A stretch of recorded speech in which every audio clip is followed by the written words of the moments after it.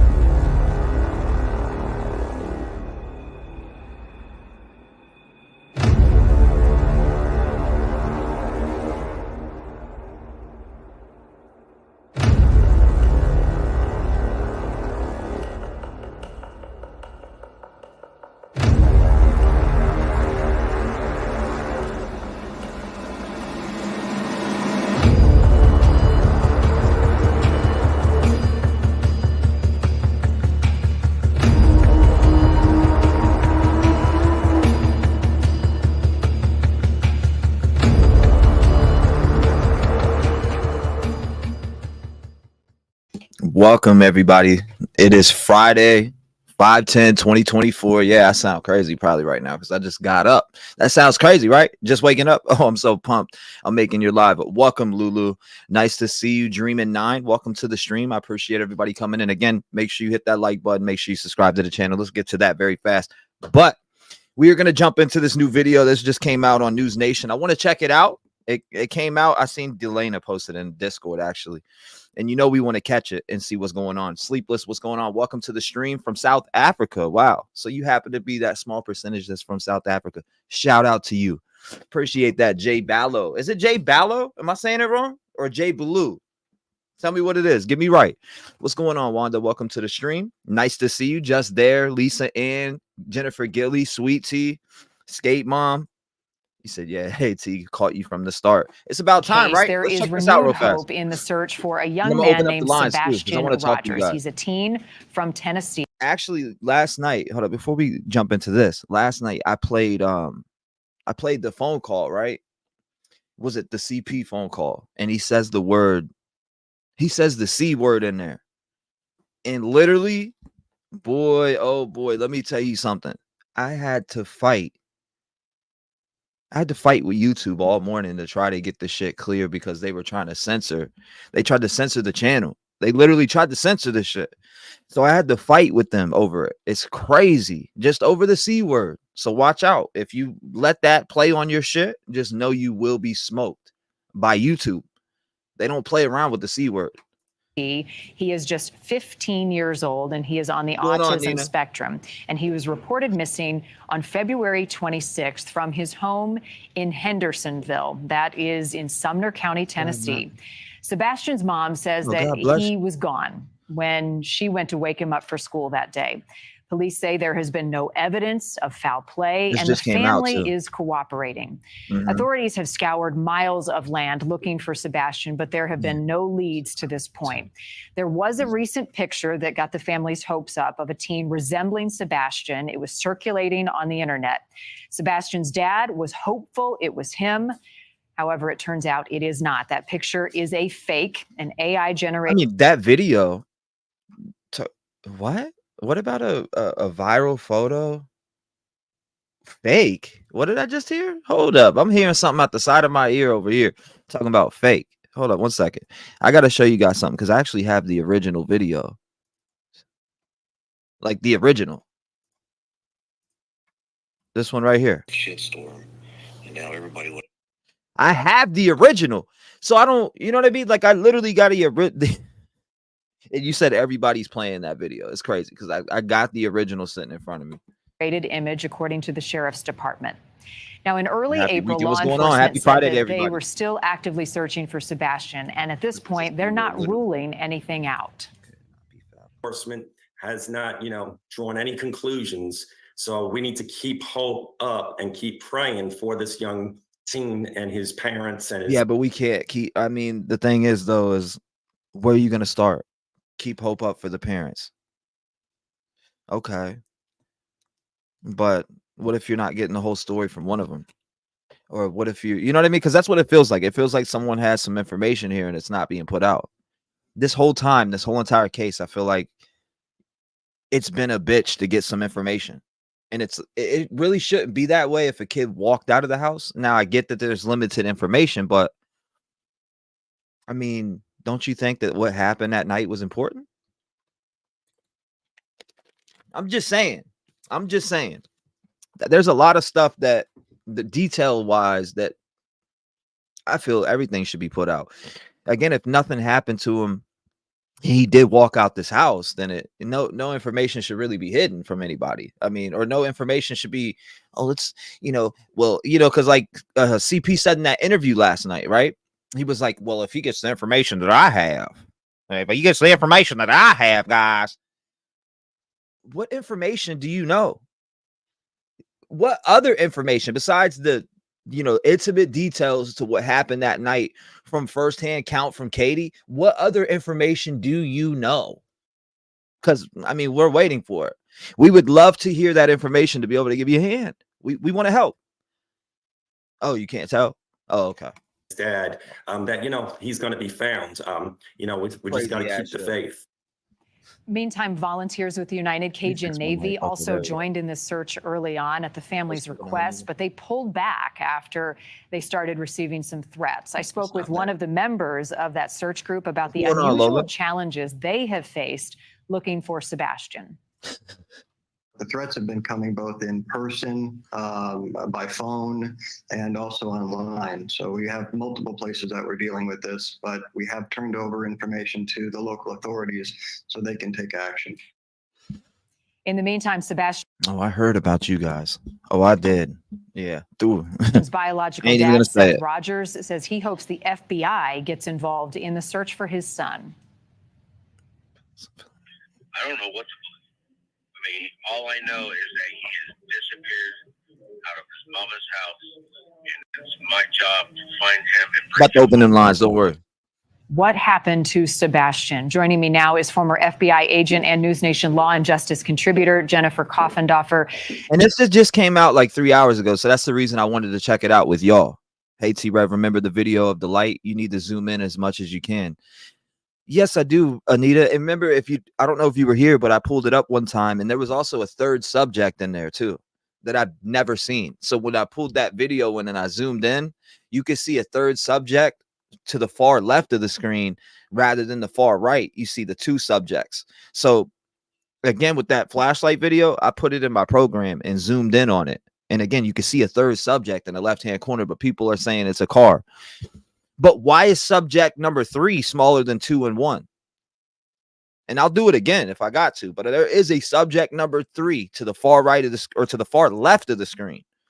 And when you zoom in on it, you can't see it on the regular video, but you can see it on a zoomed in on side of that one, which is crazy. It is. It's crazy. Jennifer, the timeline of this case is peculiar. The circumstances around it, the police say no foul play. What stands out to you at this point in this investigation? What's going on? Well, I think what stands out to me is, Marnie, it's been 2.5 months. Just a girl. Thank you. And not only do we not have any signs of life regarding Sebastian, we also have no signs of foul play. So basically, at this point, it seems like he vanished. And that's very peculiar in a case like this for 2.5 months to go by with really no clue. Take us back to the beginning of this investigation. What we knew at the time in February was Sebastian's mom went to check on him, get him up for school. He wasn't there. Right. His shoes were left at the door. Exactly. His cell phone, all the other things that a teenager would have were left behind. Welcome to the When stream. investigators show up to look for a kid in these circumstances, an Amber Alert was issued. What happens immediately? Well, immediately, canvas of that neighborhood has to be done, and it has to be done correctly, where basically every— It is all old news, but it is good to go over too. So you have February 25th, last seen by parents when Sebastian went to bed. The 26th, Sebastian not in his bed, endangered child alert issued, which I already have this timeline broken down on Twitter, by the way. Pond drained, nothing found. On the 29th, Amber Alert issued, which, why the haven't they made it nationwide yet? Can anybody tell me what's going on? We have not made it nationwide yet. This is crazy. Is there a reason that it's not nationwide yet? Or did I sleep too much and miss it? I don't know. I have had a theory that ran deep in the woods and the animal got him. I'm about to open up the lines here. Let me play this. In that neighborhood is gone to, where it's searched, where all possible areas he could leave and go to would be searched. Secondarily, and really I should say just as importantly, it's important to get a bloodhound or a scent dog on his scent immediately. And that's for the purpose of seeing if he can be traced outside of that door and what steps he might have taken. Obviously, also video camera and footage that might have been taken in and around that neighborhood could prove quite important. Yet still, all of these possible avenues have gone and led nowhere. Does it surprise you investigatively that nothing has turned up, that any clues so far? It really does surprise me. Why do you got to show me this damn picture again, please? Why do I have to look at this picture again? We looked at it for a week here. This picture that looks just like Sebastian, heartbreaker. Because that's a doppelganger right there. And they're showing it still. There's been a lot of speculation, a lot of innuendo and actual straight out allegations regarding the family's involvement. But really, law enforcement is forced to follow clues, even though things may seem awry. What clues? Statements made by family might be completely out of order. It's just they have to follow the facts, and they have said there is no sign of foul play. And police say the family is cooperating, no finger pointing from mom or dad. They just want to find their son right now. I do find it peculiar that the United Cajun Navy was asked to get involved early on. We've worked with them on a lot of missing cases, and they called off their participation in the search because they were receiving threats. What do you make of that? Well, that is not only peculiar, but it's really outlandish. We hate to see these volunteer groups, and that's what they are, Marnie. No one is expecting these services to be, professionally trained. I'm about to open the lines up because, we know this information, I feel like, but let me go ahead and just keep playing. But what you do need are boots on the ground, people to spread flyers out, people to post flyers, and people to walk these wooded areas in and around where he was. When other people start intimidating those volunteers leave, and it takes so many steps backwards on these investigations. Law enforcement has a tough job, and they're often very protective of what they know. Do you believe that police investigating this know more than they're sharing? There's so many different pathways from his house, though. So when we went, when I pulled up the map here and I was looking around on each street, right? Or there's two streets right there. He could cross over on the other street or walk down his street on the opposite side. So you got the front door, you got the street on that side, you got the back door. There's there seemed to be an alleyway that cuts through and brings you to that other street. Now, I wonder if they walked every path or, projection that you possibly can from there. Did also neighbors let them search? Again, because he could be somewhere very close. It's I don't know. It's heartbreaking to know that there's no sign or sighting or anything of them, which just leads me to believe that there's foul play in this case.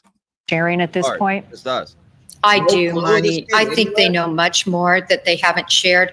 This is one of the really tighter-lipped investigations we've seen in these types of cases. They really aren't saying anything. It took them almost 2 weeks to come out with the negative, the information that it was negative, in meaning not Sebastian Rogers in that photo.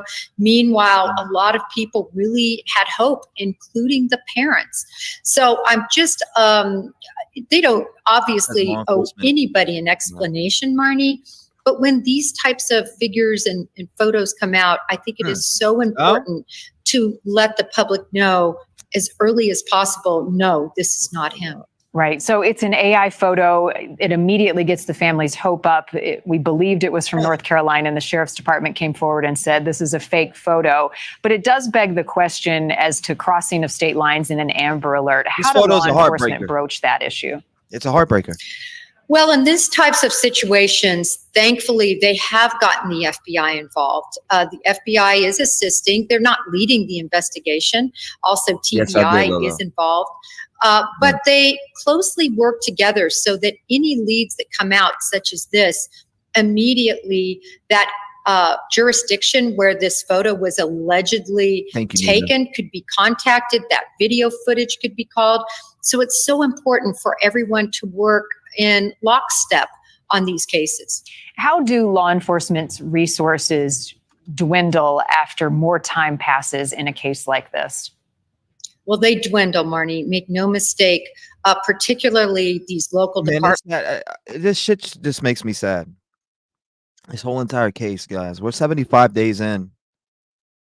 And, you know, I do feel like us here are one of, and there's some others too that still are covering it, but it's really died down.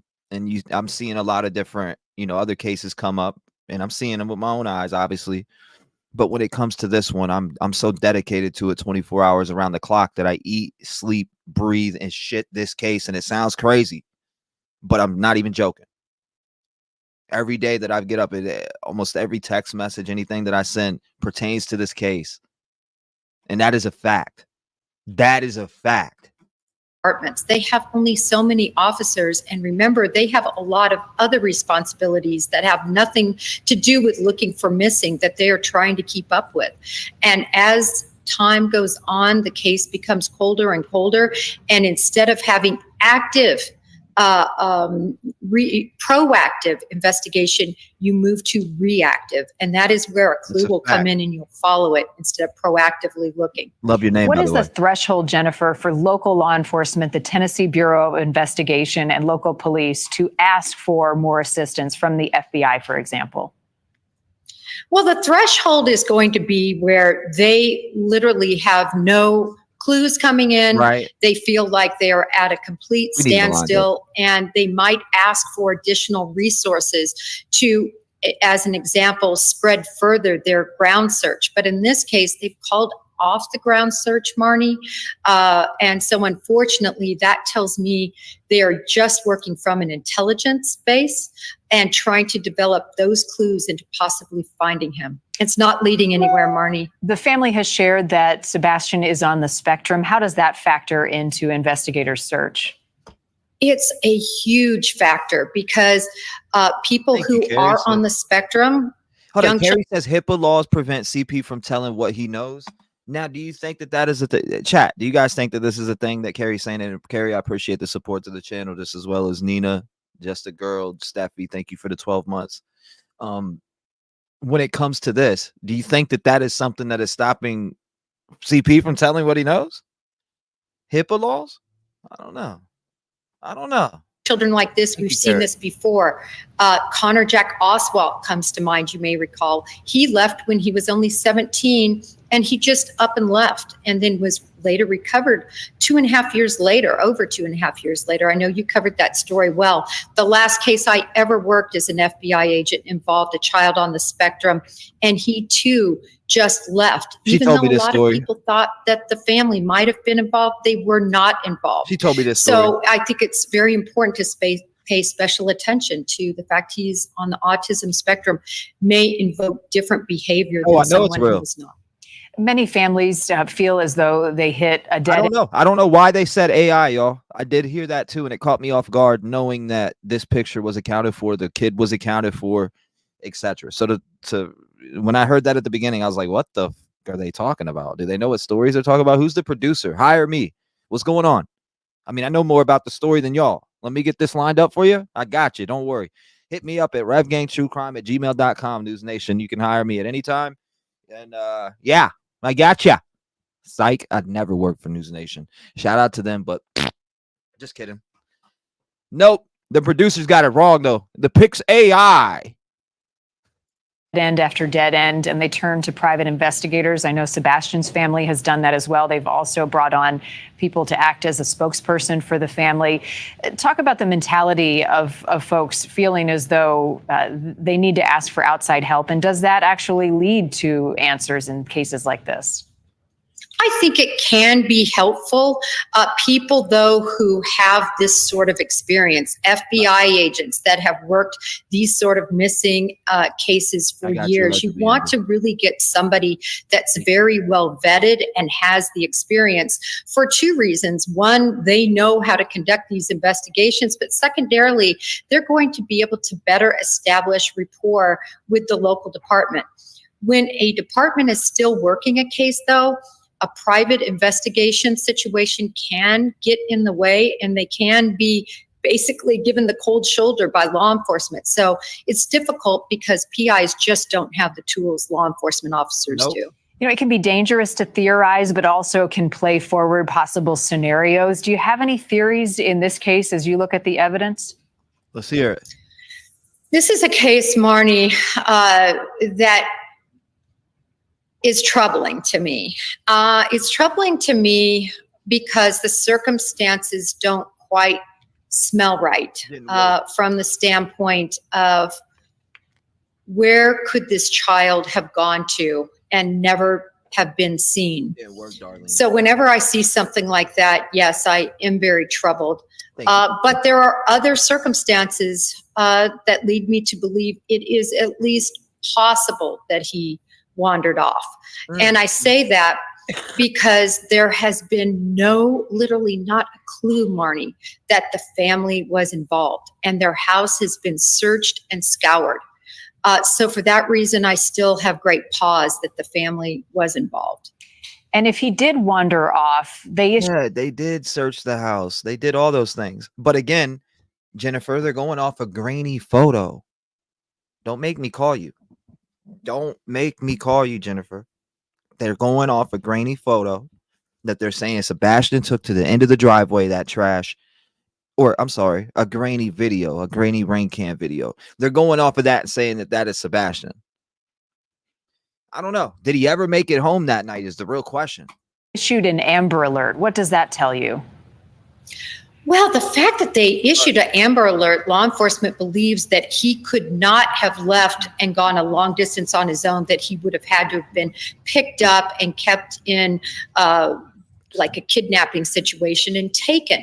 But then I still find it interesting that not one person has seen hide nor hair of him. Again, that leads us back to the origination, Marnie. What happened in that house? There's only one witness, I should say two. And that is Katie Proudfoot and Sebastian Rogers. What's the public's role in a case like this, Jennifer? Not just in Tennessee, around Hendersonville, where Sebastian lived, but elsewhere to keep their eyes and ears out for any clues? You know, Marnie, I always say people on social media have such a powerful tool, no matter whether they're TikTokers or Instagrammers or Facebookers, it doesn't matter. Bing bang. Everyone who puts his name and his photo out there, it proliferates, Marnie. And that is something everyone can help with. Even if you can't be boots on the ground, you are providing significant information, and somebody just might see him that recognizes that photo, and it's not an AI photo. It would possibly actually be him. Yeah, the more attention, the better in every case. Jennifer. Okay, yeah, we'll be opening up the lines 219-885-9693. Crazy. But who's pissed off? Oh, okay. I was just making sure. 219-885-9693. Jennifer, I think those answers do lie with JP. Or listen to me, JP. KP. I think that KP has every answer in this case. Allegedly. You said this is only going to stir up more trouble. You said, can we watch that grainy video? The grainy video is that flashlight. I think it's the flashlight. I have no idea. No. 757 sent from heaven. What's going on? You're live on the stream. Donna, how you doing tonight? How you doing tonight, Donna? Hanging in there.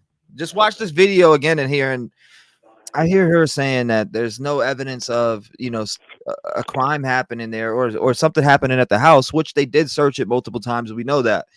But I mean, just because there's no evidence, like no blood, doesn't mean there wasn't a crime. Allegedly. Exactly. You know, the question is, how did he disappear the way he did without a trace? I mean, that's the thing. Mm-hmm. You know, and I think they know without a doubt, whatever happened in that house. However he disappeared, and it's just him and Sebastian. I mean, Katie and Sebastian. That's it. You know, that we know of, allegedly. Mm-hmm. But at the same time, you know, it's just getting weirder and weirder. And yeah, she said something about the picture that was the North Carolina picture was AI. This shit won't AI. That was a real picture. Even the mom said they wanted to pick like the pictures down. So I don't know why, you know, anybody would even still be displaying this picture, because we already know. Exactly. And some of the things that, you know, that's misleading too, because here it is, a news channel giving false information. Mm-hmm. You know, this is how all those false rumors and false things happen. You know, I'm gonna call her. I'm gonna call. I'm gonna text her and be like, "Did you know that you guys had that shit wrong on News Nation this after or tonight when that video dropped?" I'm gonna let her. Like, that shit said it was AI. Like, what? Well, I've got to ask a question about that phone call. I just need to get your thoughts on that phone call from last night. From CP, which I have the original version sitting in front of me right now. I don't know why they tried to smoke my YouTube over that bullshit, but they don't play around with that C word. They don't play around with that. So I was listening to that, and I was like, "Are you kidding me right now?" I mean, this is like, I don't know. If this is how he is, and people have said this all along. If this is how he is in public, on the air, with other people, you know, I don't see him talking to any men. Number one. Number two, you know, that word right there, as far as I'm concerned, we're gonna fight. Yeah, we're shaking. I mean, I don't play with that word. That's the word. You can call me anything else you want, but that's the one word I just. It's fighting words, and it's fighting words. You can hear Katie in the original one that I have. You can hear her so well in that one. Well, you know the thing that kills me about that too. What pissed me off last night about that? She can't talk about her son. She can't get on here and talk about her son. You know, even mention his name, yet alone talk about him. But she can rattle on in the background when Chris is on the phone, telling him what to say and what she's thinking and all this stuff. You know, why don't she talk like that about her kid?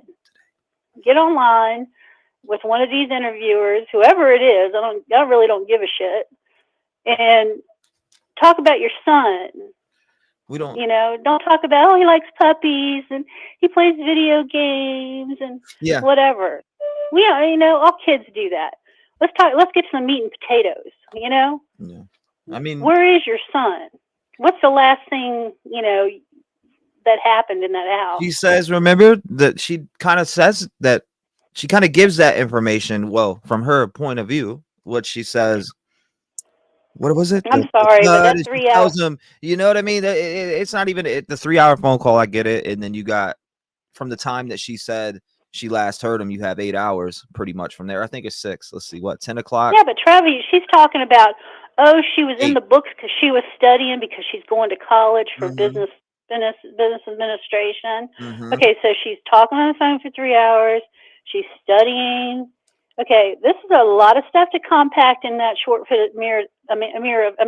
window of time from the time supposedly Sebastian went to bed and the time you're talking 3 hours from the time she said he went to bed at 9, right? She went to bed at midnight, and during that time she's studying and she's on the phone 3 hours with Chris.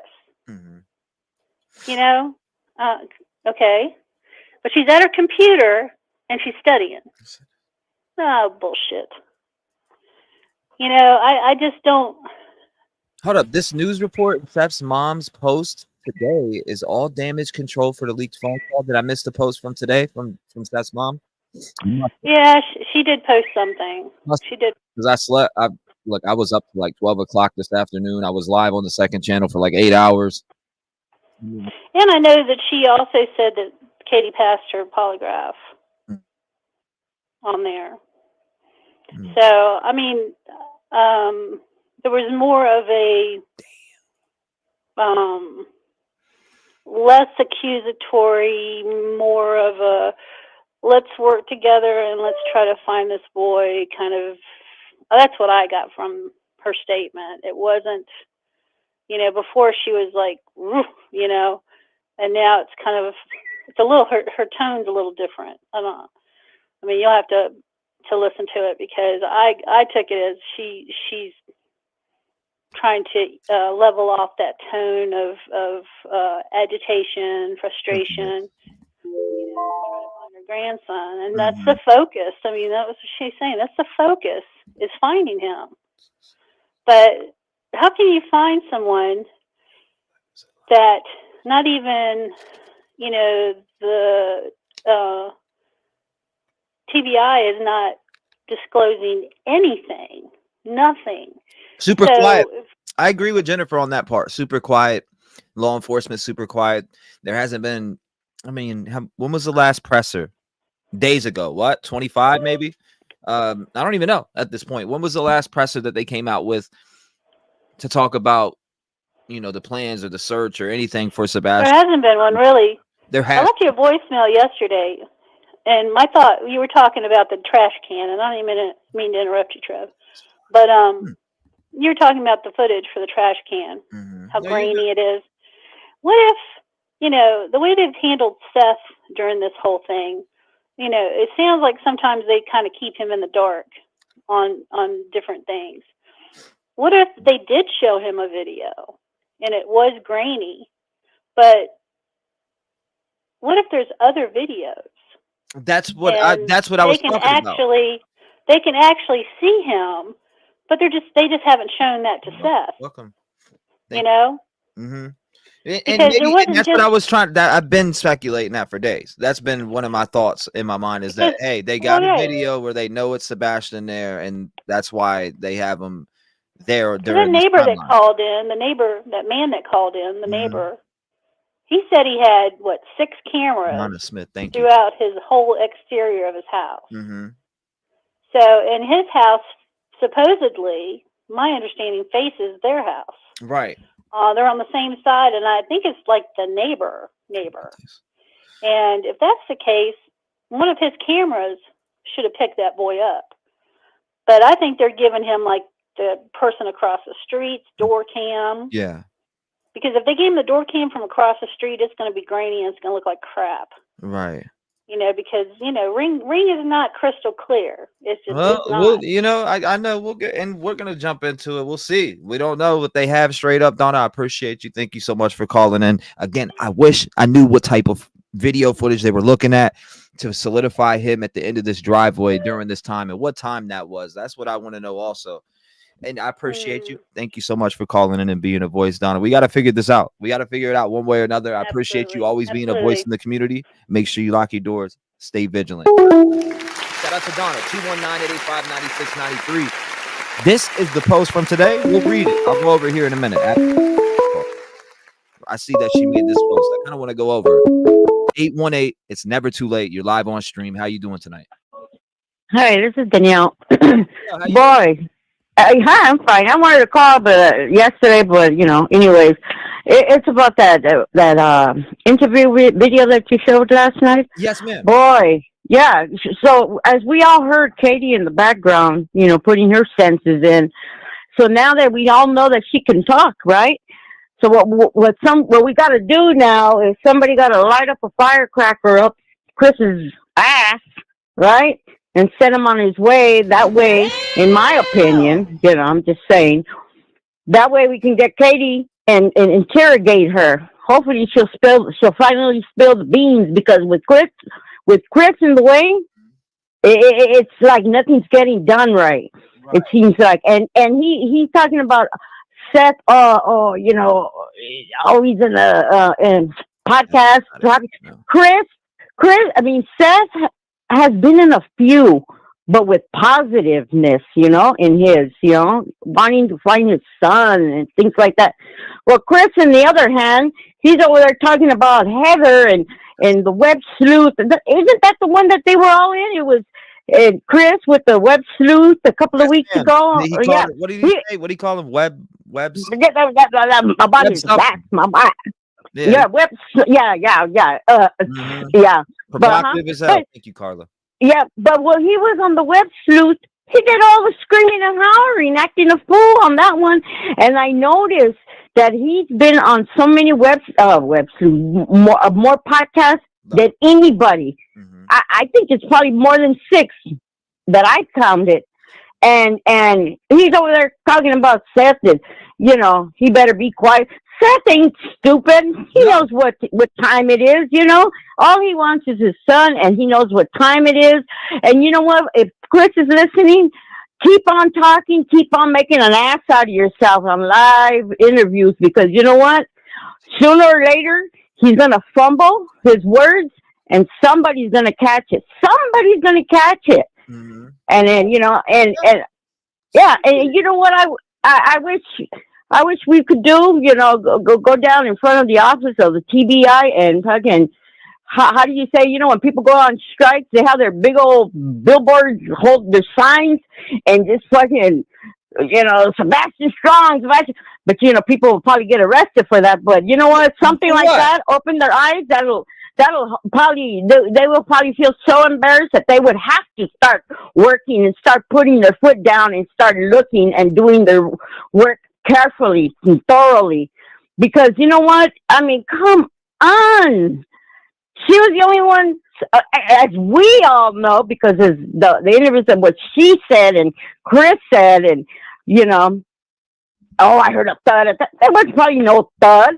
She probably was on the phone with him for 3 hours. I doubt that. They ain't fucking lovebirds, and fucking. I don't know. It's just taking too long, and TBI and LE. Hey, anybody want to do a homicide? Go to Tennessee, because it seems like they don't seem to care. In my opinion, it seems like Tennessee they don't seem to care about shit. And that's it's rough. It just pisses me off. Memphis. I know the heart of Memphis is bad as hell. I mean, I've heard nothing good from Tennessee off. I'm sure there's good stuff, but I'm just saying in general, every time I see a case that is going on out here, it's some type of crazy ass shit. Yeah. Yeah.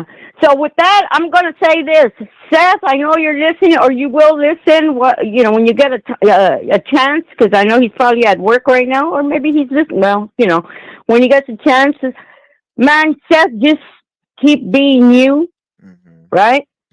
And Sebastian Strong, Team Sebastian in my heart, always, until that boy is found and is home with you. And with that, that's it. That's all, Keith. Appreciate you, Advocate, and appreciate you, Mara. Thank you for calling in. But my thoughts here for you, or questions that I have for you. Do you believe that this is a foul play case, or do you believe that Sebastian really ran away that night because of some type of argument between him and his mother? I mean, what are your thoughts there? I'll say foul play, but you know what? If it was a runaway between him and his mother, he would have done that already a long time ago, because if they had an argument, that wouldn't have been the first time. And if Chris says, he only one time laid his hands on him with the belt, which is bullshit, as we can hear his foul mouth, I mean, come on, he loses his temper, he blows up quick. Blows up real quick. And imagine at home being the man of the house, he has a say so for everything. So imagine us listeners, in the podcast listening, blowing up on us and the people that are interviewing him. Imagine at home. So I think it's foul play. Katie has something. They both have something. They both know something. Whether she was there by herself with Sebastian or not, they both know they're in cahoots. And somebody's gonna. I just have a feeling somebody's gonna end up spilling the beans some way or another with his foul mouth, being fumbles and shit. Because I notice I catch him in different podcasts. I catch him in different lives, different stories, kind of what they say, but in different situations. Something different. they, and he's gonna fumble more. My wife. Every time you guys get Oh on yeah, here, and with that, hey. Man, look at when I see you and Smoke together, and I just listen, I said, man, if I would have known you back in the days, that I would have loved hanging out with you guys, because you guys just make me laugh. You have character, and that puts a smile on my face. Well, and I laugh. So I appreciate you. So, Thank you so much for calling it. And you know what? I love your energy. I love everything behind you. I'd love to hear from you again. Thank you. Being a part of the Rev Gang family and being a voice for Sebastian Wayne Drake Rogers. God bless you. We love that type of energy around here. That is my wife. If you're going to have something to say about my wife, 616, you're in the mix. Talk to me. Hey, T-REV, how you doing? Well, talking to you now. You look a little tired. Nah, I slept. We got 8 hours. I woke up at 8 p.m. today. What are we talking about? I slept at I fell asleep at like 12 p.m. and woke up at 8. That's why I said good morning, T-REV. Good morning. All right. What's up? You know how they say if you can't figure something out, start back at the beginning, right? Correct. So this is my thought. On the Nancy Grace case or interview that they first had with Chris and Katie, he asked them both, what kind of vehicles do you drive? What year are they? Yada, yada, yada, right? Right. So apparently, Chris's mom still has an Infiniti the same color as Katie. They don't know if maybe she passed it down to Katie and wanted the same color or what, but they both have the same color Infinitis. So there was people that said, hey, we saw her down at the corner store. We saw her at the school. But you got to really wonder, was that Chris's mom or was that Katie? That's how close they are in years. So it could have very well been could have very well been Chris's mom's truck in her garage and not Katie's, because the dogs never picked up on any scent whatsoever. I mean, if that kid was in the car just the night before, you would think, oh, hell yeah, there'd be some kind of a scent of him, right? But if he hasn't been in Grandma Bowersock's car or whatever, there wouldn't be a scent. So I have to truly wonder if there's something going on in cahoots there. The same color vehicle, kind of like in the same year, or what? You know what I mean? And then there was one other thing that really concerned me too. On that same interview with Nancy Grace, Chris was describing his home, and he said they had a ranch home with a bonus room up above the garage. Did anybody ever check that? Above there? I mean, could Sebastian be kind of like hanging out there, because there's been people at their house, right? So, I mean, do you know what I mean? Yeah, maybe he never even left the house for two reasons. One, he's either in that bonus room on top of the garage, or two, he left out of Grandma's SUV instead of Katie's. The thing is, for me, is, and I see people in the comments saying, why haven't KP or CP been interrogated in general? Well, they're saying that they cooperated. They're cooperating with the case. It's just, for me, when I look at that, that's why I'm seeing them not being interrogated, because when they're cooperating, or anytime that they talk to law enforcement or let them search the house, etc., I mean, what else can they find and try to bring them in on if they have nothing to go off of? They don't have a struggle caught on camera, an argument. You know what I mean? There's nothing to go off to get them in that room, because there's nothing there. So that's really the issue of getting them in that interrogation room, like Rhonda was talking about in the comments just now. Right. I mean, I know we're all fishing. We're all fishing for answers. We're all fishing for the the solution to all this, but my God, there's got to be something from the dead beginning that we're missing, that we have to start from the very, very beginning and look through it all again. And there's a piece missing somewhere. A piece missing somewhere. Yeah, it's just so hard to think. I agree. There's definitely I'm saying there's definitely something missing there, because he didn't just float out like freaking Casper and start walking through walls. Right. You know what I mean? There's something there. For sure. For sure. Like I said, the whole same SUV color, Infinity within the same year range. Even if you had a Infinity for the last 3 years, I mean, there's not that much that's changed on them. So here, Grandma Snowflakes or Power Socks or whatever the hell you want to call her, got a new car and she passed that one down to Katie. I mean, because obviously it's been said, oh, they don't own their camper, they don't own their vehicles, they don't own their house, yada, yada, yada. So Katie got this SUV Infinity thing from Chris's mom. And like I said, same color, same everything. So I really think that is, for some reason, that is a key somehow. I don't know where it's supposed to, fit in what lock or whatever, but that is a key.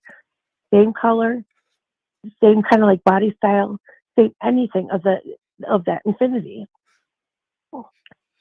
I don't know how it could be looked into any more than that, but that's why she was so reluctant on the Nancy Grace interview to say what year Infinity she had. I mean, she swallowed, she thought about it, and then she said, oh yeah, 2017. You know what I mean? I mean, she just really hesitated and thought about, oh shit, should I really say this or not? Yeah. I don't know. It's all very, I don't know. It's heartbreaking to know that, again, right now, there's nothing to even go off of, not even a direction of which way he went. So, you know what I mean? When you have no direction to go off of, you have to assume, especially with them saying, oh, well, he walked out the house. We'll search near the house. Well, if put some searchers out there to search again, because 1 or 2 times isn't enough, and you could have missed them. And then Chris kicks them off their property. Those 2 gals brought their dogs all the way from California. Yeah, I heard it. On their own dime. They chartered a plane, for God's sakes. You know that there was on their own dime. I know that there were subscribers to the channel too, in chat wanting me to put them together.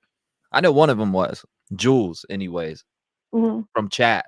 I put her in contact with Seth, and I know that she wanted to help, etc.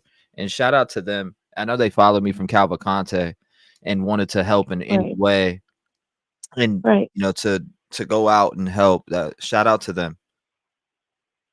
Right, for sure. It goes to show you the community, people do come together, and that there is people out there that will help. And to know that I was able to help in some way by sending, somebody that had dogs in here, which I didn't even know at the time, but to know, damn, you just never know the type of people that you have on your channel. You just never know. And the fact that they're out there helping, I want to say to them that I love you guys and appreciate you reaching out and helping this family and providing your dogs. And I mean, it just means a lot to them. I don't think they probably understand that, but just in case they don't, I know how much it means to them, and I've heard it. Right. So it's just, wow. Shout out to the Rev Game family for honestly reaching out and going above and beyond and helping. Thank you, man, for calling in tonight. I do appreciate you being a voice here tonight and just speaking your mind. Have a great night, love. You too. Okay. You make sure you lock your doors and you stay vigilant. God bless you. Good phone call. 219-885-9693. Robin Rogers said, whoa, shame on Chris Proudfoot. Shame on who reportedly speaks with him daily. How dare you make a mockery of my grandson's disappearance? But we all know how you really felt about Sebastian and how you treated him. CPS records do not lie. And Katie, you know exactly what happened to Sebastian. You're smart enough. Or your smart mouth husband said so early on in the investigation. 914, you're in the door. Talk to me. Doctora Latina. Doctora Latina, how you doing tonight? I am very well. I have called your show so many times, and I have a conspiracy theory about your telephone. Let's hear And it. that is that yes, I think that you have like special callers that get to call in, and then there are us common folks that just can't get through. Dang. All right. So let me tell you, it shows me like every time I will take it off do not disturb, it only show me 2 people that are calling in. And you know what? It seems like some of those people that get through all the time always pop up on that little list right there. The only 2 numbers that I can pick from. So it's funny. It's like, which one do I pick? And sometimes I'll fight with my mind and then just pick one. Well, listen, I'm enjoying so much this whole community and all the things that people have to say, all the prayers of being lifted up. I am concerned about your wet cough as a physician, and I hope that you're taking good care of yourself as an aside. But yes, I just want to say one thing, and that is, honestly, I'm trying to be even keeled about Seth, Chris, and Katie. I'm trying to keep my mind open and not be judgmental. But after hearing the outrageous, unhinged, irrational, aggressive, misogynistic, horrific, I have other adjectives that I won't say anymore, words that this man used in lashing out towards the web sleuths channel and Seth, it's outrageous. And to me, it is a red flag. That there's just cannot be that kind of irrational, violent words and lashing out and have by a man who is supposedly a stepfather. And you could hear Katie in the background, and I can see her revving, no pun intended, revving up as well, verbally. These people have got to be looked at again, and they need to be looked at under a microscope, and they need to be investigated with a fine-tooth comb. The only other thing I'm going to say is that we all know that the police are allowed during investigations, criminal investigations, to lie. Openly. I do not I don't believe for a minute that they did pass. I don't care if law enforcement claims or says that they passed. And that statement that Seth's mom put out, the second statement, she's now towing the party line of the law enforcement, go with law enforcement. I honestly do not necessarily believe that these folks passed their polygraphy. Yeah. Because the police can lie. You know what? That's such a good point. And if they did fail, I mean, what could they really do? You know, besides it's exactly. And it isn't even the polygraphy. You can't even take it to the court, right? You know, it's sort of kind of a soft science. So to me, I don't care if they passed or they failed. You know what the litmus test is for me? What's that? The litmus test, the litmus test is not did they pass or fail polygraphy. The litmus test is the way Chris behaved and behaves on the public telephone. That is the true man from his core. That is who his core personhood is. And to me, it is outrageous and outlandish and very, very troubling. Yeah. And the way that, like, did you heard that interview, obviously, or that phone call that was leaked, right? I've heard all of them, honey. I know you have, and I'm trying to stay neutral, but he's getting more and more escalated. Pissed off. In his escalation, I think he's showing his true self. Dr. Latori, or what is it? Dr. Latina? Doctora Latina or Draw Latina? I like the Doctora Latina. That one blows off better. The tongue. Well, listen, my friend, I'm enjoying your music. I'm going to hop back into chat, and I just want to make sure that you're staying vigilant and you lock your doors. Absolutely. Thank you so much, Doctor. God bless you. I appreciate you. God bless you too. Shout out to, I love her to death. She's a great soul, and does great work, and been working with autistic kids for over what 27 plus years, and is really a doctor. She's not like a fake or anything. Shout out to her for calling in and being a voice in this community. I appreciate you, Doctor. 714, you're in the door. Speak to me. 714, can you hear me? Hi, is this T-REV? Yes, ma'am, it is. How are you doing tonight? I'm good. How are you? Talking to you. I am the second dog handler from California who chartered the plane to take my bloodhounds over there. Oh God, I'm glad you got through. So you're actually one of the dog handlers. Yes, who went down there. That's awesome. And I'm not trying to make my, way around other, creators or anything like that. But I just really want people to know that there are good people in this world who are willing to help out. And we were turned away. We have credentials. And in case you've heard or not, we have been in law enforcement. My husband has actually, and our canines are operations specialists, and they were trained by, a 30-year career, public service handler who deals with, the fields in education, law enforcement, criminal justice and education, for, forensics and emergency management and all that. So we have credentials like nobody's business. So we decided, yes, to take our dogs down there. My husband heard about this case. He wanted to help. Again, I don't know where people think that we maybe have money or don't we, because we were able to charter a plane. Planes are not that expensive to charter. They are to a certain extent, but we were not going to put 4 bloodhounds in a cage to be put in cargo. You know what happens to dogs who go into cargo. Some of them don't make it. So we did go down there, and we were turned away. We did get a scent.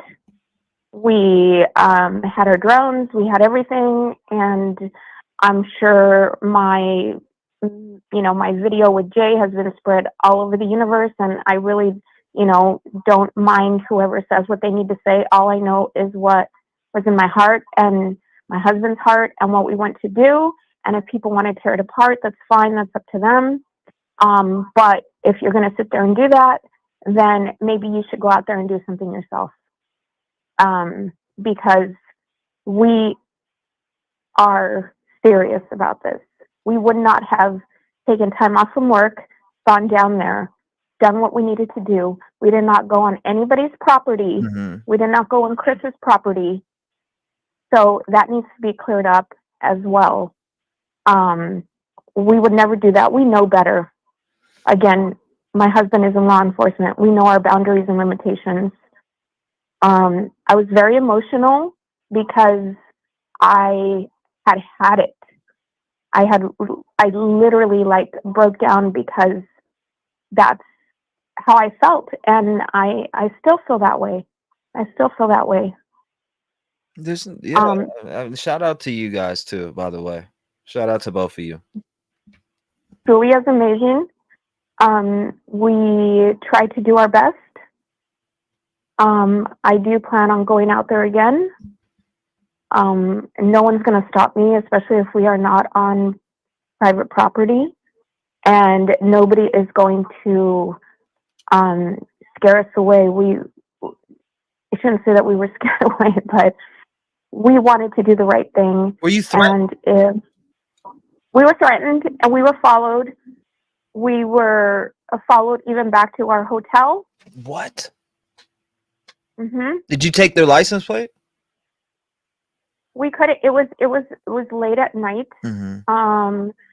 And again, I let my husband handle all of that, Right.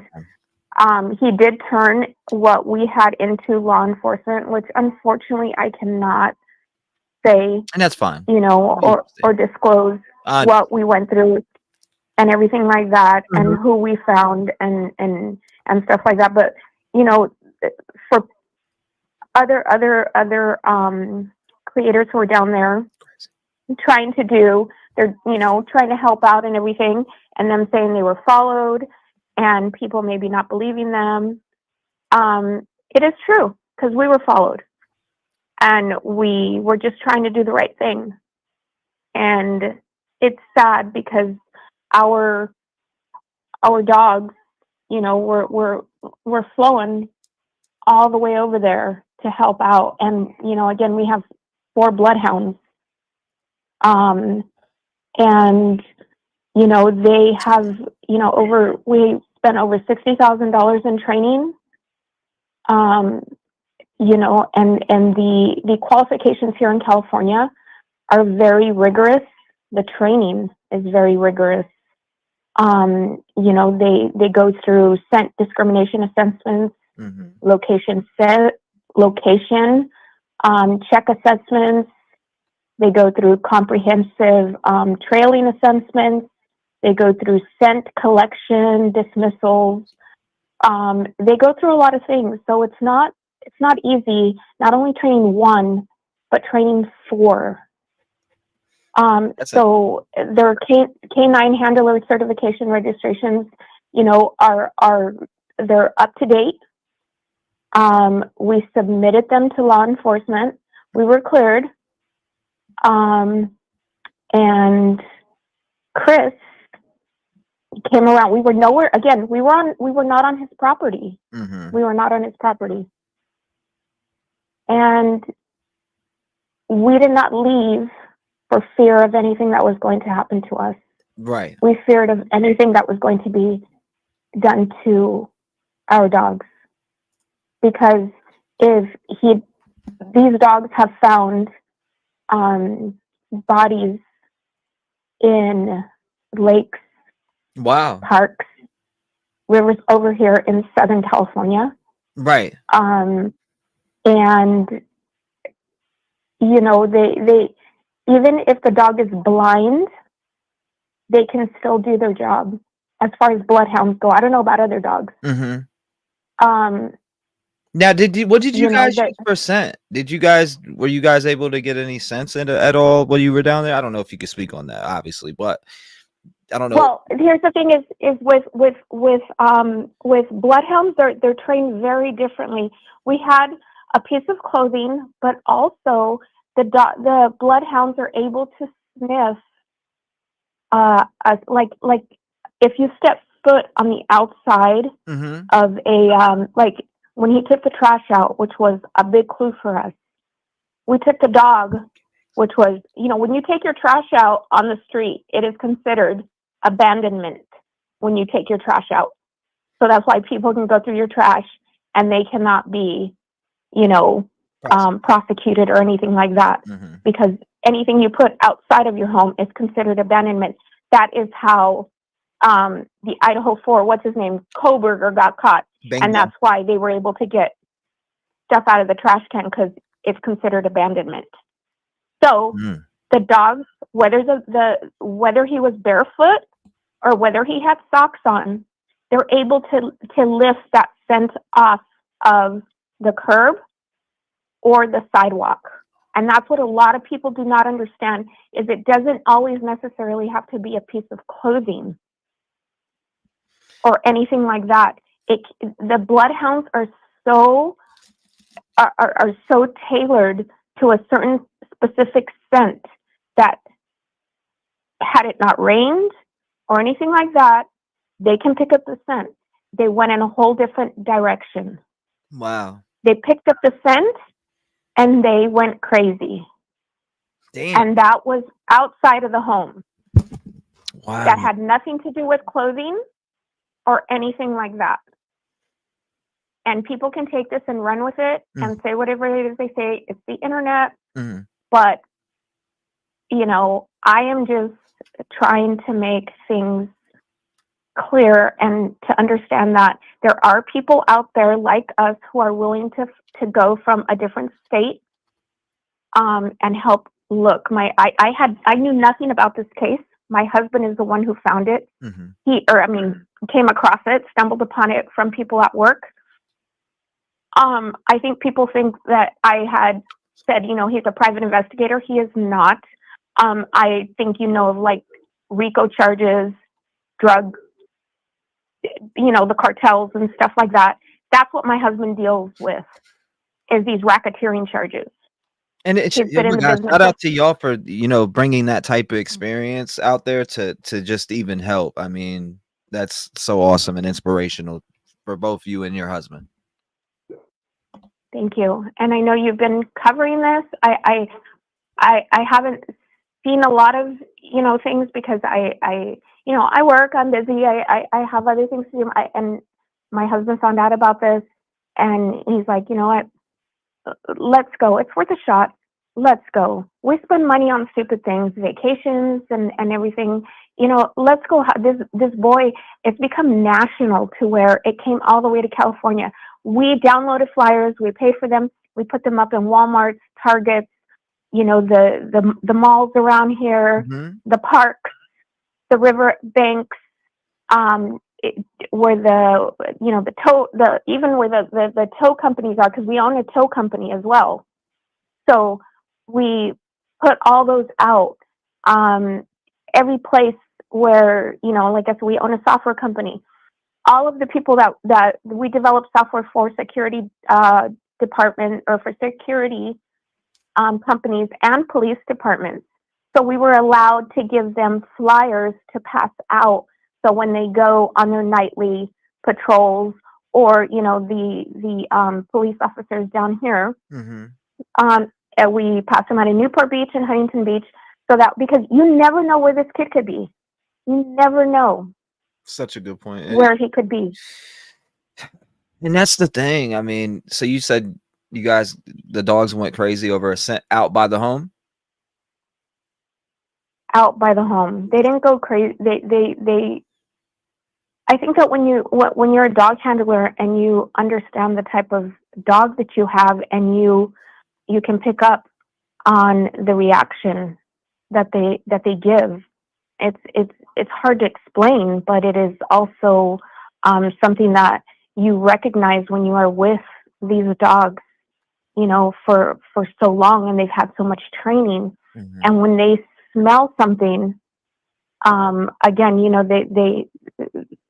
there's, I don't know, people, it's so hard. Like, I could sit here for an hour and explain, the difference between a bloodhound, a German Shepherd, and other types of dogs.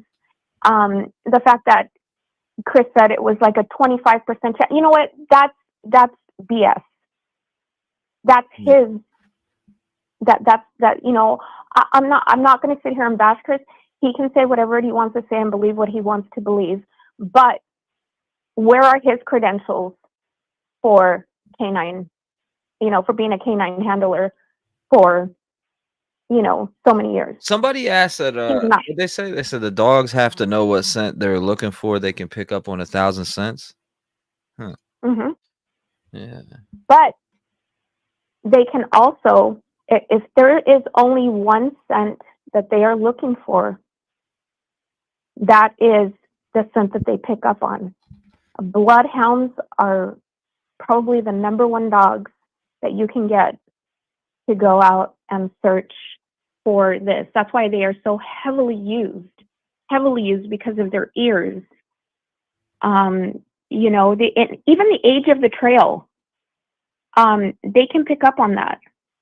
I mean, their regimen. What about the timing, though? Like, the reason why I bring up timing, because I don't know when you had first got there, but in general, with it being so far along, does that mean anything? Could that?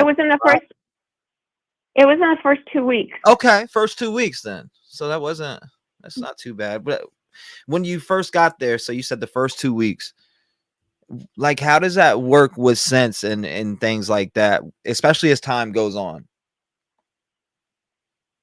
If the scent is there, it's there. Okay, that's a good point too. If it's there, it's there. Right now with the rain and what's been going on over there, it's going to be hard for my dogs to be able to pick up anything like that. But at the time that we went, it was not hot. I mean, not cold. I'm sorry. And their scent collection techniques, you know, they respond immediately. And, you know, these guys can just, again, you know, I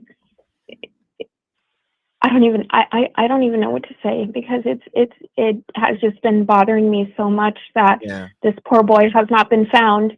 And, you know, when lives are on the line, you know, law enforcement agencies and professional canine units, you know, can be trusted to get the job done. And especially when it's fresh and scent, you know, handlers, they can set the new gold standard in, you know, qualification measurements and being evaluated by industry experts. That's why we were cleared. Awesome. And they surpass what's called SWG dog requirements. The dogs have to be evaluated on their completion, their performance, and everything else like that, just like, you know, other dogs do. And they are held to a higher standard, to assessment standards. You know, they have GPS mapping documentation of trails. That's how smart these dogs are. They hold a scent, and that's what, you know, in between their ears, which helps them keep that smell and that scent going. Did y'all, and I didn't mean to cut you, but where you hit at, like where the dogs hit at, you said, because some people, I see people asking in the chat again, ask her where exactly did the dogs hit on a scent? People keep asking. I know you said it was in front of the house, but I don't know if you could say the direct spot. It's on the curb. It was on the curb. Okay. It was on the curb then. There you go, guys. It was on the curb. And on the outside, again, it was on the curb. It was not on property. But unless, again, people can come to their own conclusions, and it's a very hard thing when when you're a handler, and you're in law enforcement, you know, and your dogs have SAR canine training. It's a whole different animal, and you're not going to understand it unless you have the training. And that's what goes along with all of this, is the training. You know, they have scent kits. We have to train our dogs. Not only do they go for training, but we have scent kits that we need to pay for since they were babies. And they have to be trained like that. My husband has a canine unit. You know, we have Shar-Peis. We have, and we have our bloodhounds. But this is what, you know, we need to bring the lost home. Exactly. His voice is unaccounted for right now. Exactly. And that is what we were trying to do, is bring this boy home. It has nothing to do with Chris.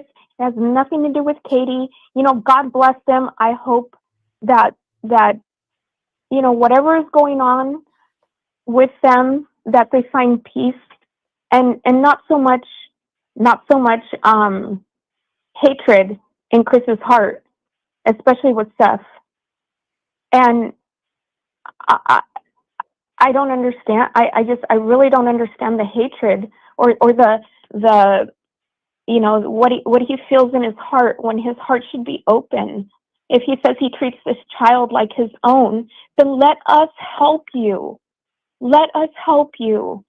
We're not asking for money. I don't have a GoFundMe account. I'm not, you know, my husband doesn't want that. We're not, you know, we're not like that. We don't, I'm not saying anything about Seth or anything like that, but I'm talking about us personally. We are doing this because we want to, not because we have to. And this was something that my husband found out and said, look, this is what we raise the dogs for. This is what they're used for. There's nothing going on right now over here. Let's go. And I mentioned on another podcast that the last time that, you know, I went to Tennessee was to go visit Graceland, Elvis Presley. I wanted to always go back to Tennessee, never on this type of scale. But we did tour a lot of the area, you know, the area where they live. We were never once trying to invade their privacy. All we wanted to do was look for this child. And we were never illegally on anybody's property. And that's why we were cleared. So, and again, the street is full, is game on. Now, I don't know if you can explain this, but how does the bloodhound pick up and follow a scent trail? What conditions affect this ability? Is it the rain that affects it, the weather? Can you elaborate on that? Like is it how they pick up the scent? Yeah, how they like know, or because there's less about it. Because it says, I mean, for me, I was just wondering how the bloodhound would pick up and follow a scent trail, and like conditions wise, what would affect his ability? Well, not picking up a scent at all would obviously affect, you know, their ability. If they can't pick up a scent, they can't pick up a scent, and you know, that's just, I think with every dog, but they have, you know, their sense of smell, and their ears, and everything else. I have a great question for you that I'm thinking of actually right now on the spot. Now, it's when it comes to that retention pond, right? I don't know if you guys went there, but given the report of a scent trail leading to the retention pond, how did your bloodhound react to that area? They were just they weren't really interested too much in the retention pond. Oh wow! And yeah, and we took them there. We stayed probably about a couple hours until we figured that, you know, we saw that we were being followed. But they weren't as I shouldn't say excited, but it is the proper word to say. They weren't as excited as they were when they smelled probably the bottom of the foot or a sock outside of the house. So that's interesting. They, you know, so that is something that you know, we were like, whoa, like this is not where we need to be. You know, and that's actually, I'm glad you said it like that, because can a bloodhound differentiate listen to me, between the scent of the person they are looking for and other scents in the area? Yes. Okay, that's great. Yeah. This is they can pick up scents in restaurants, like retail stores, like any kind of cafe. If you give them something to smell, and let's say we take them to Texas Roadhouse, mm-hmm. They don't care if the floor has been mopped with Pine Sol, you know, 10,000 times. They can pick up the scent, which is crazy. I mean, it literally is crazy on things that we have gone through and been with these dogs, you know, for such a long time. And that's why they are used by sheriff's departments, by police departments, and they are the number one dog that they use, at least here in California. I can't speak for other, you know, states. But you know what? Were you guys the bloodhound that hit on that one spot out there at this location live on stream? Was that y'all? No. Okay. No, that was not it. Okay, I was just curious. And being that being given the information that Sebastian knows the route to the ice cream shop in his father's house, have those areas been specifically targeted in your search at all? I didn't even know about that. That's why I want to go back. Really? You didn't know about that? Well, because I found out some information watching a different show, and I seen that Sebastian knew, you know, the route to the ice cream shop, and then I had seen that he knew the route to his father's house. So I was just wondering if, you know, if those areas were targeted at all, to search for? Because being he would know that area, if he did leave, at least if he knows that route, he would walk somewhere that he knows. So I was just wondering if that has been searched by you or not. You know, that path route to the ice cream shop and that route to his father's house. Maybe that's somewhere to, you know, good to look into also, just in case he did take off and was like, I'm going to my dad's, or left, or whatever. We don't know this mindset, but it's always a possibility. We were kicked out and threatened, and we left. So that information we were not privy of while we were there, because it was just kind of like a, you know what, we don't want anybody to do any harm to our dogs. Mm-hmm. We love them. They serve a purpose. They've helped solve a lot of cases. Mm-hmm. And forget about me, forget about my husband, but we were more worried about them and what they can still contribute. So if they were being treated like that, we were being followed. We did not have time to even come up for air to think about or look about the case any further than what we had already. You know, we went, it was kind of just like a hit and run, because we wanted to go do what we needed to do, offer our services. We planned on staying a couple weeks. We stayed a couple days because that's how fast we were run out of there.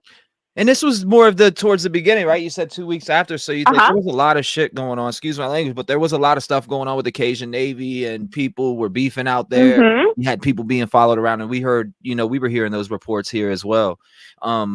It's true. Well, at least, I mean, I don't know what happened with the Cajun Navy. I mean, I've heard of since. Like I said, I don't follow everything to the exact T, but I guess when all that was happening, because when I look back on things, I'm like, oh my God, we were there during that time. And people are thinking that these people are full of BS, and it's not, because we were followed. And again, we did not go armed or anything like that, which makes you a bit vulnerable. It does. And your safety, you know, comes first. And I'll say it over and over and over again. We paid a lot of money for these dogs. They've done a lot, and we are thankful for them. And I wish somebody out there would have given us a chance to be. We didn't ask for any money.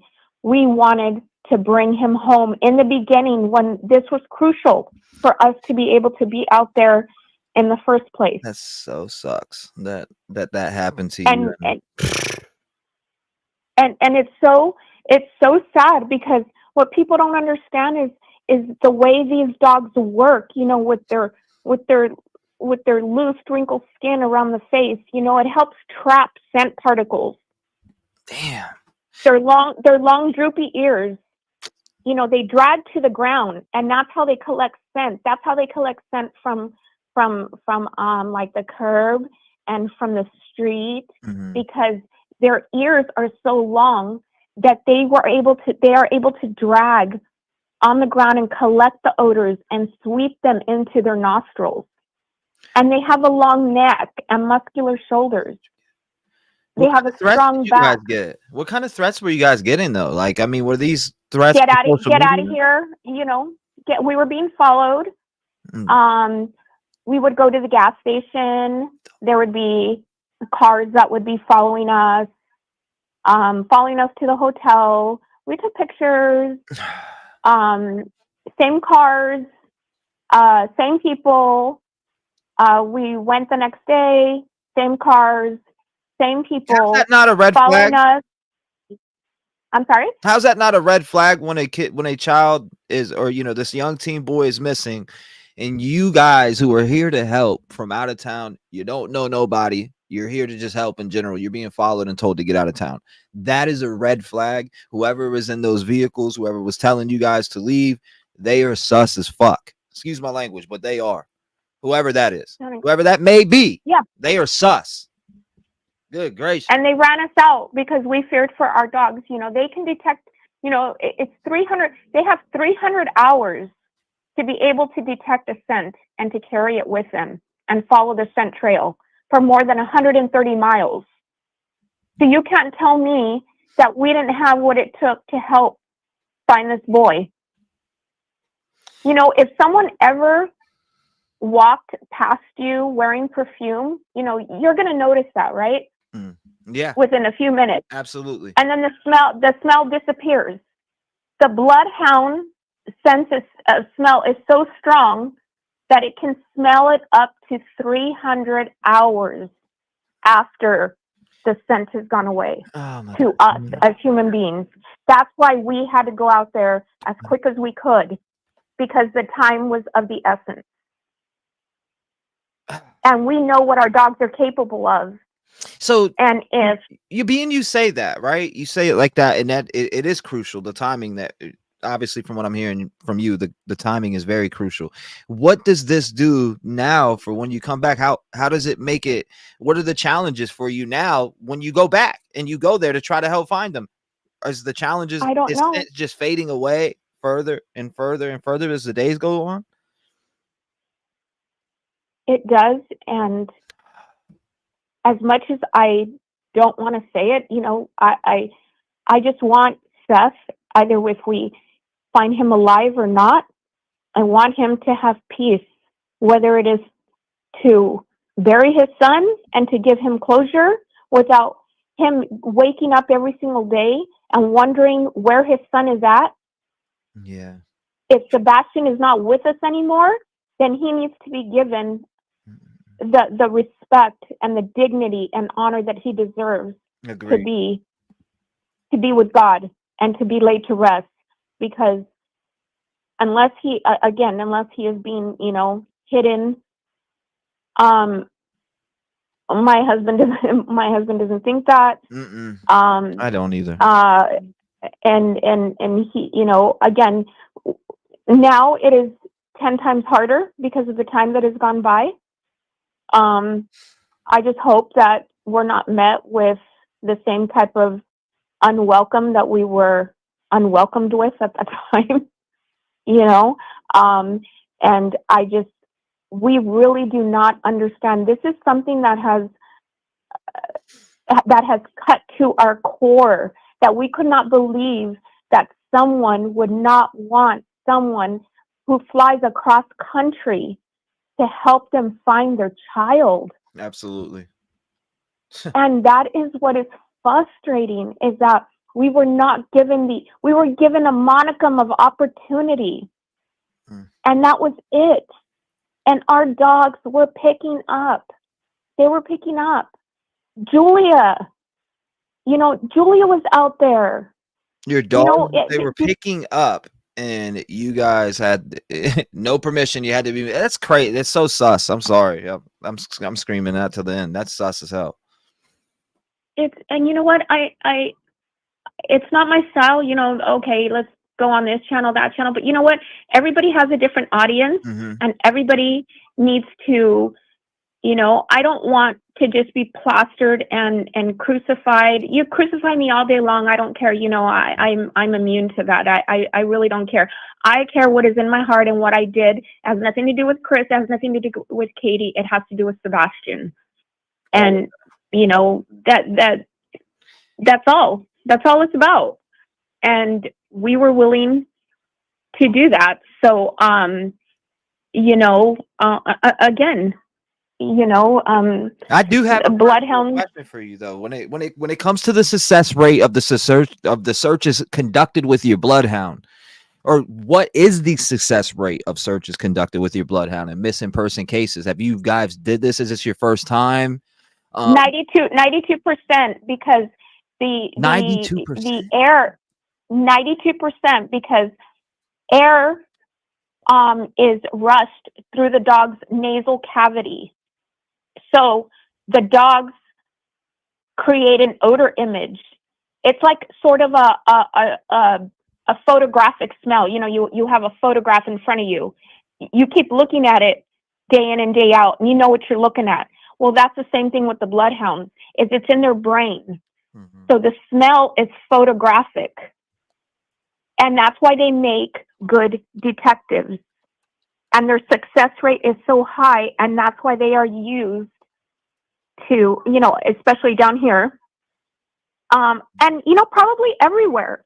And I'm sure that no person can, no detective or no canine handler can deny that bloodhounds have that ability.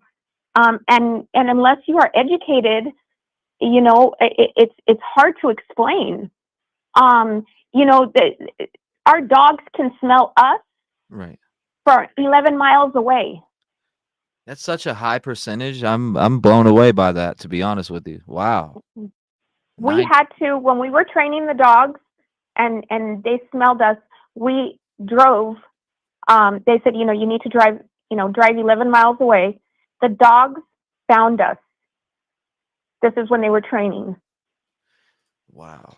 11 to maybe 11 and a half, almost 12 miles away, which is more than 60,000 feet. That's So you got to figure, if they can find and smell someone from 11 to 12 miles away, 60,000 feet, how good would not, and we weren't taking one, we were taking 4. Wow. And I'm off my soapbox. I just want, but there's some questions that I had. I mean, and I do appreciate you reaching out and, calling in and just sharing that information with us. Is there anything that has been found during when you guys were out there that you guys gave to law enforcement that hasn't been talked about? Other than the fact that we were threatened and that we were turned away, and we have to be professional when it comes to that and just leave. And we left. We didn't say anything. We got up and we left, because what good was it going to do us to say or do anything when the people that did not want us there were literally, pushing us out and saying we were not welcome there. And all the neighbors over there, they are so nice, so nice. They came out. We didn't knock on anybody's door or anything like that. They saw, people with 4 bloodhounds. And again, they have vests. So they have their vests on, and they have their tags on and everything like that, because they are vetted. And we didn't think we were going to run into any type of problems, because we have the documentation. I had everything in my wallet. My husband had everything. We were cleared. But then, like I said, when we were put into jeopardy, our dogs, we're like, no, these dogs also need to help other families, and we cannot take the risk of having something happen to them. And there's a lot of other things that these bloodhounds can do, which, again, I said, we've gone through this for many, many, many years, and there's a lot of little intricacies that the bloodhounds can do to find people that others do not know about. And it's not that it's anybody else's fault. It's just that, it's their craft. It's what they do. It's what we know. I wouldn't know if we weren't doing this. My thing is this. They found, my thing is this. All right. So to jump back to it, and I think that's great, Latina. She said, so the descent, they found blood. Is that what? No, there was no blood. And again, I don't want things to get misconstrued.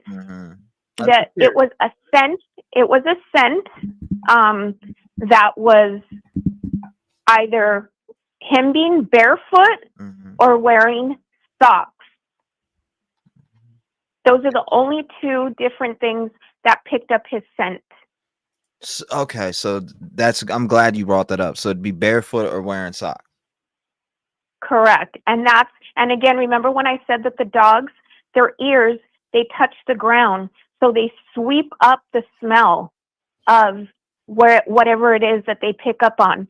And Sebastian took out the trash. So the dogs were able to pick up the scent. People always feel that it needs to be a piece of clothing or anything like that, which we did have. I cannot say how it was. My husband obtained a piece of clothing. The piece of clothing really did nothing other than, give it to them. But the smell on the sidewalk and on the curb and a portion of the driveway where you kind of go up, is where they sniffed. And again, we didn't go on property. We canvassed like the gutter, like the gutter portion, like when a street sweeper comes and they street sweep the outside of the home. That's where the dogs picked up. So we just kind of let them pick up the scent around there. And that's when, the green lights went on. Well, actually it went on with 2. So then my husband held on to the 2 and then I held on to the other 2 and they hit immediately. And I'm 105 pounds. My husband weighs like 3 times more than I do. So, and whoever it is says, whoever wants to say whatever they want to say in chat, they can say whatever it is. I'm here for a common goal like you. And again, it doesn't matter to me. I'm here for the dogs. this baby. People have tons of questions. Do they threaten the dogs, etc.? I see that going around in chat. I don't know. She said they did threaten the dogs. They did threaten the dogs, and that's why we left, because we need these dogs to do what they're here to do, and that is find missing children, not just children, but other people in general, adults. Yeah. I was an ER nurse for 24 years. And there a lot of people came in that were, families didn't know and that their loved ones were in danger. And, we went into this many, many, many years ago. Yeah, I hear but when you get a clear to insert yourself into an investigation, you are going to, because it is in the best interest of the child. Right. And if you are not inserting yourself legally, I have a problem with that. But we did not just insert ourselves. We went and got permission and we were cleared. There's a big difference. Don't get that. Yeah, you don't want to get that misconstrued. And I'm glad you said, because you see things around. And again, thank you so much for calling in and sharing everything here with us, especially some of the information you shared about being there, within the first 2 weeks and catching a scent at the curb and breaking that down for us. I appreciate that. I hope that everything goes great for you and your husband when you go back out there. Thank you. We will be supportive of Thank that. you. God bless you. Thank you so much for calling, and I appreciate you, Steph. And anything you need, you and your husband can email me if you guys need anything. I've got it. There. RedGrind2Crime@gmail.com. Yes, ma'am. And if you guys need anything, hit me up. Thank you so much. God I bless appreciate you. your time, and thank you for taking my call. Anytime, Steph. Thank you so much. And I'm praying for you guys when you go out there this time that everything goes well. Thank you. And God bless you and your husband. Thank you. I appreciate it. Thank you. God bless you too. Shout out to the phone call 219-885-9693. We just talked to one of the dog handlers, Steph. I just had a few questions for her, and we'll get back to the show. Let's go. 414, you're in the door. Talk to me. Hello, it's Doreen. Don't everybody jump me. Damn, Doreen, you get through like, I don't know. You just get through. What's going on? Talk to me. There's a connection. That's all I can say. There's a connection. I loved listening to this woman, and I am so sorry for what took place. If something would have happened to my children, grandchildren, whatever, I would have took any help that came upon my grabbing. I would have said yes. I would have made a meal. And I'm honest about this. I would have said yes. Come on in. God bless you. How can somebody run somebody off? That is red flag city. I agree with Kitty Catty. We need a group of people to go help and protect. What is it?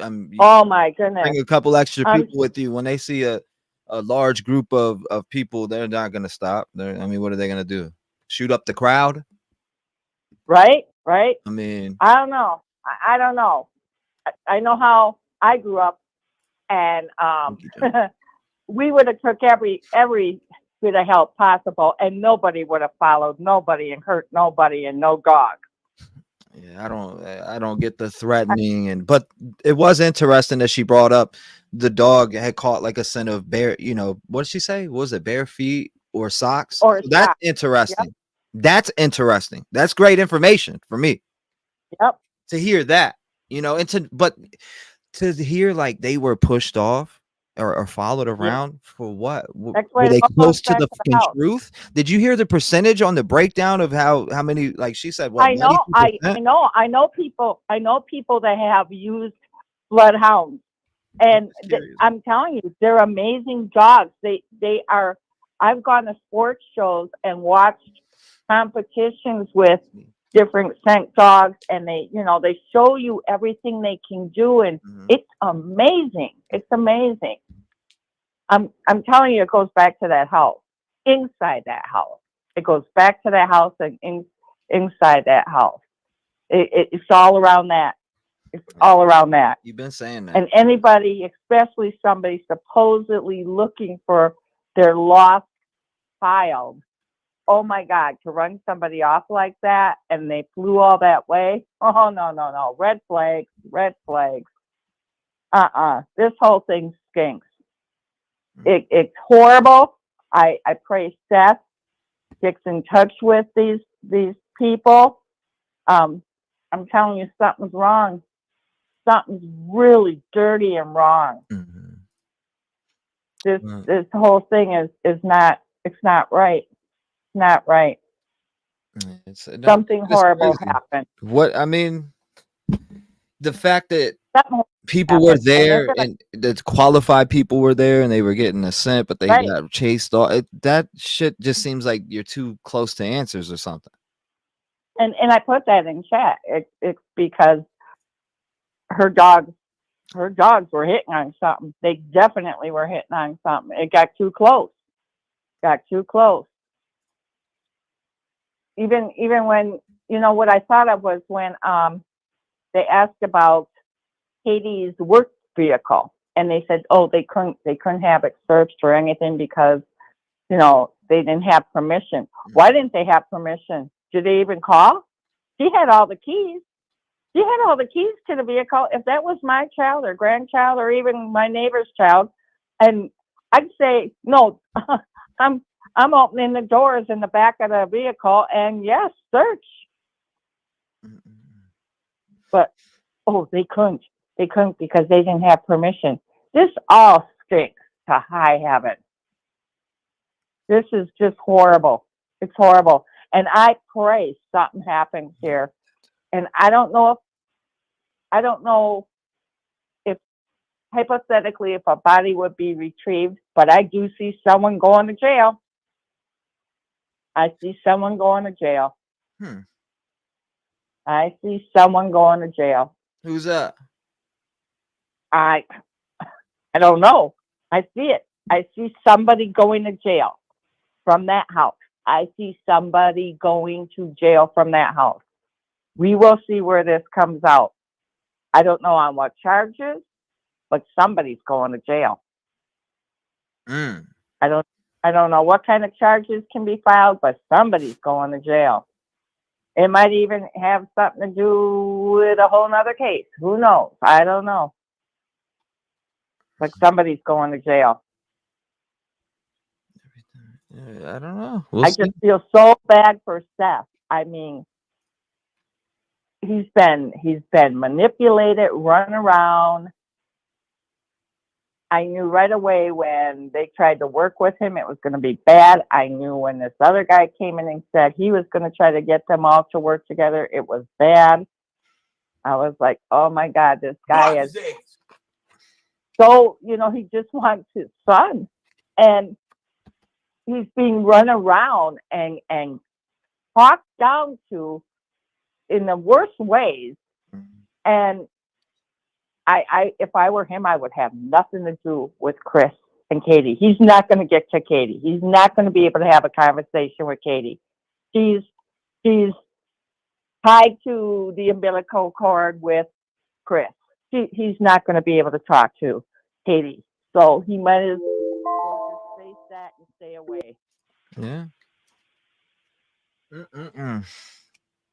But God bless everybody, and God bless Sebastian wherever he is, and God bless Seth. Yeah, we'll see. Again, you said somebody will be going to jail. I'm curious to see. Oh yeah. Oh, I do believe that. I do believe that. And like I said, I don't know who, but it's coming out of that house. Yeah, I mean, and that's, and you're saying you see that you're a psychic, right? Yep. Yep. That's what you see in the coming. future. Is that what you're saying? You see somebody going to jail? Yep. Somebody's going to jail. And like I said, I don't know if it's on this case or something else, but And you've assisted police in the past in cases. Oh, absolutely, I have. Okay. Well, Doreen. I'm asking you that for the reason because I'm gonna always bring it up if that's what happens. I'm gonna say, "Damn, Doreen." Oh yeah. You know, you said this on the phone. That's okay. But it just makes me so angry. It's so, and my daughter Jenny, who has her own psychic channel, she wants to get in touch with you and give you a free video read. Okay, that's awesome. If you'd be interested, so if I can send her your information. Absolutely, okay. Doreen.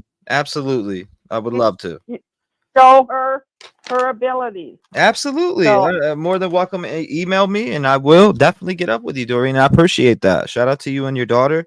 I look forward to seeing and hearing from you again because I hear from you damn near every day, huh?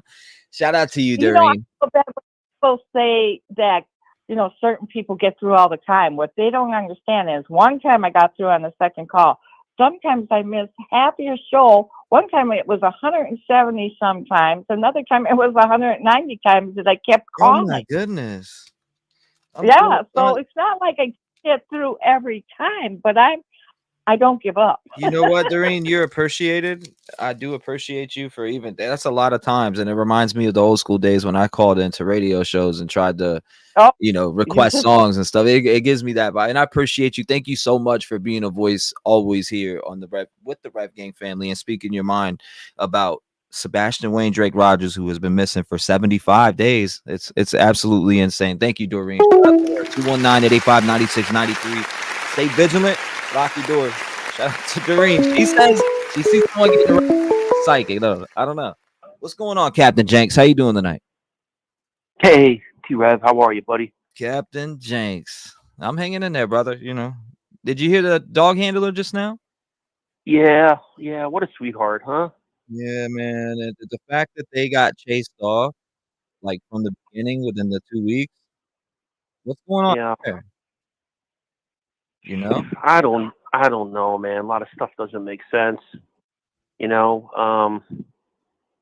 I wanted to go back to the theory with the prescriptions. Okay. And bed sheets. Since from the beginning, I asked about the prescriptions and all that. Mm-hmm. I read the stuff online, and then I don't know if if he was would he had to take a medication, say like an hour with dinner before he went to sleep, and he would be out for most of the night, right? And it clarifies it a little bit with him falling asleep with his glasses on and constantly breaking his glasses, according to the family.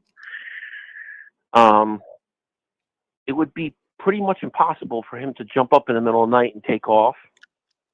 It would be for thumps to be heard and stuff like that if he's sound asleep. And he's known for, it depends on what kind of, it would have sleep aid or his regular medications, an hour before you go. But I don't know about medications and all that stuff, I'm no expert on it. But if you're getting something that, puts you to rest, maybe he's overstimulated by the end of the day or something like that and needs something to sleep, which I could totally understand. Taking them myself, right? Mm-hmm. So the other thing is the bed sheets. Are the bed sheets accounted for? If he was in the bed, he's sleeping in bed. What are bed sheets? Did the police come in, say, let's look at his room? Like, okay, yeah, you could come in. And they looked around, and, his bed sheets were missing, or they were in a washing machine. Yeah, they were there. They went in there allegedly 10 plus times. So my thing is this. I mean, yeah, what did they check for that, Chris? See, that's questions that I ask. That's all. If the bed sheets are gone, they got to be accounted for, right? If they're in the washing machine, how could you be out looking for somebody? Why would you go and wash clothes and bed sheets when you're supposed to be out looking for somebody? Or so there's different things there that come into play that aren't being told, and I'm sure the law enforcement knows about it. And the other thing is too, without the footage from, I keep repeating myself with the bowling alley and the Texas Roadhouse. Is it like me repeating the end of the driveway with the, what footage seen him at the end of the drive? It can't be no worse than that, because I talk about that every day. No, because because there's no explanation for it, right? But the one thing I could tell you now is, and myself, maybe you, everybody else, if you're going to have a colossal popcorn and a full meal, according to them, he ate his whole meal at Texas Roadhouse, what is the first thing you're going to want to go to after that? The bathroom, right? Right. So, he's eating all day, having, a good day or whatever, so they say. And, she's driving home halfway through. He's like, I got to go to the bathroom. He said, we'll be home in 5 minutes. Theoretically, I'm speaking, right? Allegedly, theoretically. But you're driving home and he's got to go. He runs out the door of the car close to the home, runs out. She can't find him, loses his way. I mean, there's all kinds of possibilities can happen, because we don't even know for sure if that's the day that the last proof of life was he seen going into the house and never seen again coming out of the house or anything, or was it Texas Roadhouse when they left? So we don't even know that. Now, the sheriff's department said that picture from that photo from the North Carolina there was AI generated and whatnot. So we could put that to rest and then, go on from there. But it doesn't mean he's gone. There's still hope there, Sure. It's not the end of this is just part of what's going on. Damn, that's but a good for question. people to hoax that stuff is just horrible, because you used resources and people that could be somewhere else helping. And I don't care who it is, anybody helping, anybody willing to give the time and put up flyers and help out. There's flyers around here in New Jersey for him. So, they're just, people care, and if you put them in the right direction, look how many people ran out to North Carolina to see what was going on, see if they can help, Right. So it's, things like that.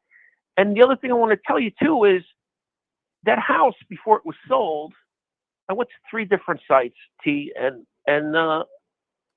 they had the blue stop sign said, ADT. So that house was pre-wired for security before they bought the house. So it was just a matter of transferring it over to the new occupants, and then you can, with the deed and everything, you could transfer it over, and it was like $28.99 a month, and then you could add on to it. You want more cameras, you want this and stuff like that. And the house was already pre-wired with all them cameras and stuff, and to think that they were off for some reason or anything, I don't, or they didn't activate them when they bought the house. It's a lot of stuff there that doesn't make sense, and yeah, it's a bad deal all the way around. I think the sheriff needs to do, sheriff's department needs to do a presser and come out what's going on today, and what's, just to put people in the right direction and they can help and stuff. So that's my thoughts, my ideas for today. I'll let a lot of other people call in, and have a great weekend, and all the mothers out there, I wish you a happy Mother's Day, and Baba Booey. I appreciate you, brother. Okay, I'm out. God bless you, Chris. Wow, he ain't even holding on. I hear you. Somebody say you pray, but go do readings. I don't know. You'd have to look up and see what, believe I have to, wake up every day and be straight edge. I don't know. Put it how you want, but I know God is there. 856, you're in the mix. Talk to me. Can you hear me? 856, you there? Yeah, maybe. 207. Hey, T-REV, how are you? How you doing tonight? I am doing okay. I spent a lot of time on the Tennessee Law Library, and I did find out, so I have to apologize. Let me kind of back up a little bit. I have to apologize to you and the Red Gang that I gave out misinformation last night when I called in. So I spent like 4 hours at the Tennessee Law Library, and I found out that with Chris verbalizing harm on somebody, that can be a misdemeanor. However, the recording. You mean like if when he was talking about, I think he went from the handler and then went into if Seth opens his mouth or something. Yeah. Along the lines, something in there, right? Yeah. Yes. But then I also found out that in Tennessee, most states have the law where if you record somebody, they have to know you're recording them, or that cannot be admissible in court. However, in the state of Tennessee, that is not true. You do not have to have it's a one-party recording. So I did find that out for fact. So I apologize that I gave you misinformation last night. I didn't mean to. I just thought that was for every state, but then I found out it wasn't for Tennessee. So so that's not true. So you can record somebody without them knowing they're being recorded, and you can use it against them in civilly or criminally. So I just want to put that out there. So listening to the dog handler, bless her heart, oh my goodness, I felt so bad for her. Like she and her husband went all the way to Tennessee from California to help find Seth, and Chris turned them away. And these threats that are coming out, all these threats, I don't know for a fact. What is this? But I do get the feeling. Check me on a mattress. What is going on over here? Keep going. What? Nah, somebody tagged me on Twitter. It was like, is this the mattress by the home? I don't even know what I'm looking at. I'd have to see the video and everything to be able to say anything. Well, if they put him inside of a mattress and got rid of him, it's not going to be anywhere around the house. Yeah, I mean, I see. Somebody's just sent in or tagged me on Twitter, X, and said something about a mattress, but I don't even know where this is coming from. I don't even know the source. I'm just looking at a screenshot picture on the screen. I'd need a lot more than this. Yeah, I heard, and I don't know what the scenario you're talking about, but I did hear somewhere, I don't remember which podcast I listened to or whatever, but I did hear where they feel like they took his original mattress, not the baseboard, the mattress, and they opened it up and took things out of it to fit him in there. And then they took him to the landfill, and when they were looking at the landfill, they weren't looking inside mattresses.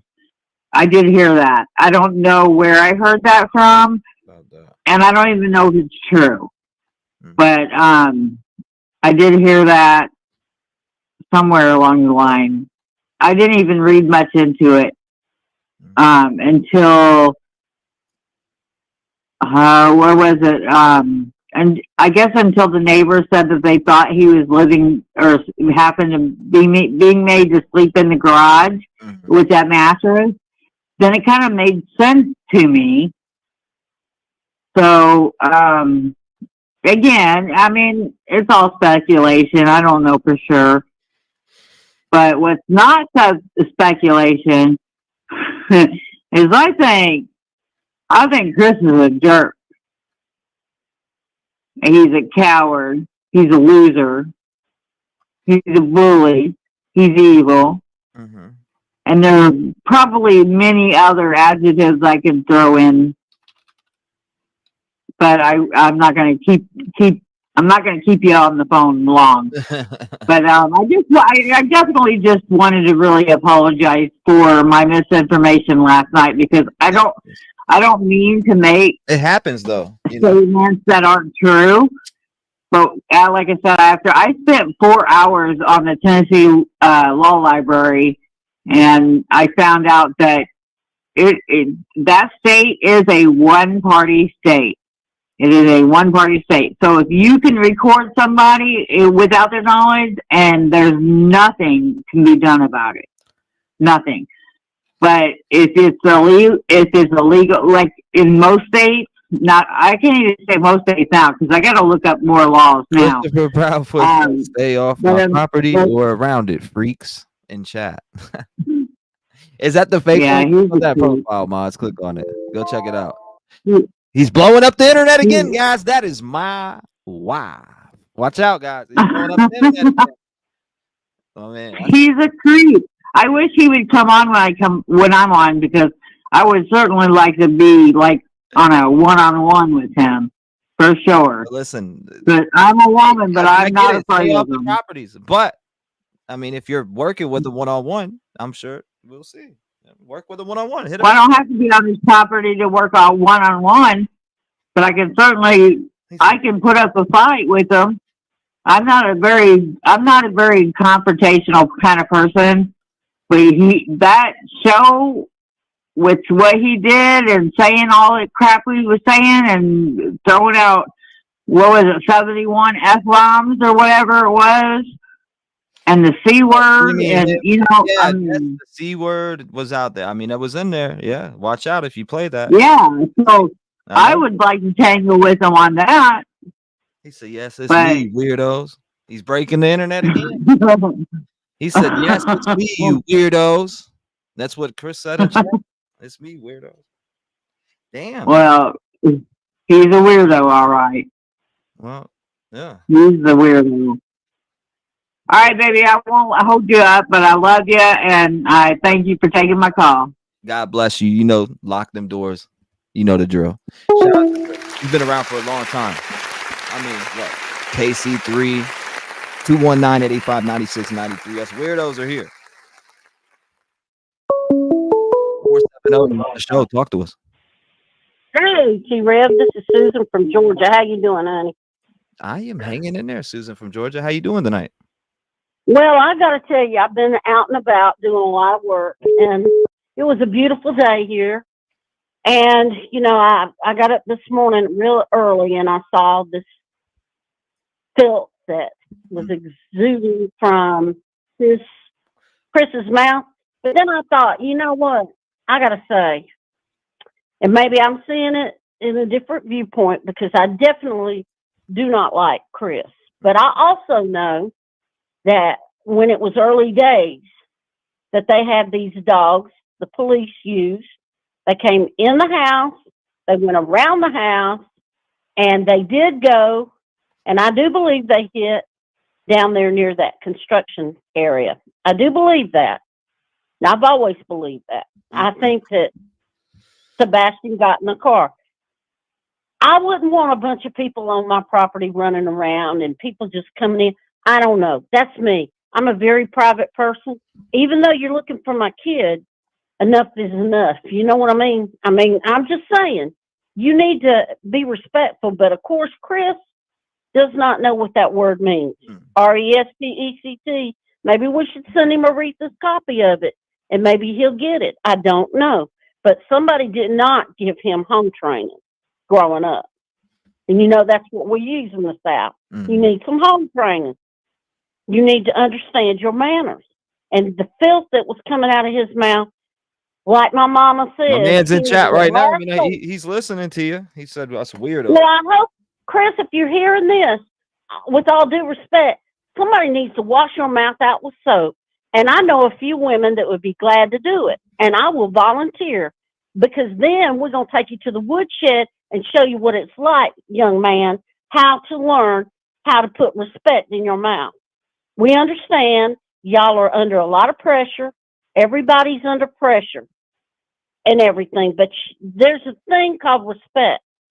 People are trying to help you, whether you realize it or not. It is true. You know how many people have reached out wanting to help? People have good intentions, and you may not like it, but there's a way to go about everything. All you have to do is say, with all due respect, you know, y'all are saying things that I don't appreciate. All this stuff, I'm under pressure, don't like it, and everything. I've never thought that Chris or Katie did anything to Sebastian.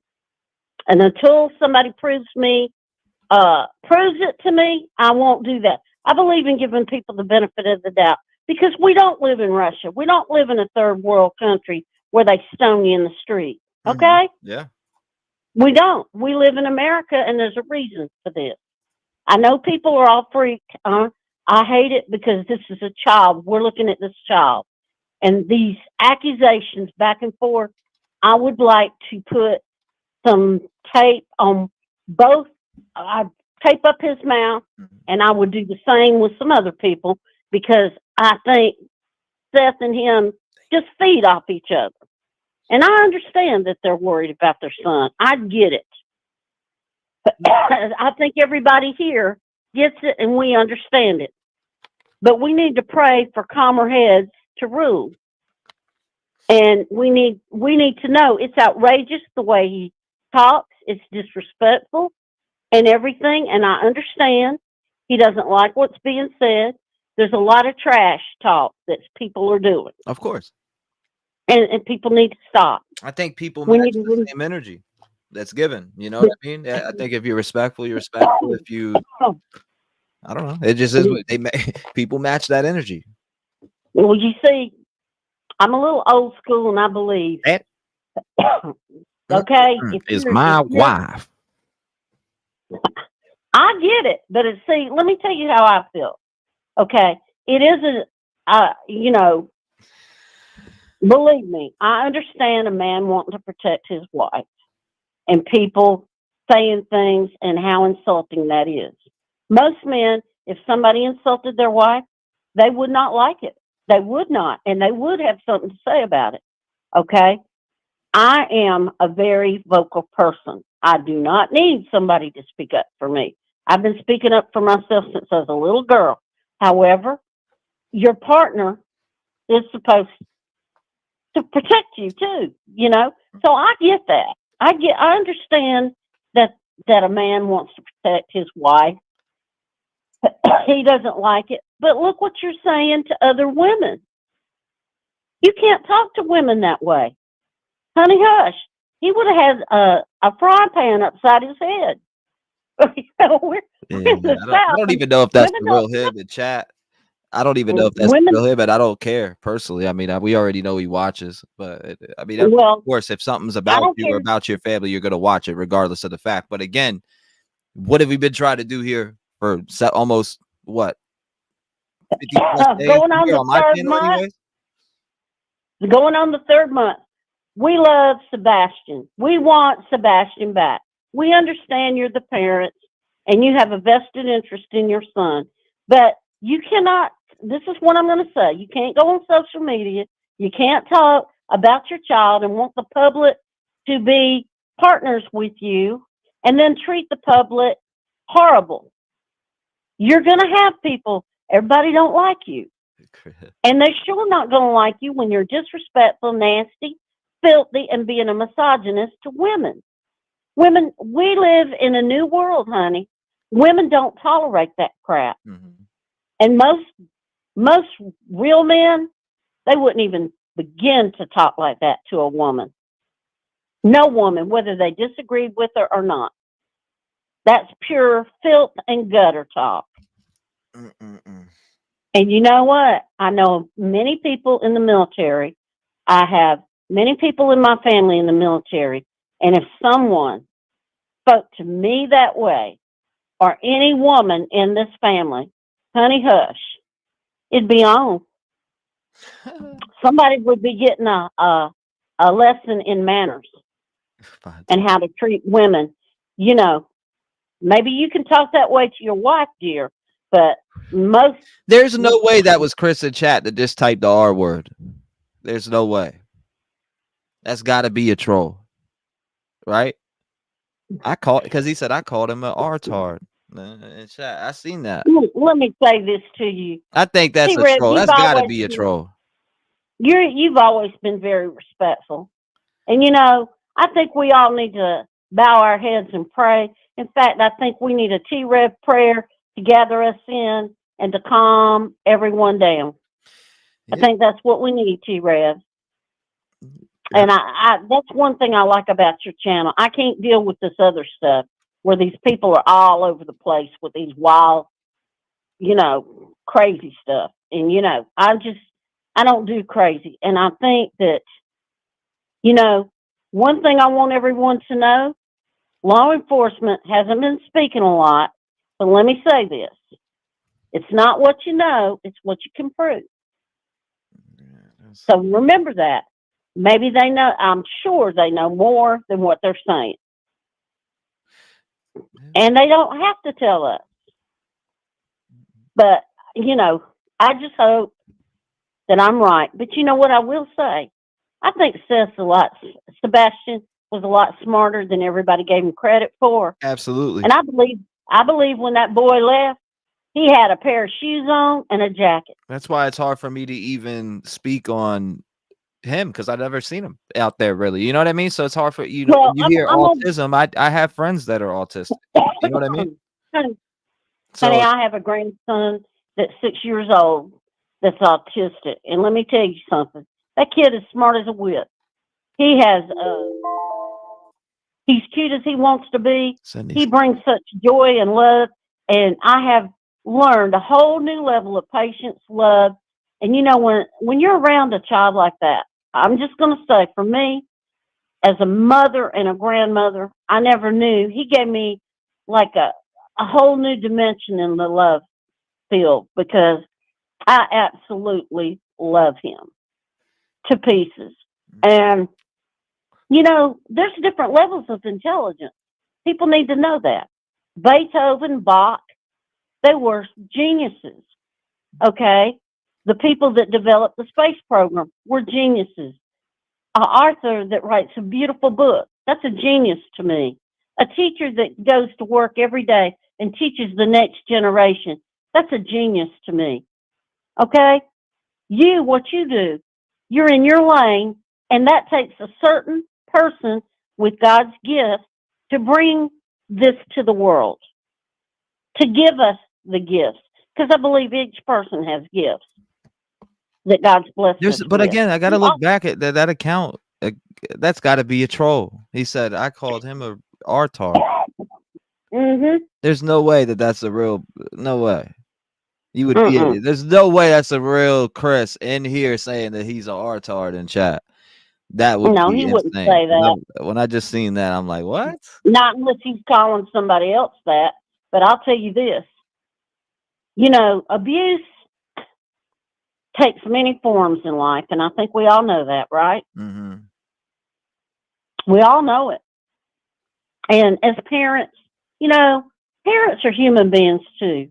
Parents, I'm not saying, I don't believe in being violent with a child or nothing like that. But what I am saying is, there's not a person that ever walked this earth that ever opened their mouth that didn't say something they wish they said it and they regretted it, whether it was to their spouse, their child, their coworker, and you think, what was I thinking? Yeah. But you don't have to be filthy. And I think filth has become so, we hear it so much that a lot of people just accept it. It's unacceptable to me. There's no reason to talk that way. None. You don't have to be perfect, but you can have some damn respect. Exactly. You know what I mean? Exactly. It's not about being perfect, it's about having respect. And that's the way that anyone should be talked to. Nobody should be like, if you say, hey, Rev, and I'm like, what? You know what I mean? Like there's ignorance in this world that is just there for no reason. I mean, simple things like that. Responding like how I just would respond to you. What? What do you want? I'd say, I'll tell you what I want, honey child. I'm just saying, I don't understand. Wait, I can't wake up on that side of the bed every day. I don't care how bad of a day or how bad my life is, what I'm going through.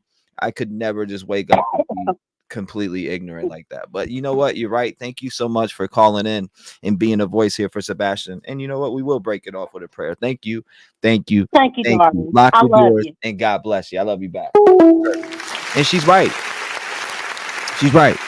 Dear Heavenly Father, we come before you today with heavy hearts, seeking your comfort and mercy for Sebastian Wayne Drake Rogers, who has been missing for 75 days, or 76 days, should I say. Lord, watch over Sebastian wherever he may be, protect him from harm, and guide him back to his loved ones.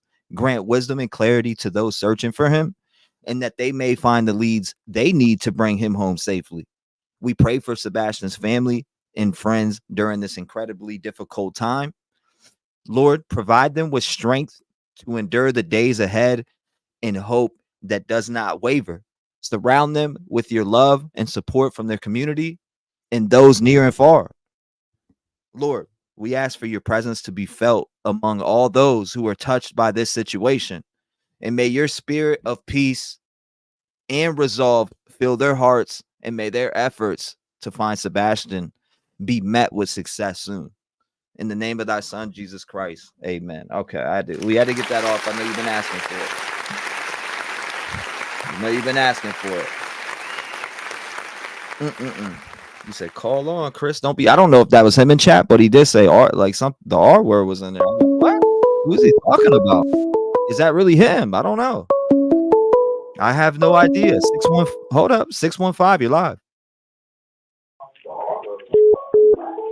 615. Can you hear me? Yes, sir. 615. You're live. How you doing? Tennessee in the building. Give me a second. Can you hear me? Turn you down or mute you or whatever. Okay. I was wondering if you could hear me or not. Yeah, you got a 615. I know what you was wishing for, or I know what you was thinking. 615. Nah, I see a lot of there's a lot of 615s that call in. A lot. Yeah, because a lot of us are just right here in the middle of Tennessee, and especially after, summer wells, it's like that's when I started hearing more and more. I heard so many slights against the TBI. Mm-hmm. And let me tell you something, the TBI is just fine. When people say that, I'm like, I just don't say anything. But when I've never called in, I've called in to the lab. That's it. I've never called in anywhere else. I've only even donated money to like a couple of you guys. I will to AB. I have to you. Or like even just bought like, the super chats or whatever. But like you are gonna be the second person I've called in, and or the second channel that I've called in. So you're not gonna just stand up for my Tennessee Bureau of Investigation, because they are doing just fine. And anybody who thinks they're not is as dumb as the person who did something to Sebastian. And a lot of times things are, I don't know how to say this, but anyway, that's not what I called in for. I called in, first of all, to say, hey, all you mamas and you mimis and you grandma, happy Mother's Day, because God knows I will not speak to any of y'all again after right now.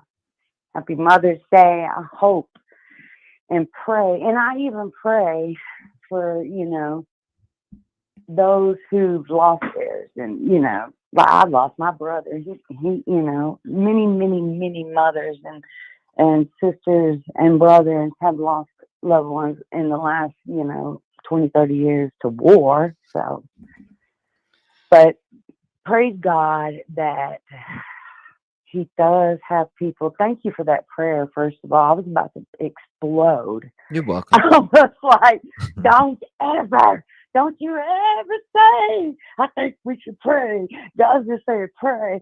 No. That's when you just pray, right? Right? You just, boy, you listen to that and you answered immediately. God was driving me nuts too. So praise God, you listen. I've heard a lot of stuff, crazy stuff recently. It's just nuts, you know. I've heard stupid, crazy shit. When the gossipers and accusers come out of the woodwork, oh Lord, that's when you know, right then, you know, something's wrong. Somebody's like doing something right. Somebody is like literally on the side of God, and you know, they're trying to be stopped. But anyway, can you say, hey, it's Trev? Hey, it's Trev. Okay, thank you. I'm muting my TV. And Hey, I'm it's like, Trev. We're I don't here. We're know if I'm live. just talking You to know, the air 615. or You're live. You're in the something. air. You're talking. You're Yeah. here. All right. You're I here. just want Trust to me. make sure. God loves Trust you. me. I'm But listening to anyway, you. when someone's like on the ball trying to do right, Mm-hmm. when someone's headed in the right direction, don't you know, the devil will always try to not. Oh, look, double spiders. Your dad's from Flame. Your dad's from Flame. Okay, sorry. I have like a huge fear of bugs, spiders. The cicadas have driven me crazy recently, and so I come out here because it's so quiet. And there's big ass spiders everywhere. They're dead. Anyway, listen, what I called in for was to say Happy Mother's Day to all the ladies out there, all the mamas, no matter what kind of mama you are. Some of y'all might be step mamas. Some of y'all might be mamas to someone that, you know, is definitely not your child. You know, sometimes grandmas are mamas, but it doesn't matter. This weekend right now, I think that if everybody just thought about a mother's love and how, you know, a real hardcore mother, a Mimi, whatever, what would they do? How would they feel? How could this happen in the Sebastian Rogers case? Will immediately come up with an idea, and that idea is, listen, there's just no two ways about it. I'm not TBI, I'm not FBI, but I'll tell you what I am. The TB not lie. stupid. The freaking last person that a missing person was with is always the number one suspect. I don't know why they won't call her that. I don't know why she's not being brought in and grilled to the point of just. Well, I mean, when you're looking at it as a runaway, I mean, how else would you, you know? Mm-hmm.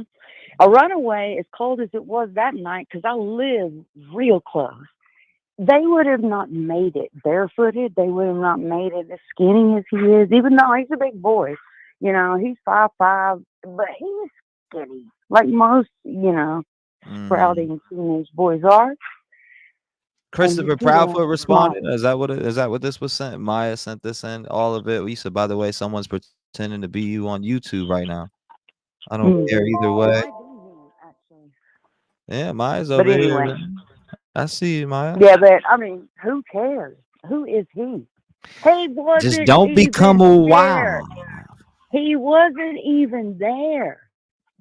He's nothing but a distraction. That was some people were asking. A flooper. He's gonna come in and flip it all up. Everybody's gonna be talking about. We'll see. Look, I appreciate you. Shout out to you. Thank you so much for calling in. I'm about to pull something up on screen. Thank you so much, though. Lock your doors and stay vigilant. 15 in the building, Tennessee, calling in. I see it. And you said, what was that? What was I showing? I got you. Let me pull it back up again so we can go over it. Okay. So it looks like Maya sent this in because you know how allegedly Chris was just in chat, or at least the name was, and it's probably a troll. He said, is this true? Is what true? All of it. By the way, someone's pretending to be you on YouTube right now. I don't care either way. She sent the link. Once again, law enforcement and Katie and I are on the same page. That's all that matters. Well, I hope it is, and y'all aren't involved. Fine by me. Now, that was what I was showing on the screen. That's what I was showing. All right, now let me open them. Happy Mother's Day to all you ladies. That's a fact. Happy Mother's Day to everybody else. Appreciate all my mamas. Thank you. Hug from me, virtual hugs, real hugs, everything hugs. Love my mamas. No, I got a lot. 615, you're live. Talk to me. Hi, T-REV. How It's you Rose. doing? How you doing tonight, Rose? I'm doing good. I just have to talk about the phone call. First of all, there wasn't as many people as he thought that knows anything about Katie's background or her parents or anybody. I haven't even been concerned about them, her parents, until he mentioned it with his trash mouth on TV. Now, that's the first thing he did wrong. He just assumed everybody, he always assumes everybody is concerned about what he's got to say. First of all, we're not, unless he wants to confess to something, we're not consumed with what he's got to say. Another thing is, he keeps saying, I'll show up with the cops. Well, the cops don't belong to Chris Proudfoot. They belong to the state of Tennessee. And they're not going to show up with him anywhere if he keeps doing what he's doing, except the jailhouse. The third thing he did, he was disrespectful to the lady on the phone. She kept trying to explain stuff to him, and he wouldn't listen, which he never does. Anybody talking to him, especially if it's a woman. That's the next thing he did. Then he threatened 2 people, 3 people, the whole state of Tennessee. He just threatens and threatens and threatens. So if you're listening to me, Chris Proudfoot, stop it. Shut your mouth. You need a man like Seth has to speak for you, because you don't know how to talk. When you talk to somebody like that, they immediately turn you off, because you are not going to make any statement to them that means anything after they hear what they heard coming out of his mouth last night. That was disgusting. It was infuriating. And people in Tennessee, somebody said that's Southern way people talk. No, it's not. No, it's not. You know me. I've lived here all my life. People don't go around talking to people like that. Not unless they're trash. And I just want to say to people in there that heard that last night, I'm sorry. I'm sorry you heard that from somebody in Tennessee, because that's not the way we are. We're very polite people. And, another thing is, if he's so concerned about his wife, why wasn't he concerned about his other 4 wives? They smarted up. They got real smart real fast, because they left him. And then the last wife he had, him and Katie both are putting her through it. So they both need to behave themselves. Both of them. And I see what you put up there from Robin. And I can understand that. I can understand her wanting it all to be over. It's not going to be over as long as Chris Proudfoot gets on there and starts talking trash. It's not going to be over. And if he don't quit threatening people, the cops are going to be, he's going to see the cops all right, but they're going to be at his door, because those people can call and play those things for those cops, and they're not going to be happy with that at all. They know they're under pressure, but you don't go around threatening people when you're under pressure. You go around asking for their help, not running them off. You go around looking for what you've lost, because you ain't going to be looking for nothing that you hadn't lost. Do you understand what I'm saying? That's kind of been my hunch, like, ever since March 20th. Exactly. I guess you're not looking for something that ain't lost, allegedly. I mean, I went to Hendersonville yesterday looking for Sebastian, just driving around, looking for things that I thought like buzzards circling somewhere or something like that. Just anything I thought would help, just to ease my mind a little bit, to say I'm trying to help. I'm so old I can't get out and walk in the woods, but I can ride around. I went to Sam's and I sat in there for a while. I sat in there for about 3 hours and just watched. I know that. And I thought, I know that everybody is strong. I'm glad that Seth is staying strong too.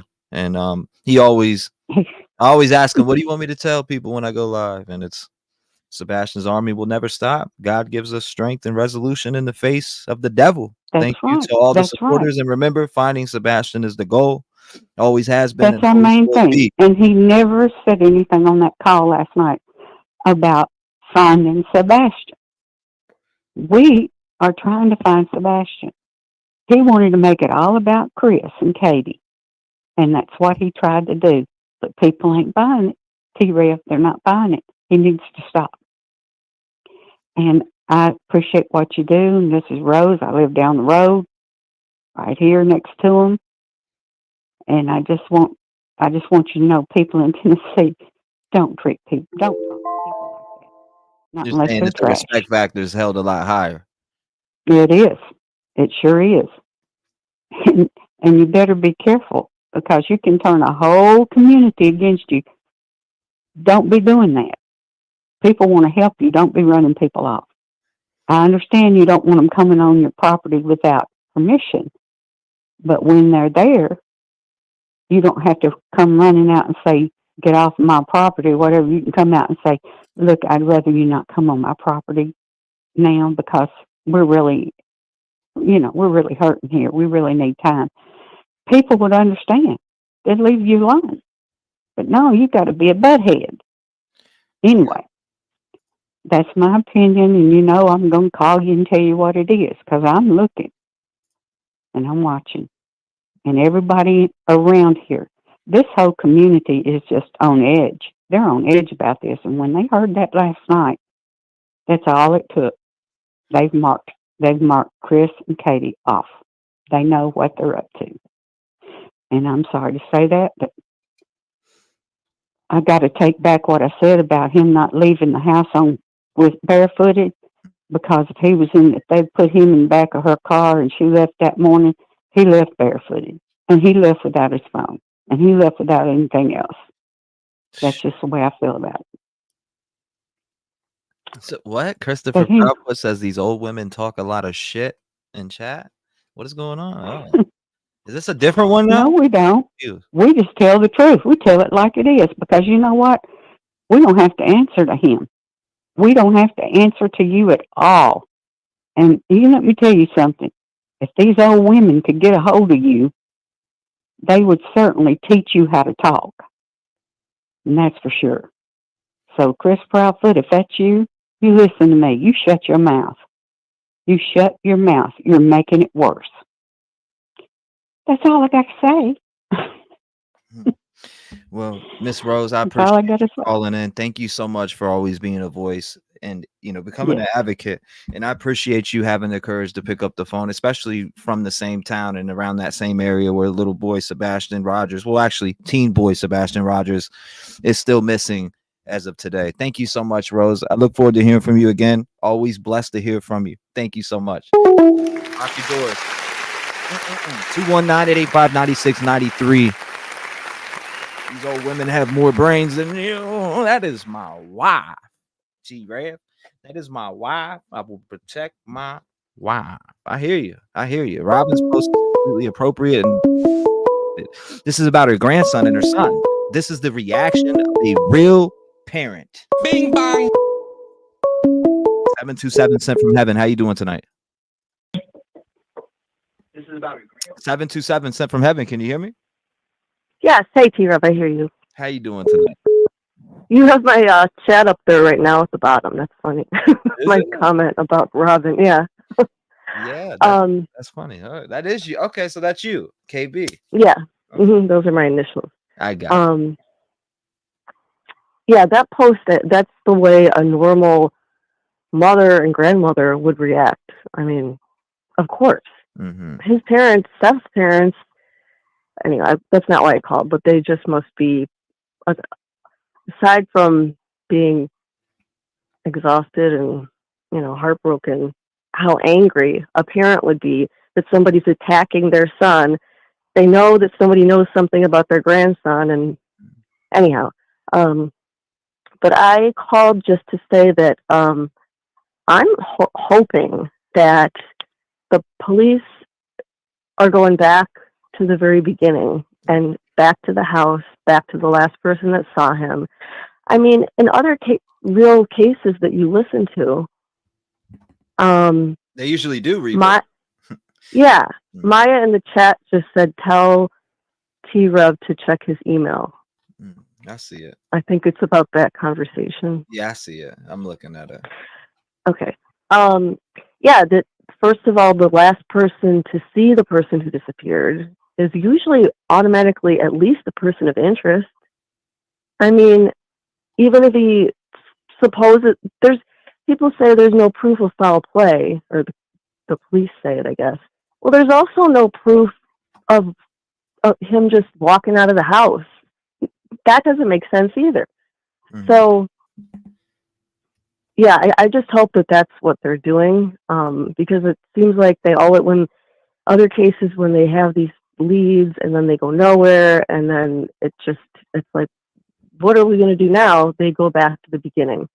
And I pray that that's what they're doing. I also think they must be doing a lot behind the scenes. I mean, how could they not be? Unless it's just so corrupt. I don't know.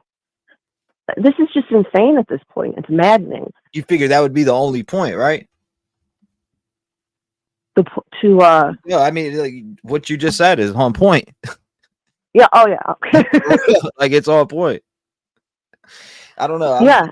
For me, this whole entire thing it's just weird. I mean, I don't get I don't know if this is Chris in chat or not, but I don't get all the arguing and fussing and fighting. We just want to help. Yeah, I don't. Take everything out of there. We just want to help find Sebastian. Take all the drama out of there. Take all the little sissy bullshit out of there. We just want to help find Sebastian. That's it.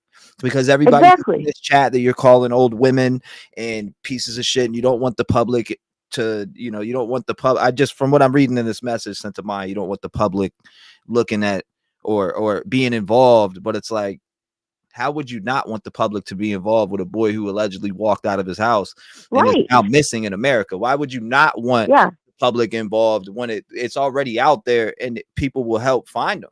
I mean, in case they know where he is already, then you would. I guess I could see why you wouldn't want the public involved. Right. Allegedly. Right. All allegedly. It's just my opinion. But again, that's all. We don't fuck the drama. I don't care what beef you have with Seth. I don't care what you have with anybody else.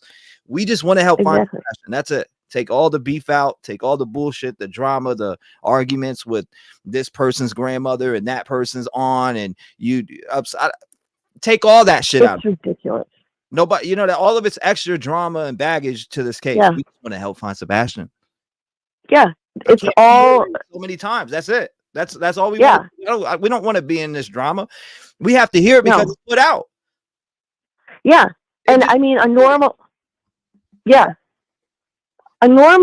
person. I mean, an innocent, regular person who has no idea where he is, did nothing wrong, has no knowledge of anything bad that happened. They wouldn't care. I mean, you can always say, well, easier said than done, but we've seen other parents do it. We've seen what Seth is doing. They will do anything to find their child. And I don't like saying their child because Chris is not Sebastian's father. But the mother especially, they don't care. Bring your dogs on my property. Do anything. Like that father of, I don't know, there have been parents in cases, they're like, yes, I know I'm going to be suspected. Take whatever you want so you can get me out of the way and find my kid and find who did this. But the garbage that Katie and Chris focus on, and they make it all about themselves, all about what the internet is saying about them. Why do you even care what the internet is saying about you? You have a horrendous tragedy, and I mean, I'm not saying I believe he's in heaven right now. He could be somewhere, but nothing matters except finding him. if you're a parent or a loved one, or, I mean, if it was just somebody you work with, even, I would think it would be like constantly on your mind. It's just not normal behavior. It's not normal, and there's something. And Katie was supposedly the last one with him. Like we said, I feel like they need to. Did you hear take that the dog two of handler? them in Did you separate hear the dog rooms? handler earlier that called in? She Yeah, said something that she I was said in and out of the that room. okay, so she said that they heard it piqued my interest. She said the dog at the curb had picked up a scent for like barefoot Yes. and socks. hmm So I was like, damn, that's interesting. So, you know, to get them all pushed, I don't know, like to have them all ran out and followed is weird. Like, why were they followed and ran out of town? Exactly. That's another thing. To me, that alone is foul play. People being run out of town who are looking for a missing boy. Something's wrong, very, very wrong. And I just, it's so frustrating because it's like, I get that everybody reacts in different ways. And, you can say, well, maybe she was medicated. Maybe that's why she acted like that on camera. Maybe this, maybe that. The fact is, are they doing anything to look for Sebastian? I'm so disgusted. And it's like, maybe is Katie that spiteful that she just didn't want Seth to have him full time? I don't know. But they need to, I feel like they both separately need to be interrogated. And I would think that they could just, say to them, we just want to go over some things, not come at them like, you're under arrest and we want answers, but get them in the room at the station and go from there. And don't let up. You see how these, when they have the surveillance footage from the rooms where they question people, and they don't let up. They keep going. I mean, even to the point where sometimes people make false confessions, but that's another story. But they don't let up. They question and they question until they get answers. That's what needs to happen. One of those two people that lived at that house know what happened to Sebastian that night. And that's what I think. And that's a fact. And I mean, how in the world is it plausible that the boy walked out of his house in the middle of the night with no shoes on? What? And everything was locked? That's the thing. Everything was locked. How does that make sense? I mean, to me, that is evidence of foul play because there's no evidence that he ran away. He just disappeared from his home. Yeah. How does that happen? It doesn't happen. I see the conversation. I'm looking at a conversation here. I think this is between Maya. What did he say? Let me read it. He says,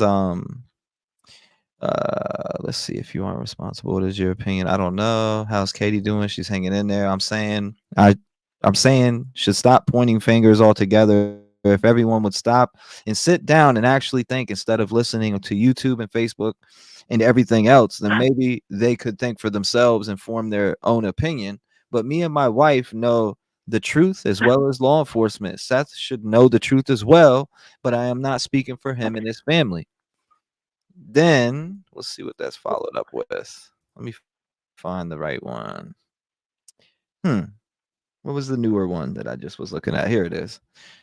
This is what she said to him. She said, well, should the public be aware that there is a child abductor in the area? If it isn't you, it could be anyone. And if they're in danger to society, or if they're a danger to society, kidnapping children, the public should know.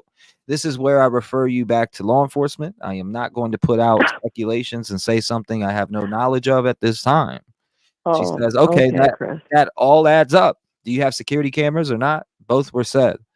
I am not volunteering information up about my house and security to the public. That makes sense. Oh my gosh. Were you at home Sunday night? Nope. I don't know. There's conversations going on. I appreciate you sending them in. I don't know. This is crazy. I appreciate you two for calling in. I don't know what's going on here tonight. I don't know if that's CP and Chad. I don't know what's going on. I have no idea, but this is getting. I don't know. I think. insane. Did you see the name, the whoever it is, or that says Chris Proudfoot in the chat? He wrote. I think he just wrote Maya is stalking me. Did he write that in there? Oh, he did write that. Yeah. Yeah. That is the real Chris Proudfoot. That has to be him. Or think? a troll, allegedly. I mean, I don't know. I have no idea. If he's here, he's here. That's his right. You know?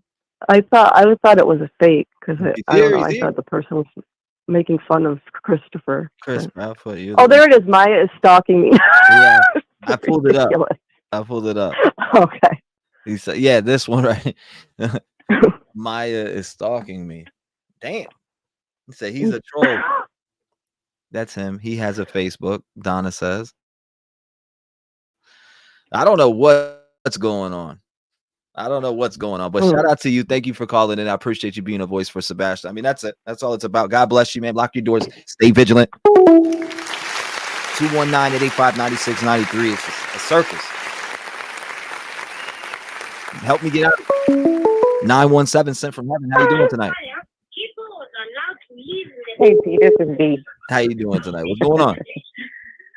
Oh, Julia has been trying to get a hold of you. A couple of us in chat were trying to. I just seen her. Oh, okay. Yeah, so maybe reach out to her. I kind of feel bad. Too. I got her number, okay. Email, all that right in front of me. So we're good. Because we were trying to plug you down in chat, and we're like, Auntie. Okay, that's all I wanted to say. Oh, I'll be safe. I'll lock my doors. Stay safe. I appreciate it. Keep it going. What? Katie and Chris are here. I have no idea, and I can't click on it from this side. It won't let me. Let me click on it from here. I'm dead serious. Not from this side. I'd have to come over to YouTube and click on it. Deflectionist. I don't have YouTube pulled up, but besides what I'm looking at for chat to the right. 731. What is going on? You were live. How you doing tonight? Hey, T-REV. How are you tonight? This is Ball Fan. You enjoying this? How you doing? Do what? Said, are you enjoying the circus? Oh, yeah. It's turning into one, isn't it? I don't know. Talk to me. I don't understand. If Chris Proudfoot can get on all of these wars with people and get on YouTube and has all this time on his hands, why can't he search for Sebastian? I don't even know. Again, I think it's a troll personally. But I'm not even talking about in the chat. I'm talking about the phone call. I'm talking about all the other channels. That makes sense. Well, that it's really a private phone call. If you think I know. So I don't know. It was supposed to be a private phone call, but I mean, I was married to a Chris Proudfoot, and I'm gonna tell you something. That's a serious ordeal right there. Those threats that were made and what the lady said about Tennessee, and the recording is right. You can record other people in Tennessee. But if I was Seth and if I was Chloe, I would get a restraining order to cover me. That's just my opinion. I was married to one. I had to get a restraining order. It's a very serious matter. You don't go around acting a fool and threatening people. I mean, I think I counted, he said the F word 70-something times in that phone call. I mean, who acts like that when their child is missing? Yeah. And not one time did I hear him say anything about finding Sebastian. What do you think? Come on. Now we got Katie Proudfoot accounts in the chat. The troll. Oh, yeah. I guarantee you they won't come in under their name. That's why I said I think they're a troll. Yeah. But one thing I did want to say, Y'all, I know we have a lot of people from Tennessee calling in, and you know I'm from Tennessee. We need to protect these people that are coming in, especially this dog handler, bless her heart, that came all the way from California. Yeah. I mean, And it got just turned broke my away, heart. chased out. To Yeah. hear the story that they got followed, chased out, but they did tell law enforcement. I mean, it's crazy. I wonder who it was that was doing that. Well, I had been hearing that from the very beginning, and I was writing it off like, oh, they're not really getting threatened. But I'm telling you, someone is really threatening. I'm talking like threatening like in a bad way that needs to be called into law enforcement. If not the law enforcement there, just keep going up the chain. I would. If I had to call the FBI, I would. I mean, that has got to stop. We've got to help these people be able to come in and feel comfortable helping, because we've got to find Sebastian. That's the number one priority.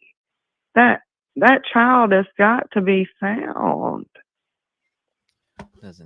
You don't choose. It just breaks my heart to hear all of this. I mean, I can guarantee you, if any of my kids or my grandkids were missing, no one would be sent away. I would be like, anybody across Tennessee, anybody across the United States, if you want a private plane and bring dogs in, come on. I mean, go through everything. Go through the attic. You want private property, I'll call the owners. I'll get you permission. I mean, I don't know. I'm just blown away by that. That just blows me away. But I have a big long list. I'm keeping a notebook now at this point. But yeah, I did want to tell you that those threats need to be taken seriously. No one needs no one needs to take that kind of abuse. I mean, not this day and time with the crazies we have in the world. I mean, he has a lot bigger fish to fry, in my opinion, other than all of this drama he's causing. But that's just my opinion. I still think something happened in the house. If he got back to the house, I'm like you. If he got back to the house, I think the thud was something serious, and I think that things had to get taken into motion to get rid of him. And that's just my opinion, allegedly. All of it will come out in the end. But I think Chris is really feeling pressure. I think he's going to crack soon. You can hear it in his voice. I really don't think law enforcement is talking to him, because if that was a private phone call, it almost sounds like he's trying to get information. Right. And he's trying to threaten. You know what I'm saying? Like, he's trying to act all big and bad, but I don't think he knows. So I think law enforcement is doing more than what we think they are. So, and I pray they are. So that's my 2 cents for the night. Well, I appreciate you for having that courage to call up. Again, the time frame, Katie says she last heard him at what, 10 p.m. So you have from 10 p.m. to 6 in the morning. That's an 8-hour time gap right there. And he got home around what, 6:30 to 6:39 that night. There's just a lot of time to play with in between those times. And I always am going to keep referring back to that ring cam that the officers say they see him on. I mean, how can with the light turning on and off in his bedroom? I have, I did see that too. I'm glad you brought that up. That was something that I seen early on Facebook, actually. And I actually seen the message from that neighbor directly. Yeah, well, that was an actual valid reporter from here that came on and told us about it. He said there were lights going on and off at 10:30 to 11 in his bedroom. So I don't know what that means, but it's something.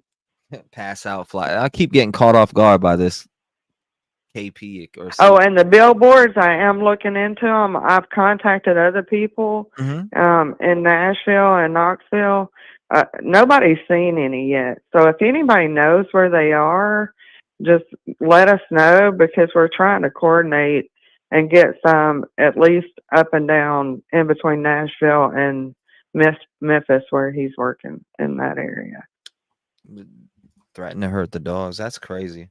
Earlier, I'm just thinking back. Somebody said, "What kind of threats?" Maybe they're referring to the threats to the dog. And I thank you for looking into the billboards too, because that's something that I know Seth wants to get done, and or at least I've heard him say in the past, and I'm sure he still wants that, is to push those billboards and get the billboards from Tennessee and then out as we continue to search for Sebastian. God bless you. Thank you for being a voice here tonight.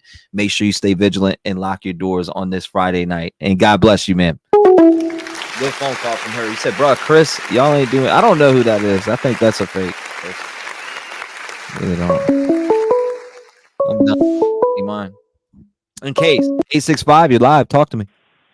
Hey, T-REV, it's Miss Mary here. How you doing tonight, Miss Mary? I'm a bit tired. How are you doing tonight? I was tired too because I did an 8-hour live last night on my second channel. Then, or actually not last night. I was on till like almost, I don't know, 10 this morning. I forget what time I got off, but I know, and I missed it. I passed out last night, and I did send you a little message a while ago. I hope you got it just on chat. If not, I'll send it again. But I'll check it. I would like to try something that I haven't done yet, and hope it's okay with you. But I have a thing that I learned a long time ago about praying people up. And my brother, we were standing in line, and some guy was being a real ass. And I said, "I'm getting ready to pray him up." And the guy turned around, looked at us, and my brother said, "Oh man, you're done." He said, "You have a good day with that. She done prayed you up." So I would like to do a little prayer myself. If that's okay. Yeah, Miss Mary. Of course it's okay. Of course. Okay. Yes, ma'am. All right. God, you know the truth about this whole situation. You know exactly what has happened to this sweet boy, your child. Not Seth's, not Katie's, not Chris's, but your child. And I ask all of my sisters and my brothers and those spirits in the universe of love and pure light to surround Sebastian from his head to the soles of his feet, from his front and back and all around. Send all the mighty angels around him to protect him. God, my spirit, I truly feel like in my spirit and my soul, in my connectedness, that I feel he is still with us. And if he is not, then please make it abundantly clear so that we can start to heal and find the next steps that you want us to go on. And I pray, God, that between Sebastian's earthly mother, earthly father, and stepfather, that you lay it on their heart at every moment, every corner, every time they shut their eyes, every time they take a sip of water, a breath of air, start to sleep, start to wake, whatever it is, every moment that you send an angel to them to help them stop the combat that's going on, that's just being driven by very negative force. Some people call it evil, call it negative, what have you. But to stop that negativity, and if one of them holds the truth and one of them holds the key, that God, you break them at their knees, you break their hearts. I personally have not heard a compassionate, loving, convincing, "I love you, son, come home. How can I find you?" from the stepfather. I've heard "we love him, I love you," from Katie. I've heard weeping tears and desperation from Seth. I pray that you put your angels and your guides and your truth into the police force, into law enforcement, your protection over them. You break their knees too, God. Bring them to their knees to tell the truth. If they know something has happened to this child, to help the healing begin. If Sebastian, even protect the dogs that go on the search and the handlers. God, put your protection around them. I pray them up as well. Let a special dog pick up a special scent Let them, put your angels with him. Lead them, Lord. Animals can see angels. Lead them.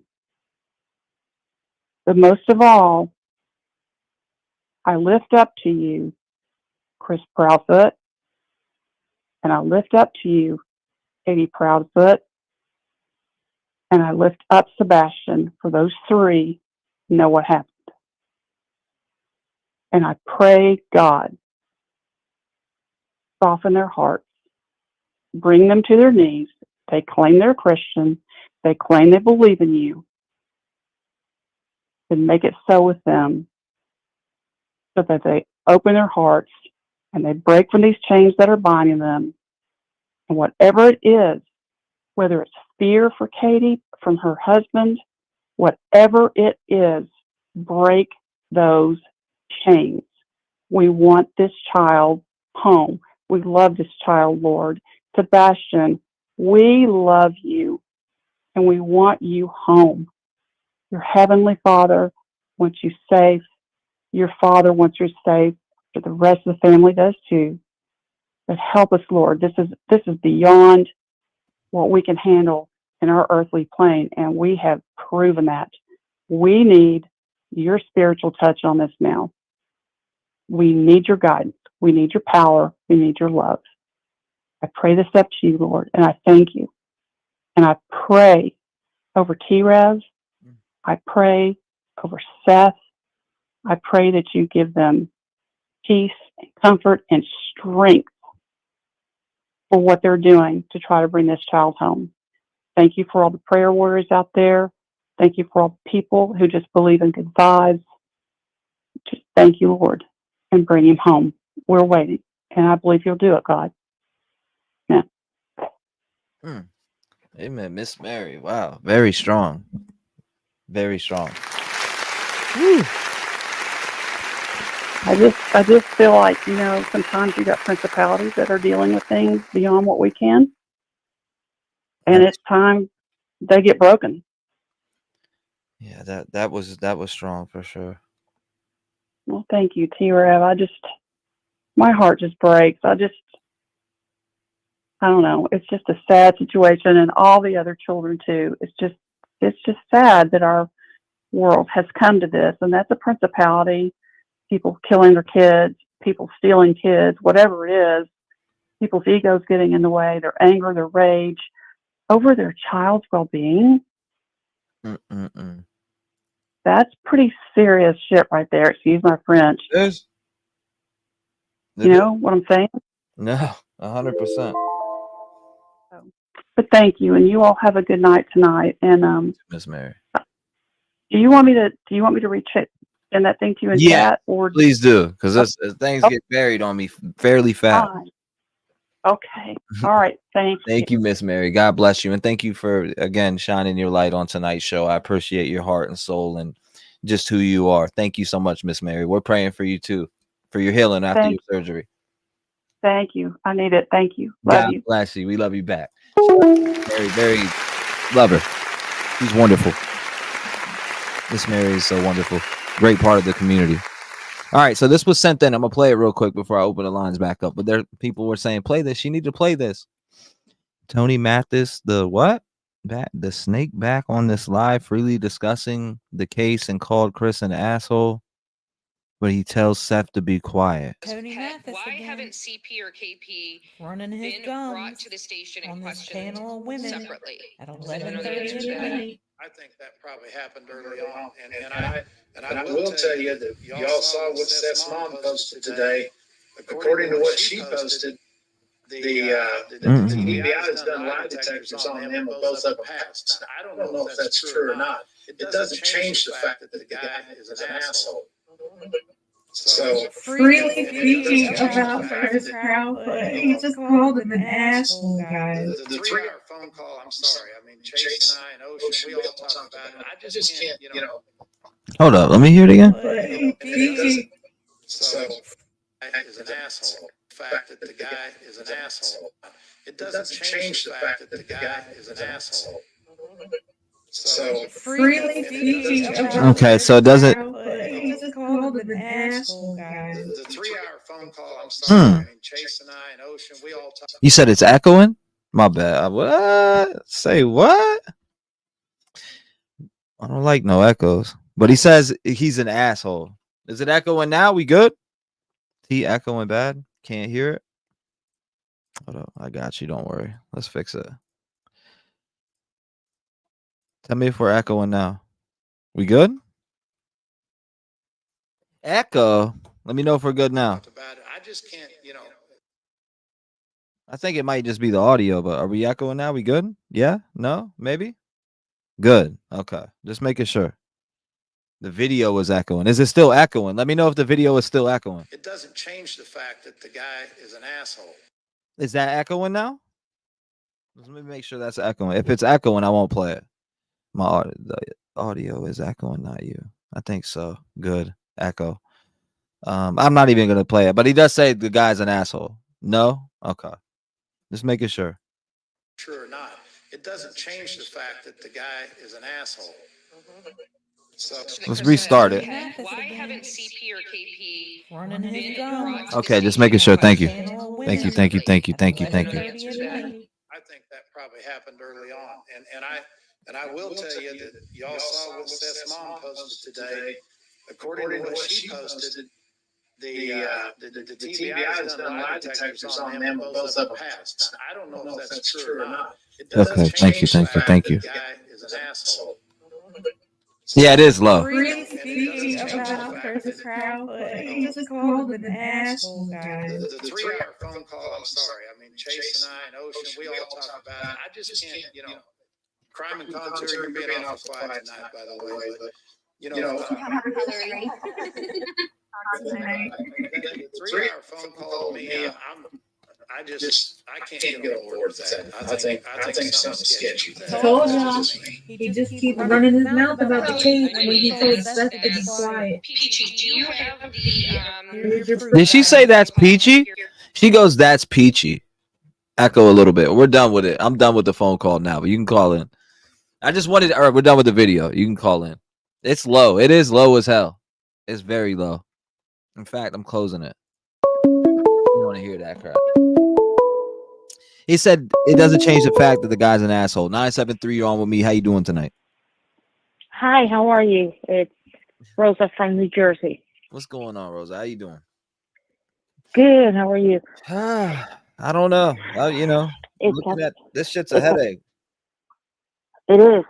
It's turned into not even a circus. I don't know if it's a circus, but I think it's more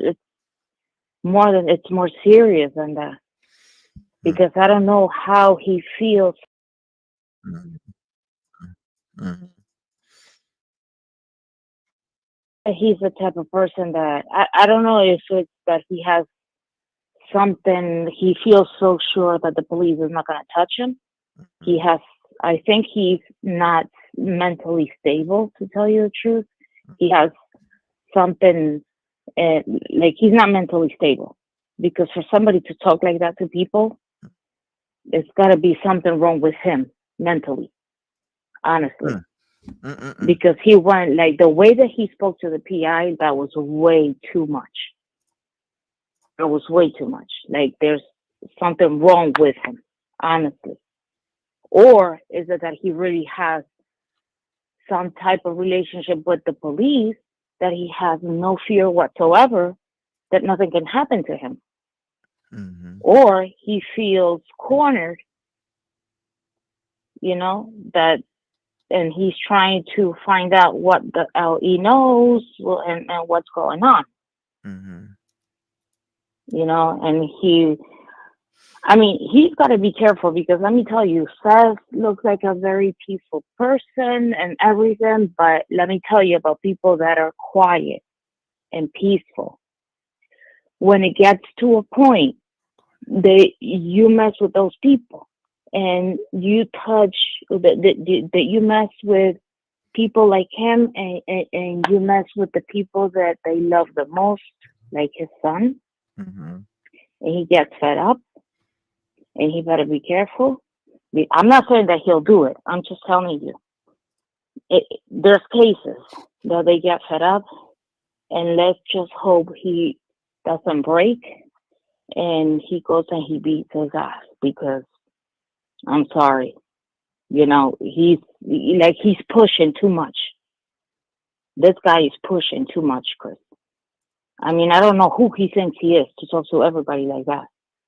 And I'm wondering if that's why he changed Tony from the also, PIs to the whole Tony thing is like Tony also said the gloves are off. He has tried to getting CP on board, but he is done with CP and KP after the release on the phone call or the phone recording. But I wonder if that's why he changed from the girls to Tony, because probably thinking that with a man, Chris is going to be more on board because of the way because of the way that he treats women. That's what I was thinking also. Maybe he felt that he was going to be more cooperative with a man because of the way that maybe he has a low concept of women, is what I'm seeing right now. Right, Nicole? And the other thing is that I think that everybody's also underestimating Katie, because she's playing like the, abused and battered woman. I don't think she is. Let me tell you. And I think she's the type of person that when the shit hits the fan, she'll be probably the one to send him to the gutter in order to get herself off the hook. Just like Kayla did with Adam Montgomery, and she cut herself a deal and sent him to jail. We'll see. Let me tell you, I don't think that Chris did anything to Sebastian, because I also think that he would be the type of person to push her to do something to Sebastian, because he's the type of person that is the abuser, the aggressive, and he's not the type of person that would dirty his hands to do anything to him. I don't think he did anything to Sebastian. I do think that he was the type to belittle him and insult him and, yell at Sebastian and do a lot of things like that. I do think he did that. I don't think he physically did anything to Sebastian, because I don't think he would have been, I don't think he would have dirtied his hands to do anything like that. I don't know if Katie did anything to him or not. I mean, he could have probably left the house. Maybe, I don't know. I don't want to speculate. I don't want to say maybe this happened, that happened, because it's very weird that it's going to be 3 months and he's not, because look at all these. I've been looking on Facebook. There's been kids, this little girl, she went missing and now they found her. Other 2 people, they were missing, they found them. Sebastian is going to be 3 months and they can't find him. And there's no trace at all whatsoever. Nobody's seen him or anything. Nothing at all. And then you have all these people. Let me tell you, the person who has the balls, and excuse my French, and it pisses me off, who has the balls to come out and defend this man after listening to this recording and after seeing everything that he has done and the way that he has spoken to people, to come and defend him and justify him talking to people like this, they have no shame. That means that they're exactly like him. I'm sorry. And I said that today in Facebook, because I see people saying, oh, this is a man and that is not his son. And I've seen stepfathers that have been wonderful with stepchildren and they adopted them. I know that. I mean, and there's one thing. I get this, right? Like I get this, but this is how we're going to find them. We're going to either have to, and I think that if people are going to search this area, okay, don't touch my property. Cool. Don't got to touch your property, but we can search everywhere else around there that everybody will let. You get what I'm saying? So I think. But why, if you're saying that you didn't do anything, why can't anybody search your property? Right. I don't get that part. It why? Is what it is. But until law enforcement, because law enforcement already searched it, 10 plus times. So I mean, I don't know. But why can't they search it 100 more times? Right. If you're saying that you didn't do anything. I agree with that. What's the 100%. problem? I agree with that 100%. But I think he's saying you don't want the public on there. I will let anybody in. Anybody come in, search whatever you want. I agree with you. Don't have I'm just like you. to. I'm just like you. I would do that too. I'm just like you because again, you know, especially when it comes to someone being unaccounted for, a voice not being accounted for, come in and search. Hopefully you find something I didn't. You know, you get what I'm saying? Exactly. Like, I mean, hopefully you can find something I didn't because I know I'm looking everywhere. So I definitely agree with you on that. And I mean, but we can't help how people are and they don't want their property searched. No, I get that there's hard, you know, there's going to be people like that too. So, but I do agree with you 100%. And I'm one of those people that wouldn't give a shit about that. I wouldn't. That would be dropped right away. Go ahead. Look, please help. Maybe you really do find something that I couldn't find and we could put this all to bed. So exactly, like somebody else can go and look in a spot that another person didn't look because you know all these people searching day and night every day. Allegedly, they searched the house 10 tired. times. We don't know really how many times they searched the house, but allegedly they searched it 10 plus times. I don't know the amount of times they have. I can't account for it. I did hear that said by somebody before. It's allegedly. I don't know exactly how many times they searched there, but. Well, thank you so much, though. I appreciate you. Yeah. Okay. Have a good night. Thank you so much for calling in and being a voice for Sebastian. You are a blessing. I hear her. She's frustrated. She's feisty. She's one of the ones that is out there and wants to find Sebastian, whether it be social media, whether she's out at the store. I get it. People are frustrated. And to be bashed as the community for people who that go out every day. And I don't care what state you live in. If you go out and you're shopping at a store, you're probably looking for this boy's face. You're probably looking for this boy's face. I'm just saying. So to bash the people that are helping to look, regardless to what state they, to what chat room they're in, they play a part of everything. 860, you're on the show. Shut up, that's them. How you doing today? Or tonight, should I say? Can you hear me? Hi. Yes, I can hear you. Okay, there you go. How you doing? Good. I wanted to say something important. That everybody's forgetting that Chris Profoot and his parents, they buddies is the law enforcement. So that's why nobody's doing anything. And Chris thinks he's tough. That's trying to attack everybody online and try to bully everybody and try to control everybody. Right. So that's what's going on. They need to call somebody from out of Tennessee to step in and shut Chris down and Katie. I keep having that conversation right there happens a lot. They need like the marshals or something to come in, right? Or some type of, I don't care, the Texas March. Send in the Texas Rangers. Send in somebody. Yeah, so that's why Chris Profoot, he keeps paying attention to every platform. He's trying to control everybody.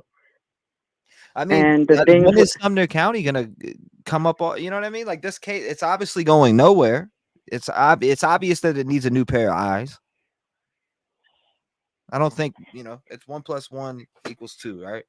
It's pretty simple that this case needs a new pair of eyes because I feel like, again, what are they looking at him as a runaway? And that's how it looked like it was treated, especially after listening to the dispatch video. Yes, it's not a runaway. They hiding. Him and Katie. They both hiding. So what's your thoughts there? And let's hear it. My thoughts is that Chris Profoot, he's trying to control everybody. He's literally hiding. Number one. Number two, all the cops that they have as friends, they have something to do with it because they're not doing nothing about it. And no one came forward to say that Katie or Chris is cleared of the lie detector test.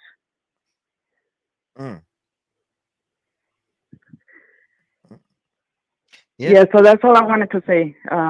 Everybody needs to pay attention. The cops is clearly behind them, and that's why nobody's doing nothing about it. And the dog handlers that came from California, Julia and Stephanie, and her husband, they all doing a good job, and they need to come back down along with everybody else. They need to start searching again. And they need to search by their house because that's why Chris is so offensive and acting crazy and demonic. I don't. None of it makes sense. Yeah, so that's all yeah. All to like you said, crazy and demonic. Honestly, there wouldn't be no drama if everybody would just put that to the side and just look for Sebastian. It's about what happened that night, not what happened in the past, or you know what I mean? It's about that night. What happened that night? Where's he at now? The now. And that's why Christopher Proudfoot's family is just having a good time in the Bahamas, wherever they at, and they're not looking for their grandkid because they also behind it. They all corrupt, they all wicked, and it is something evil's going on there. The one that needs to speak up is Seth. He's doing a good job, and Chris just wanna act like a punk bully. He's just demonized. I mean, this shit could be so easily dropped. It really could. Yeah, I think law enforcement should be ashamed of themselves. The cops from Tennessee need to be ashamed of themselves because obviously it looks like Christopher Punkaz is controlling them too. That's what's happening. I don't know. Maybe you never know. I don't. Who's the friend? Do you know who it is? The person in law. Smiley put up the picture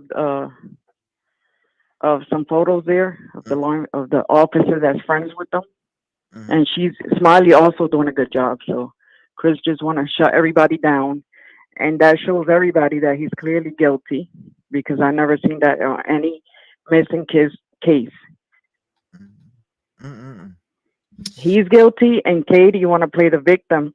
She's hiding in her house. She's another guilty one because Nina said in her interview that Katie was recording and laughing when they was all acting evil towards Nina, and also Chris' parents. Nobody could forget that Chris' father told Nina, if you don't get the F out of here, I'm gonna bash your head in and your children's heads in. So all that family is evil, demonic. Man, it's like after seeing the way that he was talking, right? Does it give you that vibes that really happened? What Nina said? Allegedly. Yeah, when you hear her interview, there's no alleged, there's no maybe. That's true what she's saying. And everybody, whoever doesn't know much, needs to hear every interview from the beginning, especially Nina's interview, and connect the dots. But mainly all this, Chris is scared because he got buddy as law enforcement, and it's not fair for Sebastian. He's acting like a punk coward. He's making fake voices, and he's guilty, and Katie is guilty. Why you think he gets so offensive? Chris get offensive with everybody, try to shut everybody down because he has something to do with it. She went in. She said they're both allegedly guilty. Damn. Yeah, because they crying every night trying to scoop around and see who's talking about them. They're guilty. So that's all I wanted to say. And I appreciate you having the courage to pick up that phone and call in and be a voice for Sebastian. I mean, it's people like you that are keeping this story alive. Seriously, shout out to you and thank you for being a voice again for Sebastian Wayne Drake Rogers. What is it, 76 now that we're going into that this boy has been unaccounted for? I think so.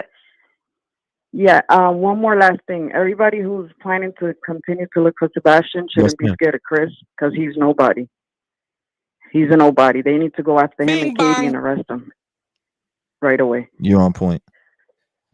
All right, so that's all I wanted to say. Thank you for having my call. Always. God bless you. Lock your door. Stay vigilant. He's right there. He said, I can't get past why would Sebastian leave the house in the dark. It don't make sense. And with the dog handler earlier that called in, Julia. I gotta talk to Julia. Damn it, I forgot about that. 608, it's never too late. What's going on? You're live.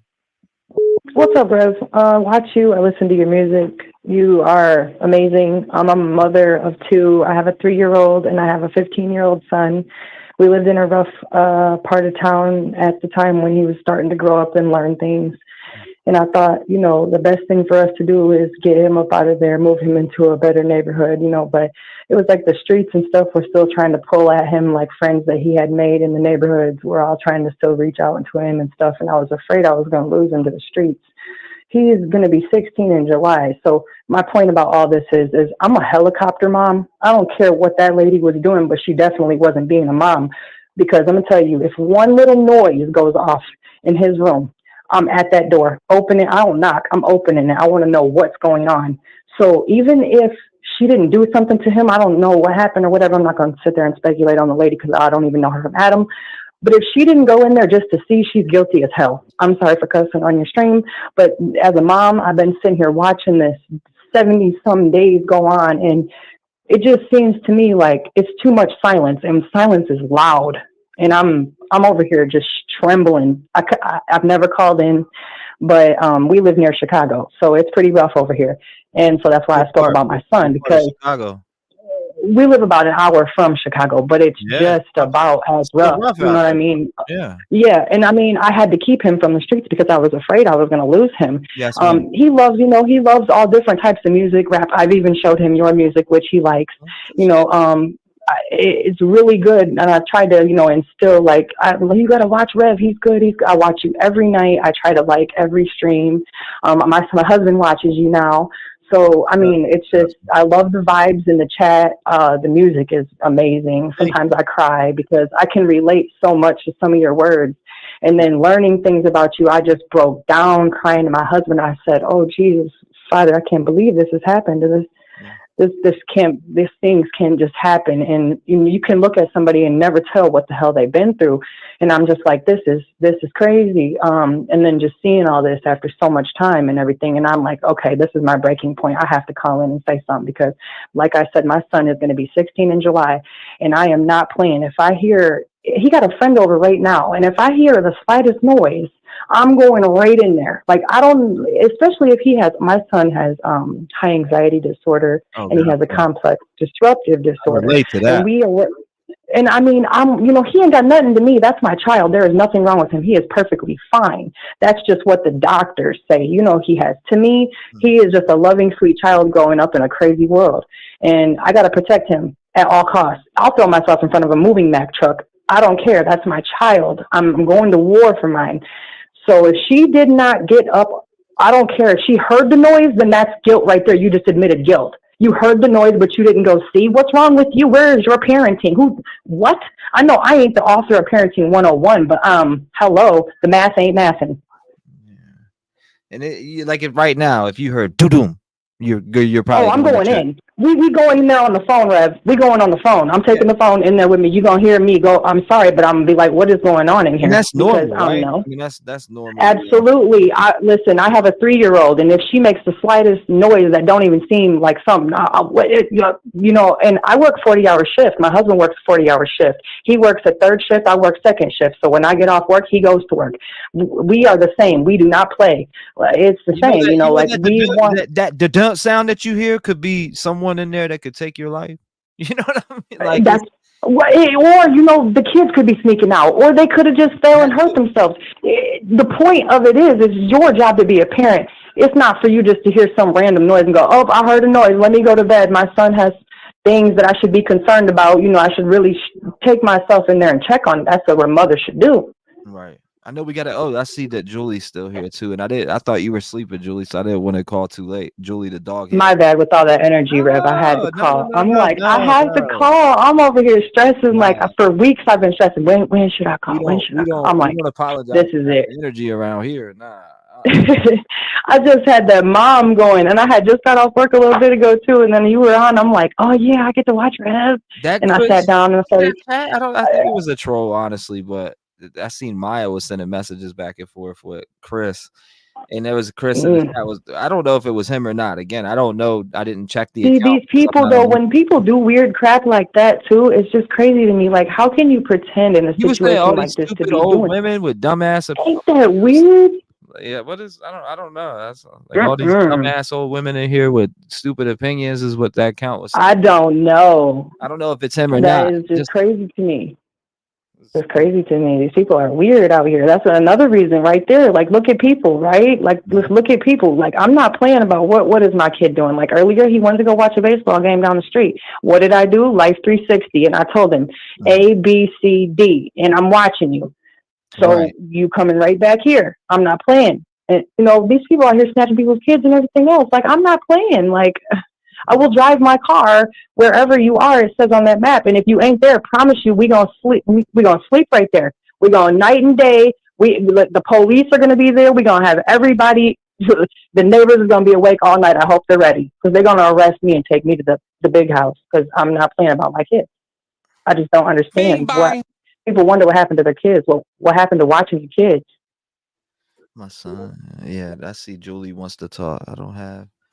What? My kids are grown and live in their own. You said my kids are grown and live in their own homes. I hear noise in my house. I'm going to look what it is. Yeah, damn right, Christy. And that definitely. I'm locking, loading, walking out there. I don't care. No, not here. And I got a Great Dane and a Mastiff. Hell, I don't care. I'm going to see. So I just wanted to jump in the call. I appreciate and say your music is amazing, and had to throw my little. Thank you, Rev. Have a good night. You too. You stay vigilant, lock your doors, and shout out to you and your family. Absolutely. Your husband, Yes, sir. I hope y'all stay safe. Yes, God sir. bless you. Thank you so much for calling in.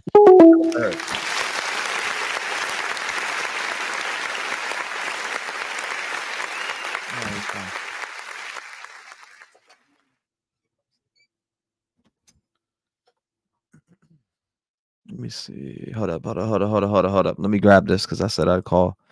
1 second. We're getting there. One here. There it is. Okay, here you go. Here we go. K9 handler, huh? Here we go. You've reached Captain Joel. We can't do that. All right. So I'm trying, but it's going straight to voicemail.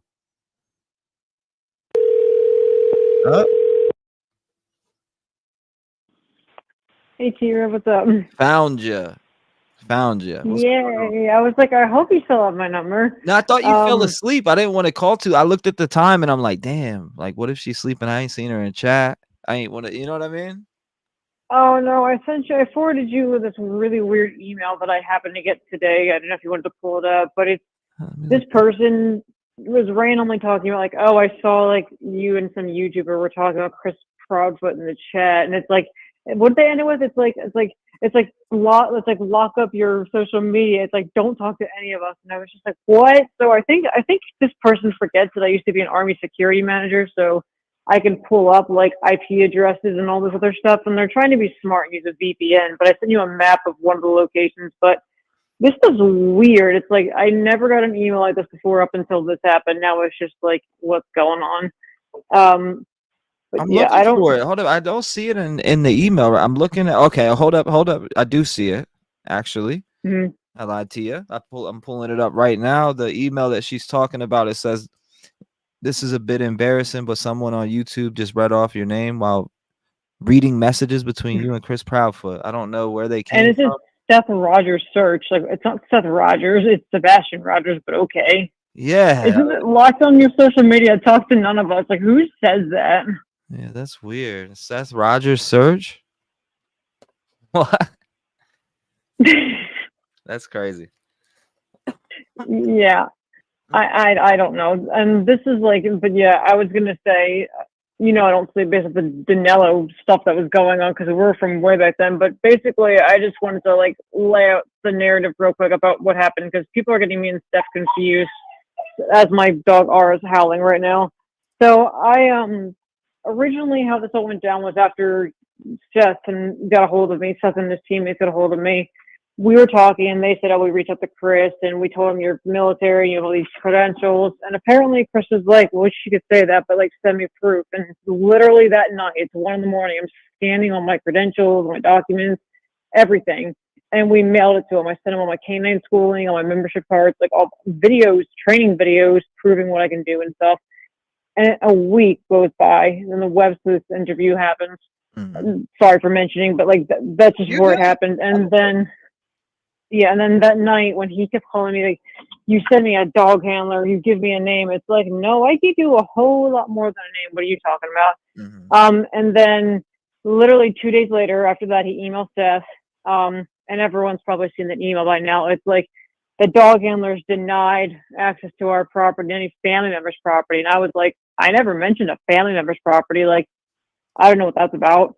But that was weird. And then I said, okay, tell him I want him to call me because I want to physically talk to him myself. Like, not over emails. I want to talk to him. So we did talk again. It's like 2 a.m, my time in Pennsylvania.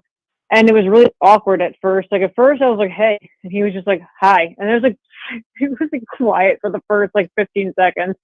And then I was like, so let's talk about my dogs. And then, like, I mean, he was nice to me on the phone. Honestly, we talked for like an hour and 15 minutes. And then it was kind of left like open-ended. Like, I never said, oh, there's nothing I can do. Or I recorded the phone call, I record everything.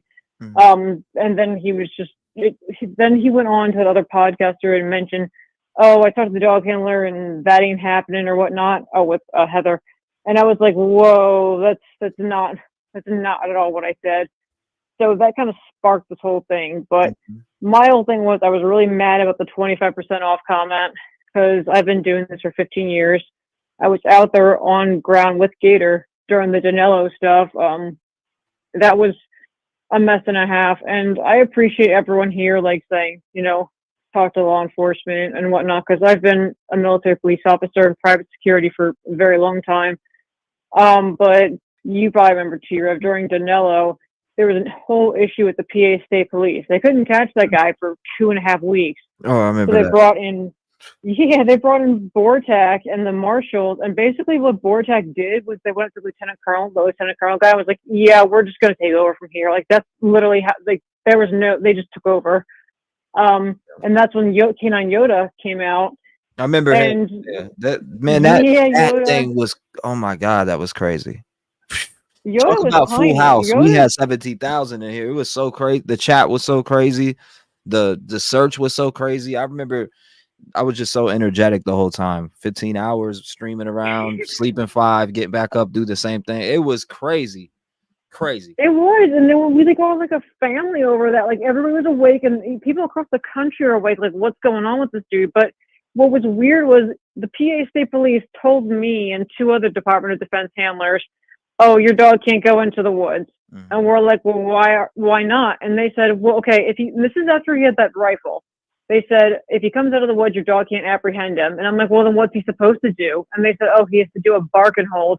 And a bark and hold, literally what it sounds like. The dog runs to where the guy is and just barks in place. Doesn't bite, doesn't apprehend. And if you're a criminal, you have a rifle, you're going to want the dog to shut up. So I was just like, I am not allowing my dog to be put in that position. But it didn't matter because literally like 2 days later, that's when Yoda went in and got him, which was awesome. And then, you know, you saw they got a bunch of crap for that picture. They all posted together as a group, which is dumb.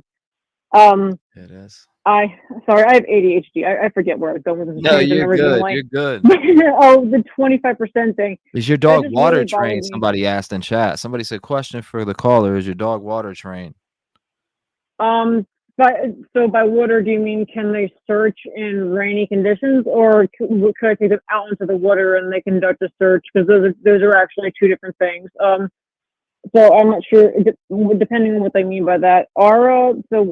Aura can do tracking on water. Yes, I can take her on a boat and she can like be positioned like at the bow or whatever, the head of the stern, whatever you want to call it. I'm sorry, a boat terminology, excuse me. I know dog stuff, that's it. Dog food, dog turns and snacks, from what I know. So like she'll go to the head and she'll be like waiting and she can sniff us out. But all of my dogs are trained to track stuff in the rain. And the reason why I do that is because I can never predict the weather, and I don't ever want to be in a position where I'm doing a search and I have to tell a family member, oh, I can't do the search today because it's too rainy, or I can't do it because it's snowing outside.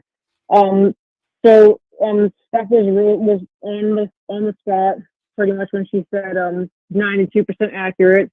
That's what you're looking for in regards to tracking, search and rescue, because you're dealing with like human lives. Same with explosive dogs. You don't want to have a defective explosive dog that's going to walk past the bomb.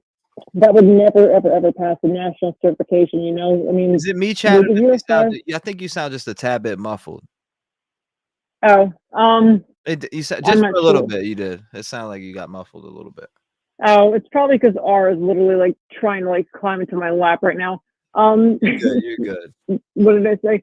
I won't talk long, I promise. I said, if you were a firefighter, would you take like your hose out if it's only 25% effective at putting out fires? No, you're not. You're not going to do that because A, lives are going to be lost, and B, your mission's going to fail. And Steph, if she's still awake, and maybe vouch for this. When you do a national certification, you have 5 judges watching you, and then you have 3 additional like evaluator graders watching you, and you go one at a time when you're running through your course, and it's a timed event, regardless of narcotics, explosives, human remains. Like, so you're watched by all these people, and you're given a score. So you can't. There's no way they could fudge that. And that's why I was really upset. But yeah, my dogs are trained in the rain, the snow. And like I said, that's only because I don't want to have to tell a parent that I couldn't find your child because I was out, like, in the woods and it started raining. And with the whole, I didn't search the private property, obviously, because I was told I couldn't. I was given a list of other areas of interest, not necessarily in Tennessee, that I was asked to search. And I did that. And my plan was to start outside. And what I was really looking for was areas of interest, and I'm not looking specifically for articles all the time. I was looking for evidence detection because Gators train in evidence detection. So, hypothetically speaking, especially for Aura too, if I have Aura out with me, she's looking for a cadaver. What do you guys? But she's also trained. Well, that's what I'm getting into. So if I have Aura out with me, I'm looking for a cadaver. Mm-hmm. I don't need to have an article of clothing to find human remains, because it's called, and this is going to sound gross, it's called a source odor. So basically, if there's a body out there somewhere, it's out there, it's laying there, and it's going to be constantly emitting, you know what I mean? I don't want to get too gross here. But sometimes people will, and this happened in England, and I posted this, somebody buried a child's remains underneath in a house foundation, and it was under 15 feet of concrete. I forget what the dog's name was. This is back in 2008. That dog found and detected those human remains of that child underneath that concrete. It was 15 feet underground of concrete. This is a real study. People can look this up, and this actually happened. Remains are believed to be from 1980.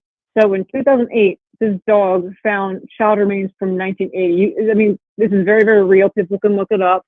And it's amazing what these dogs can do.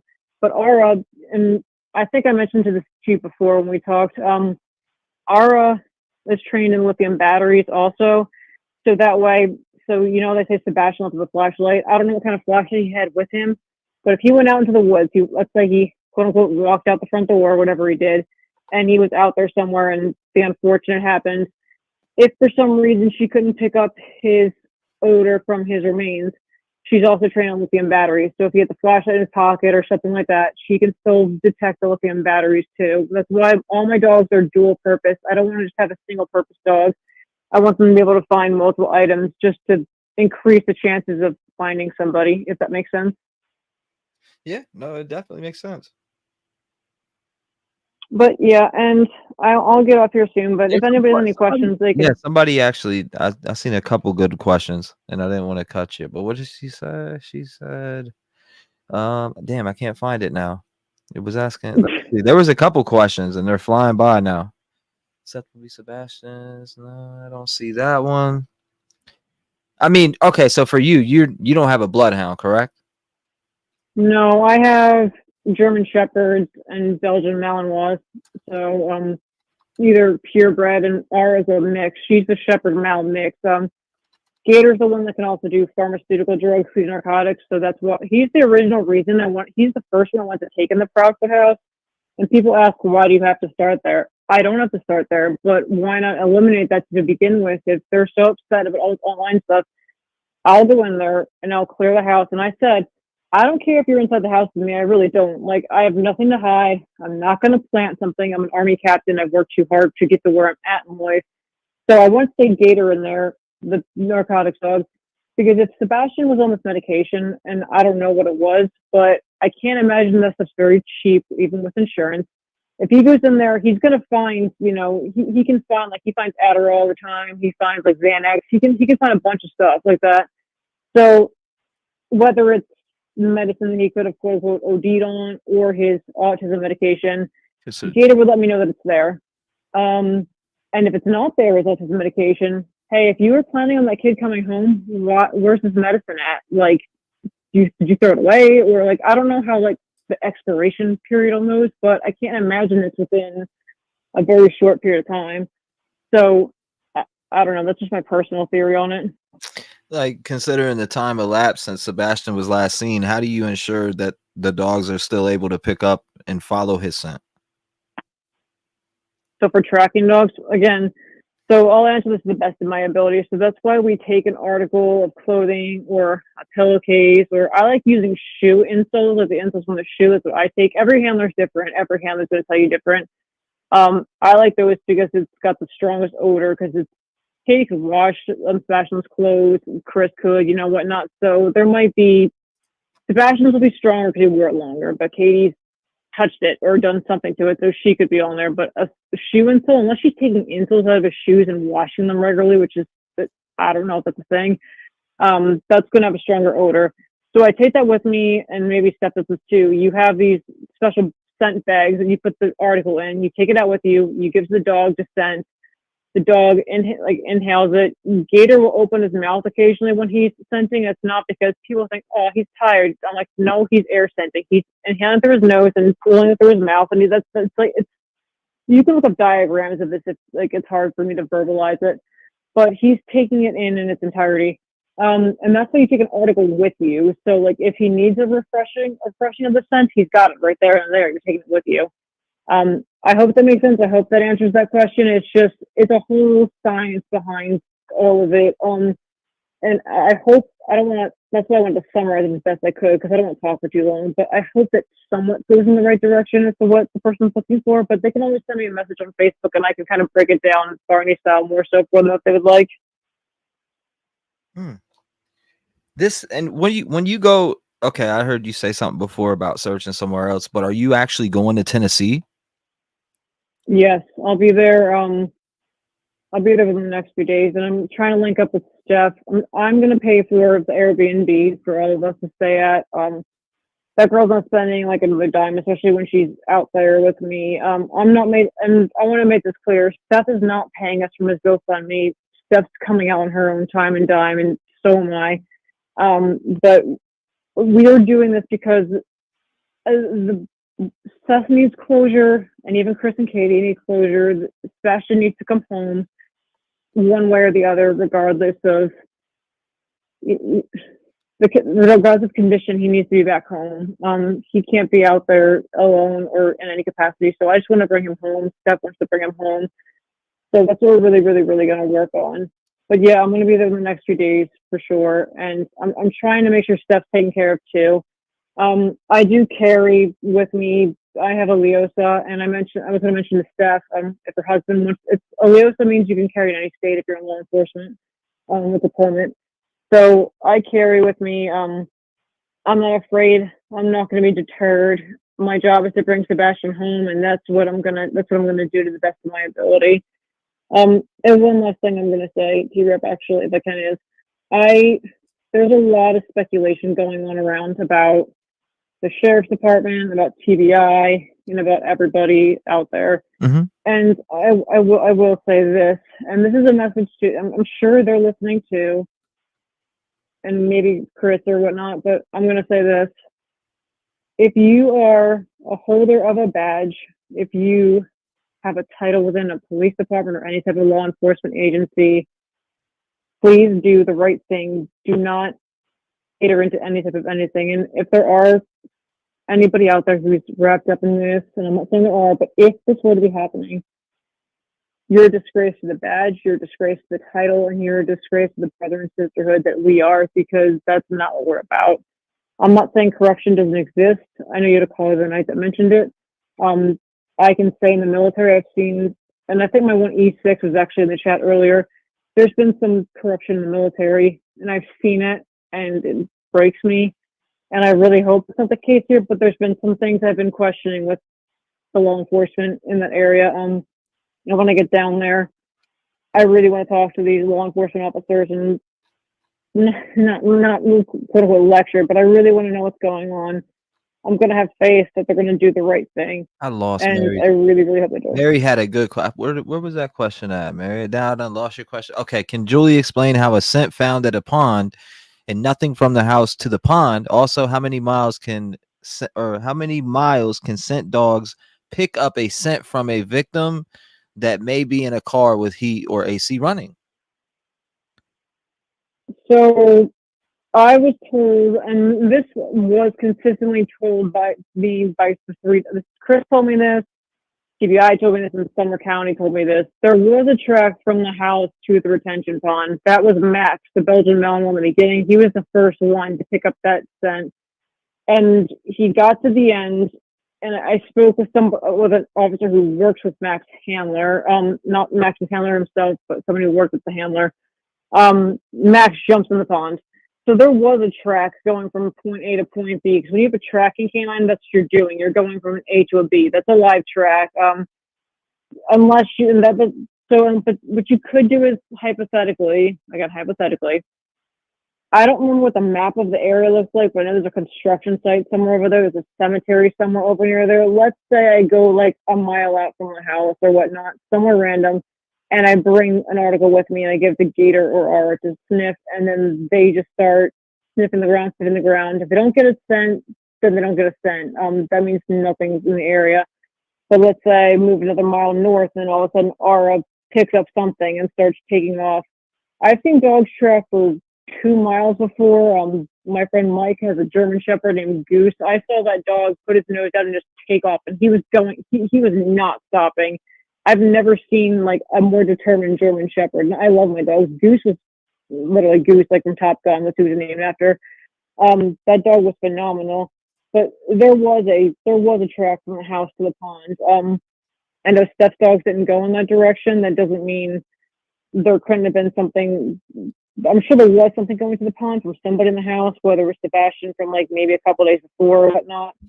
So there was something there. So I guess kind of what her question was. It was hard to understand because there was 3 questions tied into one. In regards to in a car with the AC running or the heat running, I'm going to be honest. I can't give you a 100% like good answer on that one. What I can tell you is I've seen cases, and T-REV, I don't know if you remember like the Bucks County boy story from up here in Pennsylvania, or if there's anybody in the chat from Pennsylvania. The boy that was committing these murders, he went with the one kid at the top of his driveway, and then like when he went to do the drug deal, he knocked him out, put him in his car, and drove like up so it wasn't my canine that picked up on the track, but it was a German Shepherd named Rennie, my friend, dog Vicky, from Vicky's dog. She picked up the track, and she was air scenting, so she was sniffing, and she was sniffing a circle like for a good while, like a tight circle, meaning it was a vehicle. Then all of a sudden, she kind of lifted her head up, and she started opening her mouth and like scenting in through her mouth and her nose. And then she was walking forward like that, which meant she was in odor, is what we call it. So she was in odor, so she knew something was there, which was the car windows could have been down, or whether it's the AC blowing. Because that kid was probably trying to think, oh, I've got a body in the car, I'm going to try to like get the odor out of my car, and which was the worst thing he could have possibly done. Actually, so I don't remember. I can ask Vicky, and if she wants, Mary wants to message me, I can put her to Vicky to answer that question better. I don't want to give a wrong answer or like a fake answer. I'm sorry. That's the best I can say to that. I don't want to speak wrong. You know. I don't blame you. I don't blame. If someone is buried there, can dogs smell that? If somebody what? If somebody, or actually Pam asked in chat, she said, if someone is buried there, can dogs smell that? Buried like anywhere, like it could be anywhere. Yeah. You know, I'm just saying, I think they're asking, could they pick up the body if they're buried somewhere and they're walking wherever it may be, whether it was on the property or anywhere else, just, you know, example wise, but they could pick up, like your dog could pick up on that. Yep, also RS4. It's cadaver. That's what a cadaver dog does. A cadaver dog finds dogs that are either like some are just like in the woods, just out there in the woods, but some are also buried already. And like I said, there's dogs that can find people like underneath concrete. That's what rubble recovery dogs are, which I took Ara through with that course. She does rubble recovery too. She was literally on this big like course full of a bunch of big rocks and boulders and stuff, and maybe Steph's done this too. It's supposed to be like, you know, post 9/11 training, like how those dogs just find bodies like in that type of environment.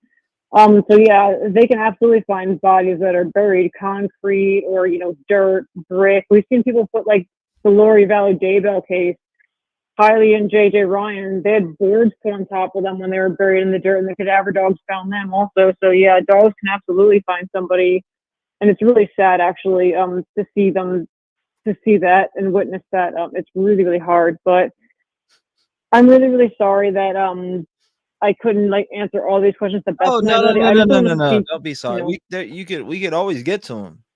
You know. Yeah. Seriously. Mm-hmm. I mean, if there's if you ever want to like read some questions and want to answer some, feel free to contact me, and you know, I'll give you the floor anytime. If you see some questions that you think or some things that you think that you maybe want to set straight for people to hear, I mean, feel free to again email me. You got my number, or actually now I got your number, so you can get a hold of me if there's anything that you want to clear with people or you think that they should know. Yeah. You know what I mean? Yeah, and I'll just answer this real quick fast because I do see it. People have been asking about me and being on Chris's property, so let me explain that. So although I have clearance by TBI, and I'm sure everyone's seen it scroshots of Don't Facebook go on my wife's property. Don't get me started. Well, so oh my God, you just don't get me started though. And I know everybody wants peace. Honestly, it's just about finding Sebastian. Take everything out. It's about finding Sebastian. We don't know the story about what happened. We just want to help find him.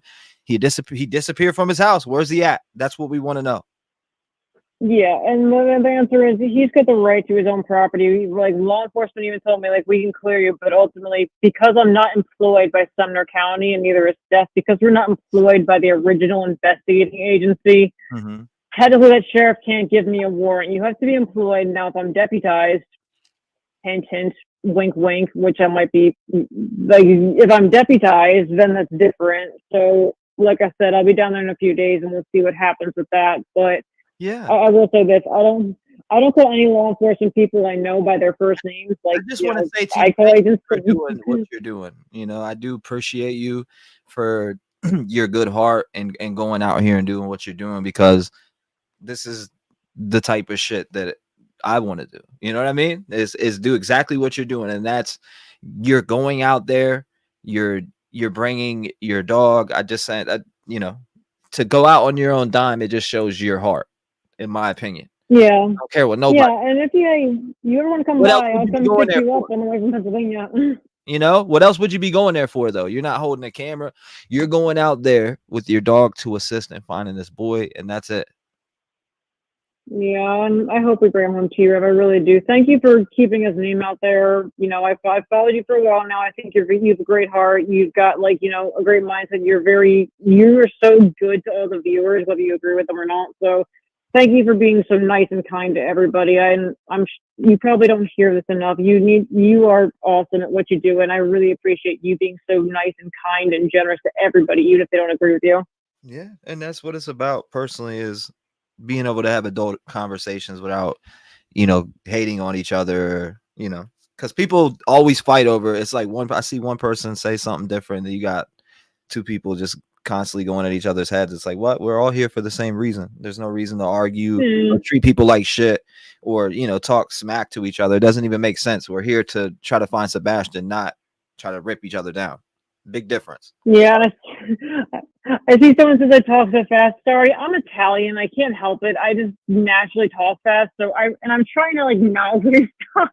Oh, so I'm sorry if I talk too fast. I talk fast sometimes. Oh yeah, but I'm like freaking the Charlie Brown teacher sometimes. So I'm really, really sorry, Gail. If you have a question, you can email me and I'll write back. So I'm so sorry about that. But thank you, T-REV. I'm gonna no, I did not say Chris kicked my dog. Whoever just says in the chat, Chris did not kick my dog. That's That's not what I said.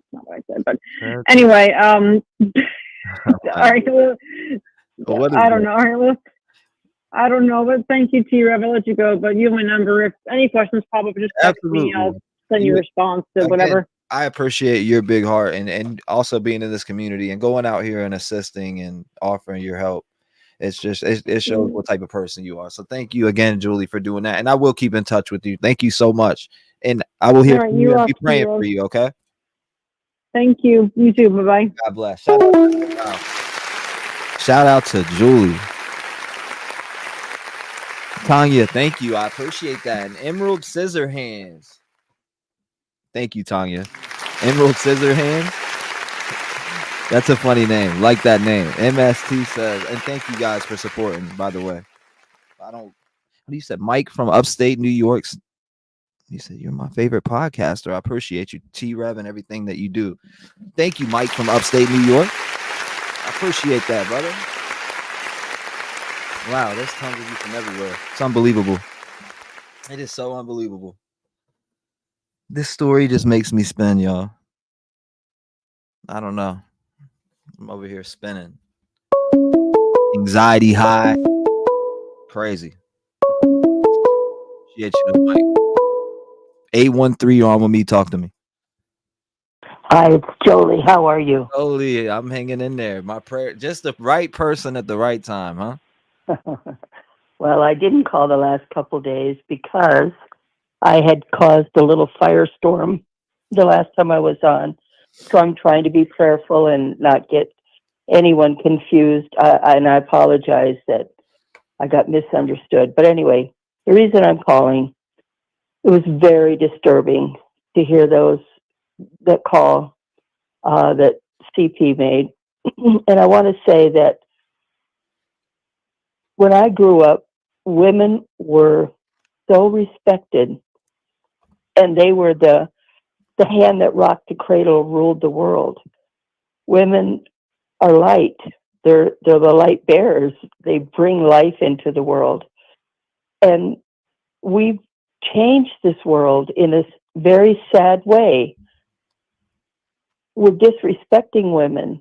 And that phone call was the absolute epitome of what's happened to our society. And that's where my focus is. I do want to find Sebastian, but I also want to change the narrative like you want to do, but in a spiritual way. And I know that not everybody that listens to this channel feels the same way spiritually, and that's okay. But there is a light and there is a dark. There is a good and there is an evil. We all have to call it that. Miss Mary's prayer was so beautiful, and I was praying with my soul the whole time she was praying that everyone could join in. Mm-hmm. And I asked all the prayer warriors that are listening right now to help me to pray in your spirit as I pray tonight. But I heard Chris panicking on that phone call because he wants to protect his family. And I'm not sticking up for him at all. I was nauseous listening to him. But that's what evil anger looks like. Right. It's sickening. And we can change this world. I'm not saying that he's a bad person. I'm saying this is what happens when we don't check ourselves and we don't try to reach for the light, and we stay in the darkness. It's an ugly thing to see. But I want to pray for this world that we live in and the society that we all have to navigate through. That sweet helicopter mom, she's frantic, every noise, because this is what's happened. You don't know where the bad guy's going to break in, where they're coming after our children, because so much is happening. So we have to pray that God will help us to change all of this. There should never be a Sebastian, a Summer Wells, a Monkey, Adam's child, I can't remember, Harmony. These things should not happen. We have got to change our world. People are taking drugs and letting their kids just run, or they're beating them up because they don't be quiet enough.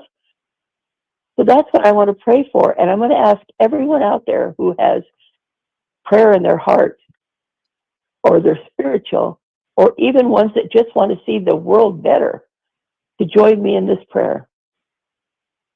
Lord, I am desperate.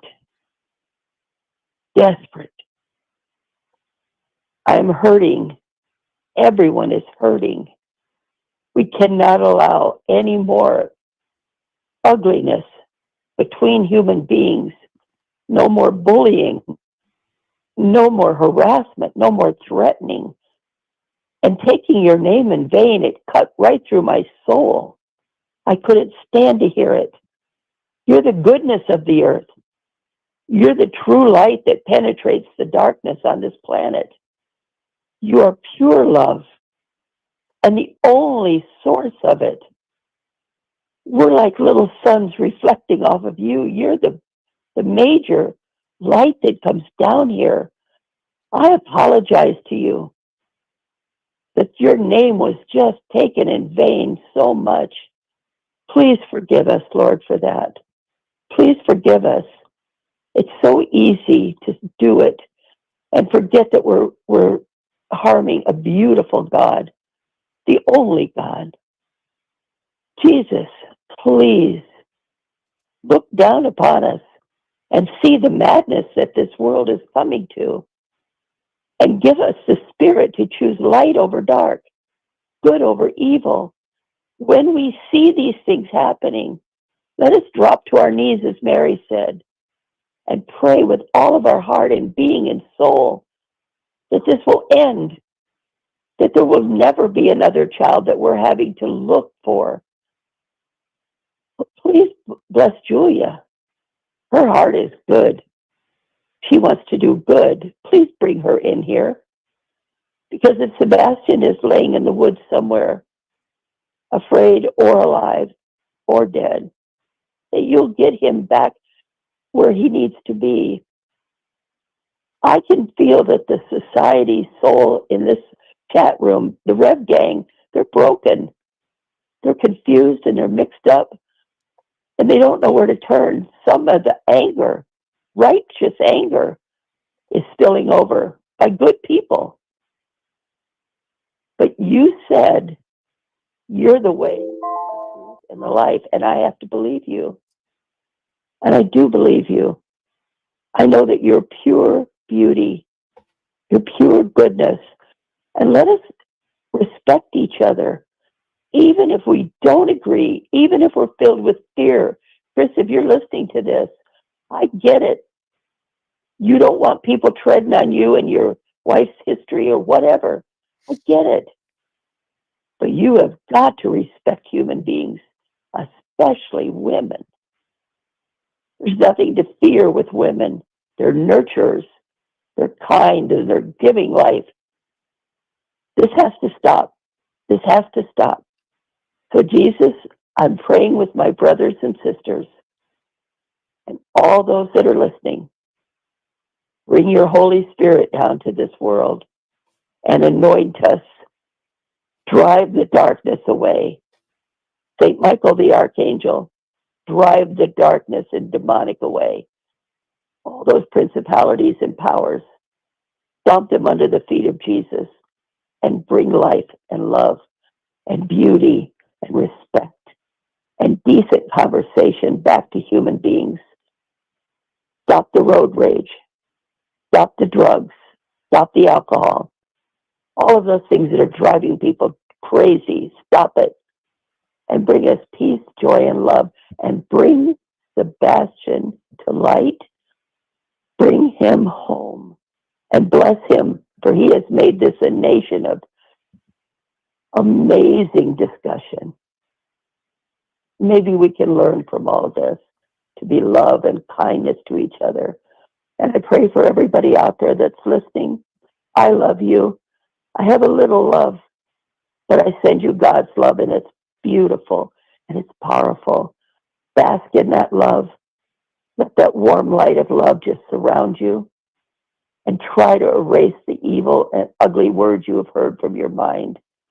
Let us be filled with God's peace.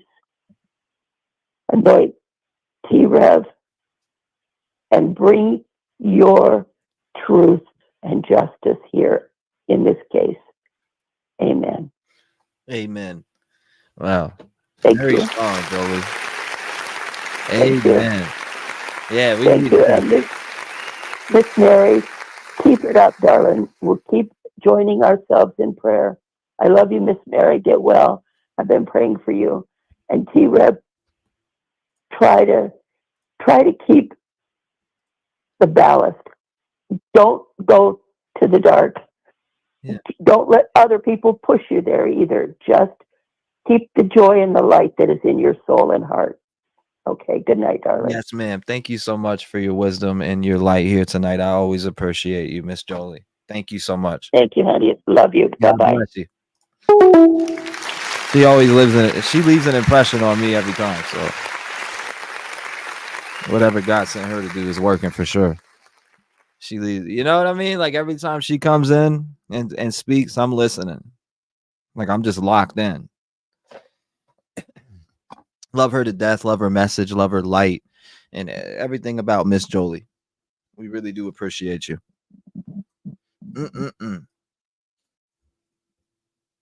She gets to me. Yeah, she's so uplifting, ain't she? She gets me. But let's see, amen. I don't know. I'm about to go get something to eat. I woke up, came straight on here, some phone calls. I'm about to go get something to eat. Maybe I do go on the second channel. I know people are gonna ask. Oh man, I'm so drained, but we got a mission. Shout out to all of you who came by and showed love and called in, been a voice tonight, etc. You know how we ended here. I'm not changing it. I don't monetize these streams, so I don't care. I like playing what we worked on. So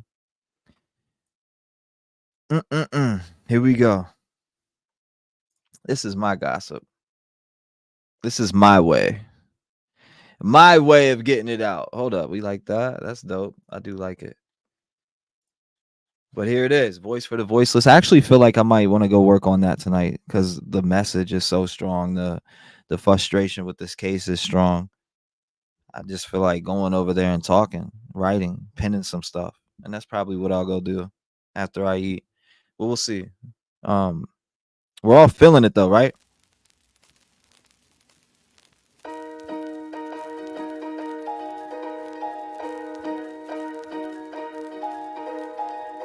Voice for the voiceless dropping this summer no matter what. I need to go work on that tonight because I'm feeling some type of way.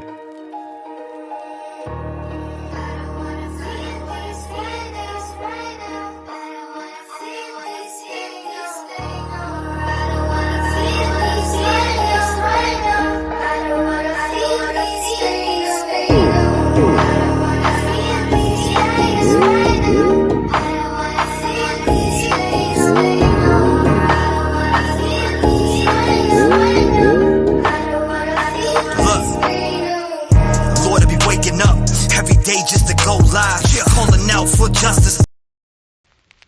Nope, we cut it. Nope, I had to fix it. All right, so the echo's gone now. Damn, that was probably crazy.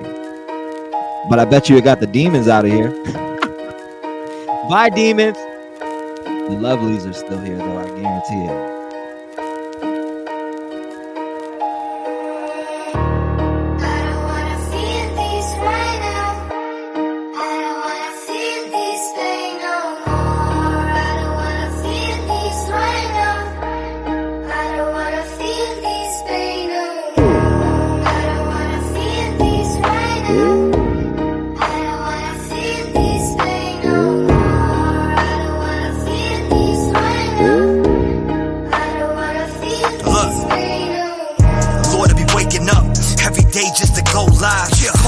For justice till the Lord lets us all thrive.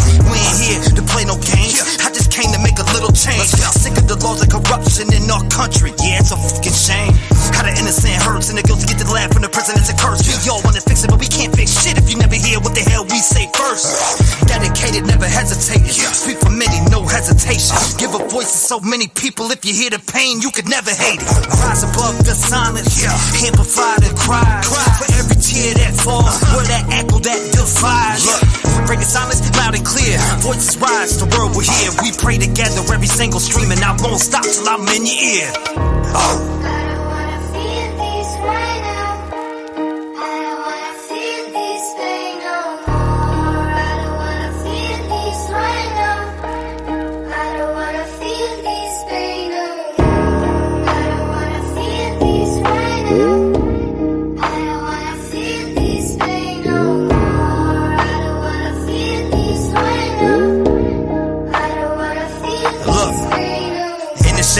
Voices fade, but I make them heard every single day. I pray for change to the point that I think about coming with Rev Gang as a parade. That's what chasing echoes, silent screams. We light the way with hope's high beams. Guiding the lost back from the extremes. Voices rise, tearing at the seams.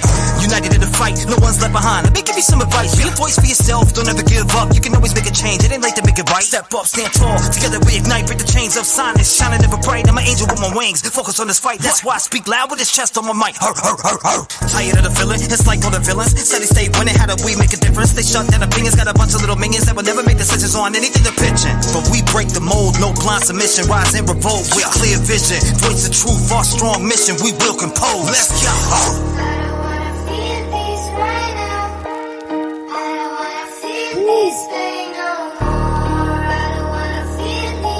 That's heavy.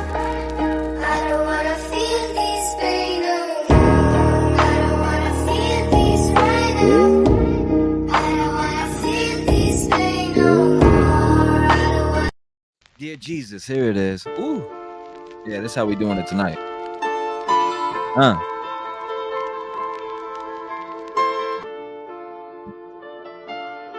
Happy Mother's Day to everybody. All the mamas, we love you. Yeah. Dear Jesus, how should I move? I got these demons all on me, they trying to take over again. All of this money, I know it can't pay for this life of sin. All that I ever wanted was to win, but I'm not trying to be gone in the wind. Dear Jesus, I need you to walk for me. I need you to talk for me, cause I don't seem to do it properly. Dear Jesus, yeah, dear Jesus. Blood. Dear Jesus, I wanted to change. I'm over feeling all of this pain. I've been through the struggle, I've been through the rain. These haters are looking for something to blame. They always are coming all up on my page. Filled with their hatred, they think that I rage when I am really laughing in the face. You either a rep gang or you are a snake. I don't give a shit about none of your drama. My faith is with God as I fix all my problems. You people be running and hugging the fence while I stay focused on myself and I'm evolving. I use my platform every day for a love and light to make a better place. Watching these kids lose their lives just makes me turn and say, Dear Jesus, how should I move? I got these demons all on me, they tryna take over again. All of this money, I know it can't pay for this life of sin. All that I ever wanted was to win, but I'm not tryna be gone in the wind. Dear Jesus, I need you to walk for me. I need you to talk for me, cause I don't seem to do it properly. Dear Jesus, yeah, dear Jesus. Appreciate you, Leo. it's nothing but pain. All of these families are feeling the same, losing their loved ones to all of this violence. Our government doesn't want to make a change. It feels like a game, this shit ain't the same. All of y'all do is just pick at our brains, give up a little info, they conceal the rest and expect us to believe what you say. How is change gonna happen? You let these pedophiles run around and trash it. They touch kids but the judge gets an ass kiss, and you expect us to wanna roll with that shit? He touched a kid and gets 2 years maximum, but gets back out on the streets looking for a scheme, sneaking in a family, then killing a teen, and now we stand together as human beings. Jesus, I'm asking for help. These bastards should really be burning in hell, at least the rest of the life in the jail. We really don't understand all of the failed. Audrey Cunningham, Quentin Simon, Kylie Rodney to Summer Wells. All my life I've been waiting for purpose, and now I have it. I will prevail. Dear Jesus, how should I move? I got these demons all on me, they tryna take over again. All of this money, I know it can't pay for this life of sin. All that I ever wanted was to win, but I'm not tryna be gone in the wind. Dear Jesus, I need you to walk for me. I need you to talk for me, cause I don't seem to do it properly. Dear Jesus, yeah, dear Jesus. Yep, dear Jesus, that one right there. All right, let's go to the next one, because this one right here, whoo, this one gets me going. I don't know about you, but it does me.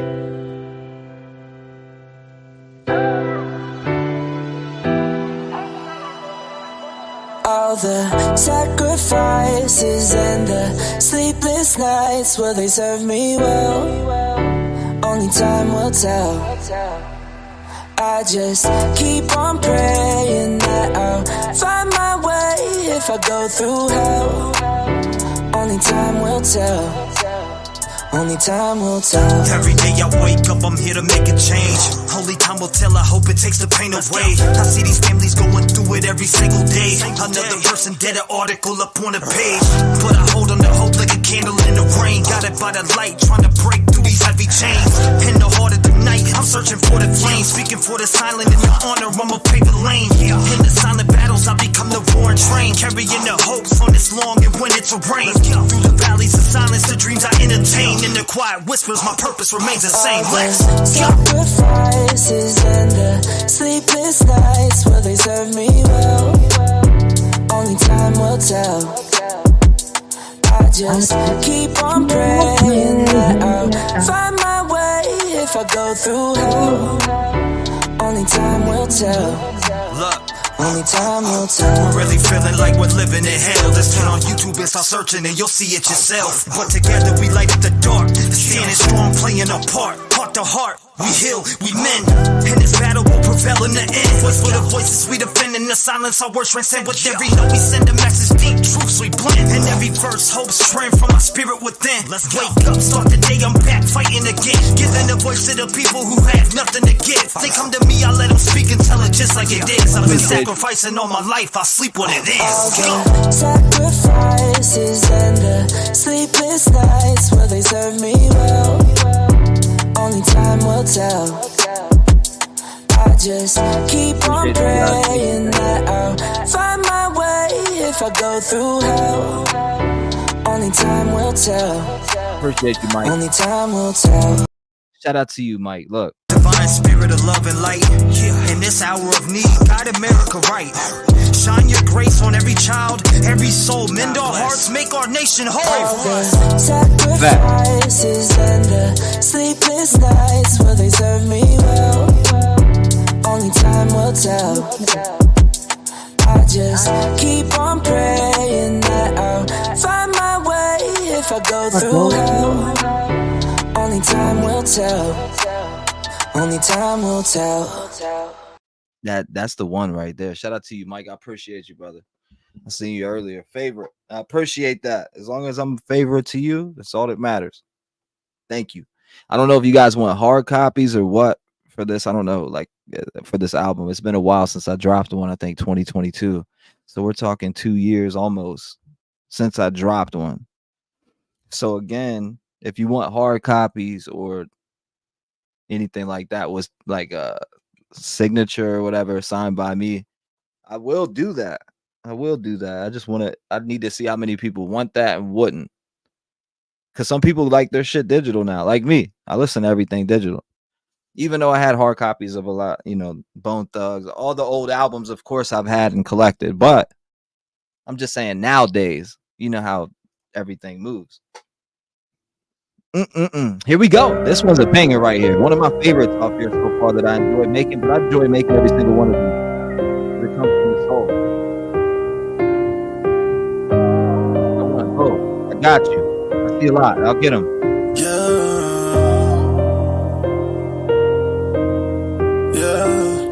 Dear mama, I know you told me stay out of that drama, and I know you wanna see me living proper. I'm just doing this for you and all my partners. In they pocket watching, they ain't got no honor. They an actor, should've got an Oscar. I know we got some problems to get out of. Happy Mother's Day, Mom. I love you. Some trauma. So I just write this letter to you saying, dear mama, dear mama, dear mama, dear mama. Had to write this letter to you saying, dear mama, dear mama, dear mama, dear mama. Dear mama, I just want you to have faith, yeah. No, I'm about to go fill up the bank, yeah. Dear mama, dear mama, dear mama, dear mama, dear mama, dear mama, yeah. Dear mama, you're all that I got. I know life was messed up and went left with my pops. I was out there running the block, drugs in my sock. After I got raped, I blamed you and my pops. I was mad at life, I hated myself. I thought if I could blame y'all, it would fix itself. But I was wrong, and I can admit that there was nothing worse than waking up every day not knowing your worth. Mama, no matter what you did to me, I just wanna say I love you. I'll make you proud with victory. I stand tall every day and look these kids in the face. Growing up like I did, that's why I wanna make a change. And if it wasn't for you, I wouldn't be who I am. So this song is for you, Mama.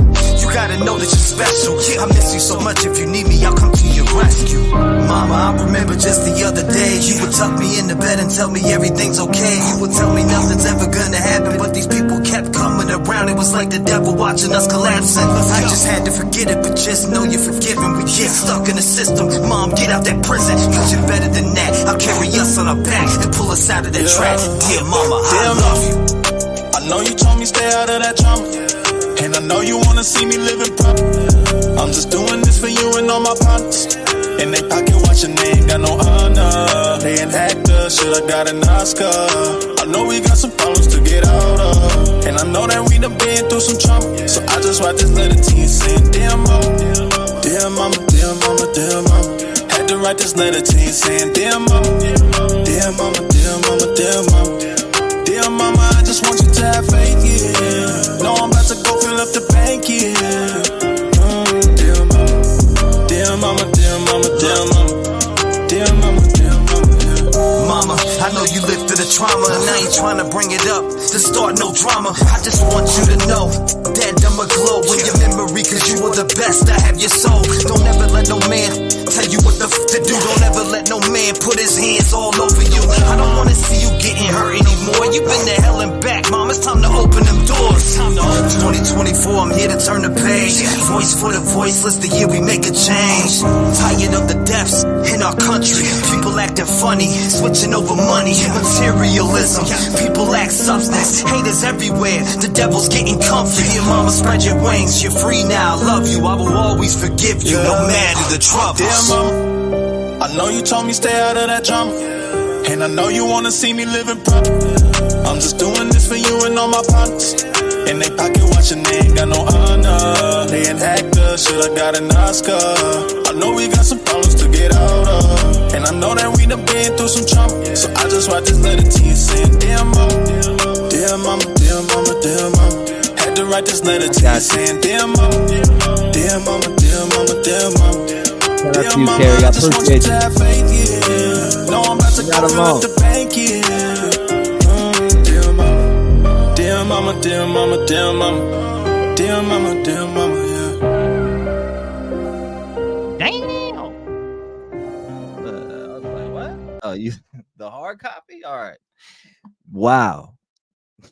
This is another banger right here. I appreciate you guys, by the way. And that seems that a lot of people want hard copies and signatures. Wow. I'll be busy. I like that though. You know what? That makes it that much more special to me. So you're not by yourself. Not no more.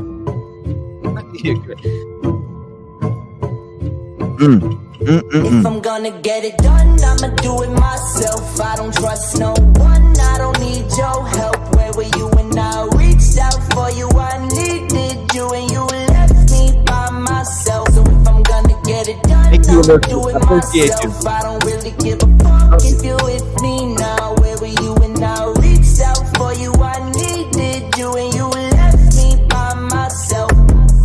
I was always left alone, sitting in my home, going through depression while I'm crafting all these poems. My mom was doing dope, that's all I ever known, but I let that pain go away. I'm here to take the throne. Got Rev gang behind me, I give a voice to the streets. Let the people speak, love and light is what I preach. Got these negative people who try to put stains on my fleece, but I never give up and stay focused on my peace. Reaching to be the better me, to succeed. I cover stories every day that could drop a horse to his knees. I've came to realize we really need change, and if I gotta do it myself, I'll bring a proof rain. If I'm gonna get it done, I'ma do it myself. I don't trust no one, I don't need your help. Where were you when I reached out for you? I needed you and you left me by myself. So if I'm gonna get it done, I'ma do it myself. I don't really give a fuck if you're with me now. Where were you when I reached out for you? I needed you and you left me by myself. I'm speaking to the government, we really need some change. I used to be that child that was living through the pain. Got raped by a monster when y'all barely did a thing. I'm speaking out for me and all the others feeling pain. When I speak, it's with my chest, this ain't no motherfucking game. I'm sick of y'all giving every one of them a name. I hear stories like mine and it makes me wanna rage. How can we turn the page when y'all haven't done a thing? You give the ass a deal, then they're back on the game. We can't fix these sick pricks, but you free them every day. So I'ma build my platform up, step by step. You can't ignore all the signs, just take a look at the depths. I'm gonna get it done, I'ma do it myself. I don't trust no one, I don't need your help. Where were you when I reached out for you? I needed you and you left me by myself. So if I'm gonna get it done, I'ma do it myself. I don't really give a fuck if you're with me now. Where were you when I reached out for you? I needed you and you left me by myself. It's like they don't want to listen to us about what we're going through. They don't want to hear the pain. They don't want to stop these people. They want to keep giving them deals and letting them come back out into society and ruin more lives. And we're getting sick of this shit. We had enough. Man, they're gonna kill more people. I'm speaking for the voiceless. We need better laws and better purpose. I know a lot of families out in these streets, they are really hurting. They don't know where to go, know where to start. A lot of these families get left in the dark. No answers, no leads, they get pushed to the side just like they were from the start. I'm here to make a change. I'm at it every day. I'm far from perfect, but I refuse to stay the same. I'm here to grow with my people and rise above. Put all my faith in God. The change is gonna come. Get it done, I'ma do it myself. I don't trust no one, I don't need your help. Where were you when I reached out for you? I needed you and you left me by myself. So if I'm gonna get it done, I'ma do it myself. I don't really give a fuck if you're with me now. Where were you when I reached out for you? I needed you and you left me by myself.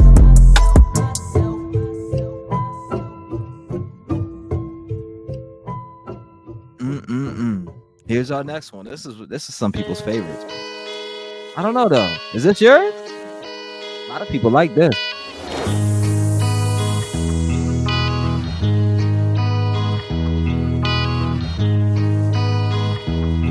Welcome to the Red Game family. Thank you. Love you, my friend. Keep me in your head, cause I'm standing on the edge. Say a prayer for me, say a prayer for me.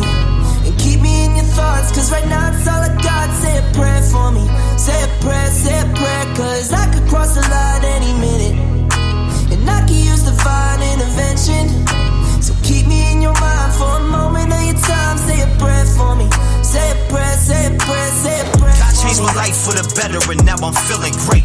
These demons always try to come around and take my place. So kneel beside my shadow space and say a prayer for me, cause sometimes I catch myself losing faith. Then I remember what my mission is. I'm here to make a difference. I don't give a fuck about your opinion.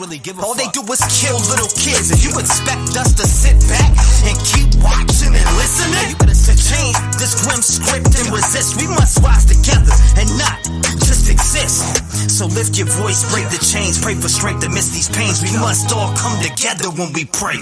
Keep me in your head, cause I'm standing on the edge. Say a prayer for me, say a prayer for me. And keep me in your thoughts, cause right now it's all I got. Say a prayer for me, say a prayer, cause I could cross the line any minute. And I could use divine intervention. So keep me in your mind for a moment of your time. Say a prayer for me, say a prayer, say a prayer, say a prayer for me. As I go through the day, I continue to pray. But every day it's getting worse with these demons we face. Little Elijah few, only age 3. Voice caught in the shadows, far too deep.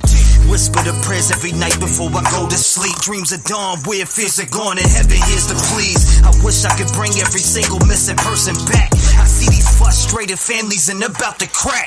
In the night's cold grass, we light a match. I'ma keep being that person that always makes a path. The Rev gang's here to stay. I made a way and we will keep being a voice no matter what they say. Keep me in your head, cause I'm standing on the edge. Say a prayer for me, say a prayer for me. And keep me in your thoughts, cause right now it's all I got. Say a prayer for me, say a prayer, cause I could cross the line any minute. And I could use divine intervention. So keep me in your mind for a moment of your time. Say a prayer for me, say a prayer, say a prayer, say a prayer for me. Hear me live. That is my wow. my wife live. If it's not my wife, it won't be live. If you want to talk about my wife, reach out to me. I might be on there live. I may sing it to all of you. You never know. I may sing for you. You got to go to the second channel. You may find out. I do sing to people.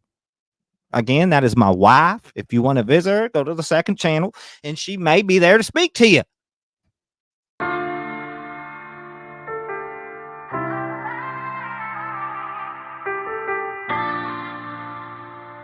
Thank you, Sheila. I appreciate you.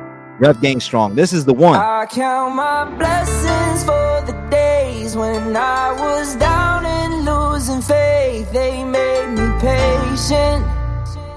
All I can say is thank you. I really wouldn't be the same if I ain't gone through all the pain. Look what it made me.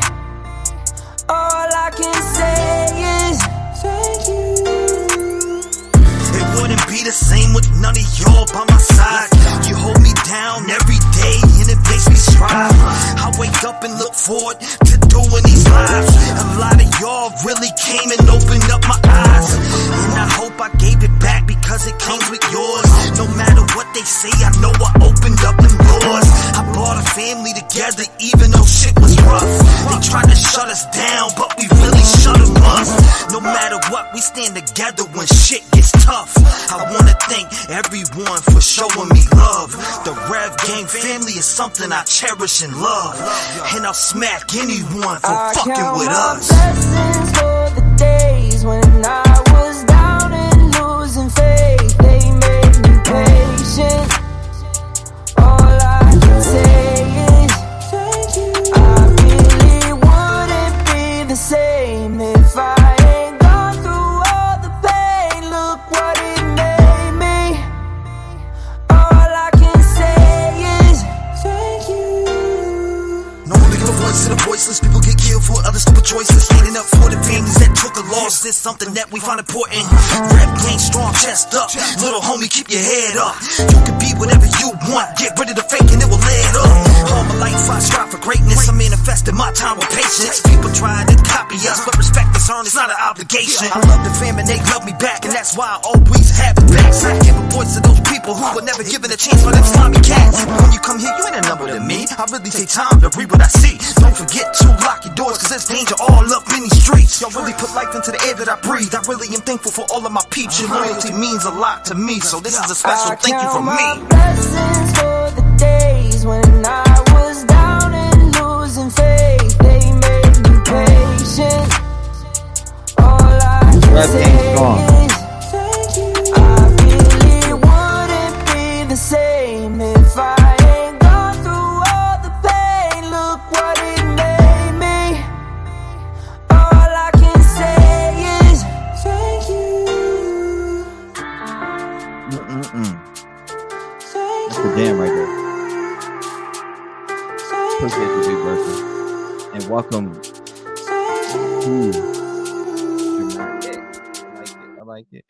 Yeah, second channel. I'm definitely going to rejuvenate real quick though. I appreciate you guys. Damn, we did 8 hours on the second channel last night. That was crazy. Love you all.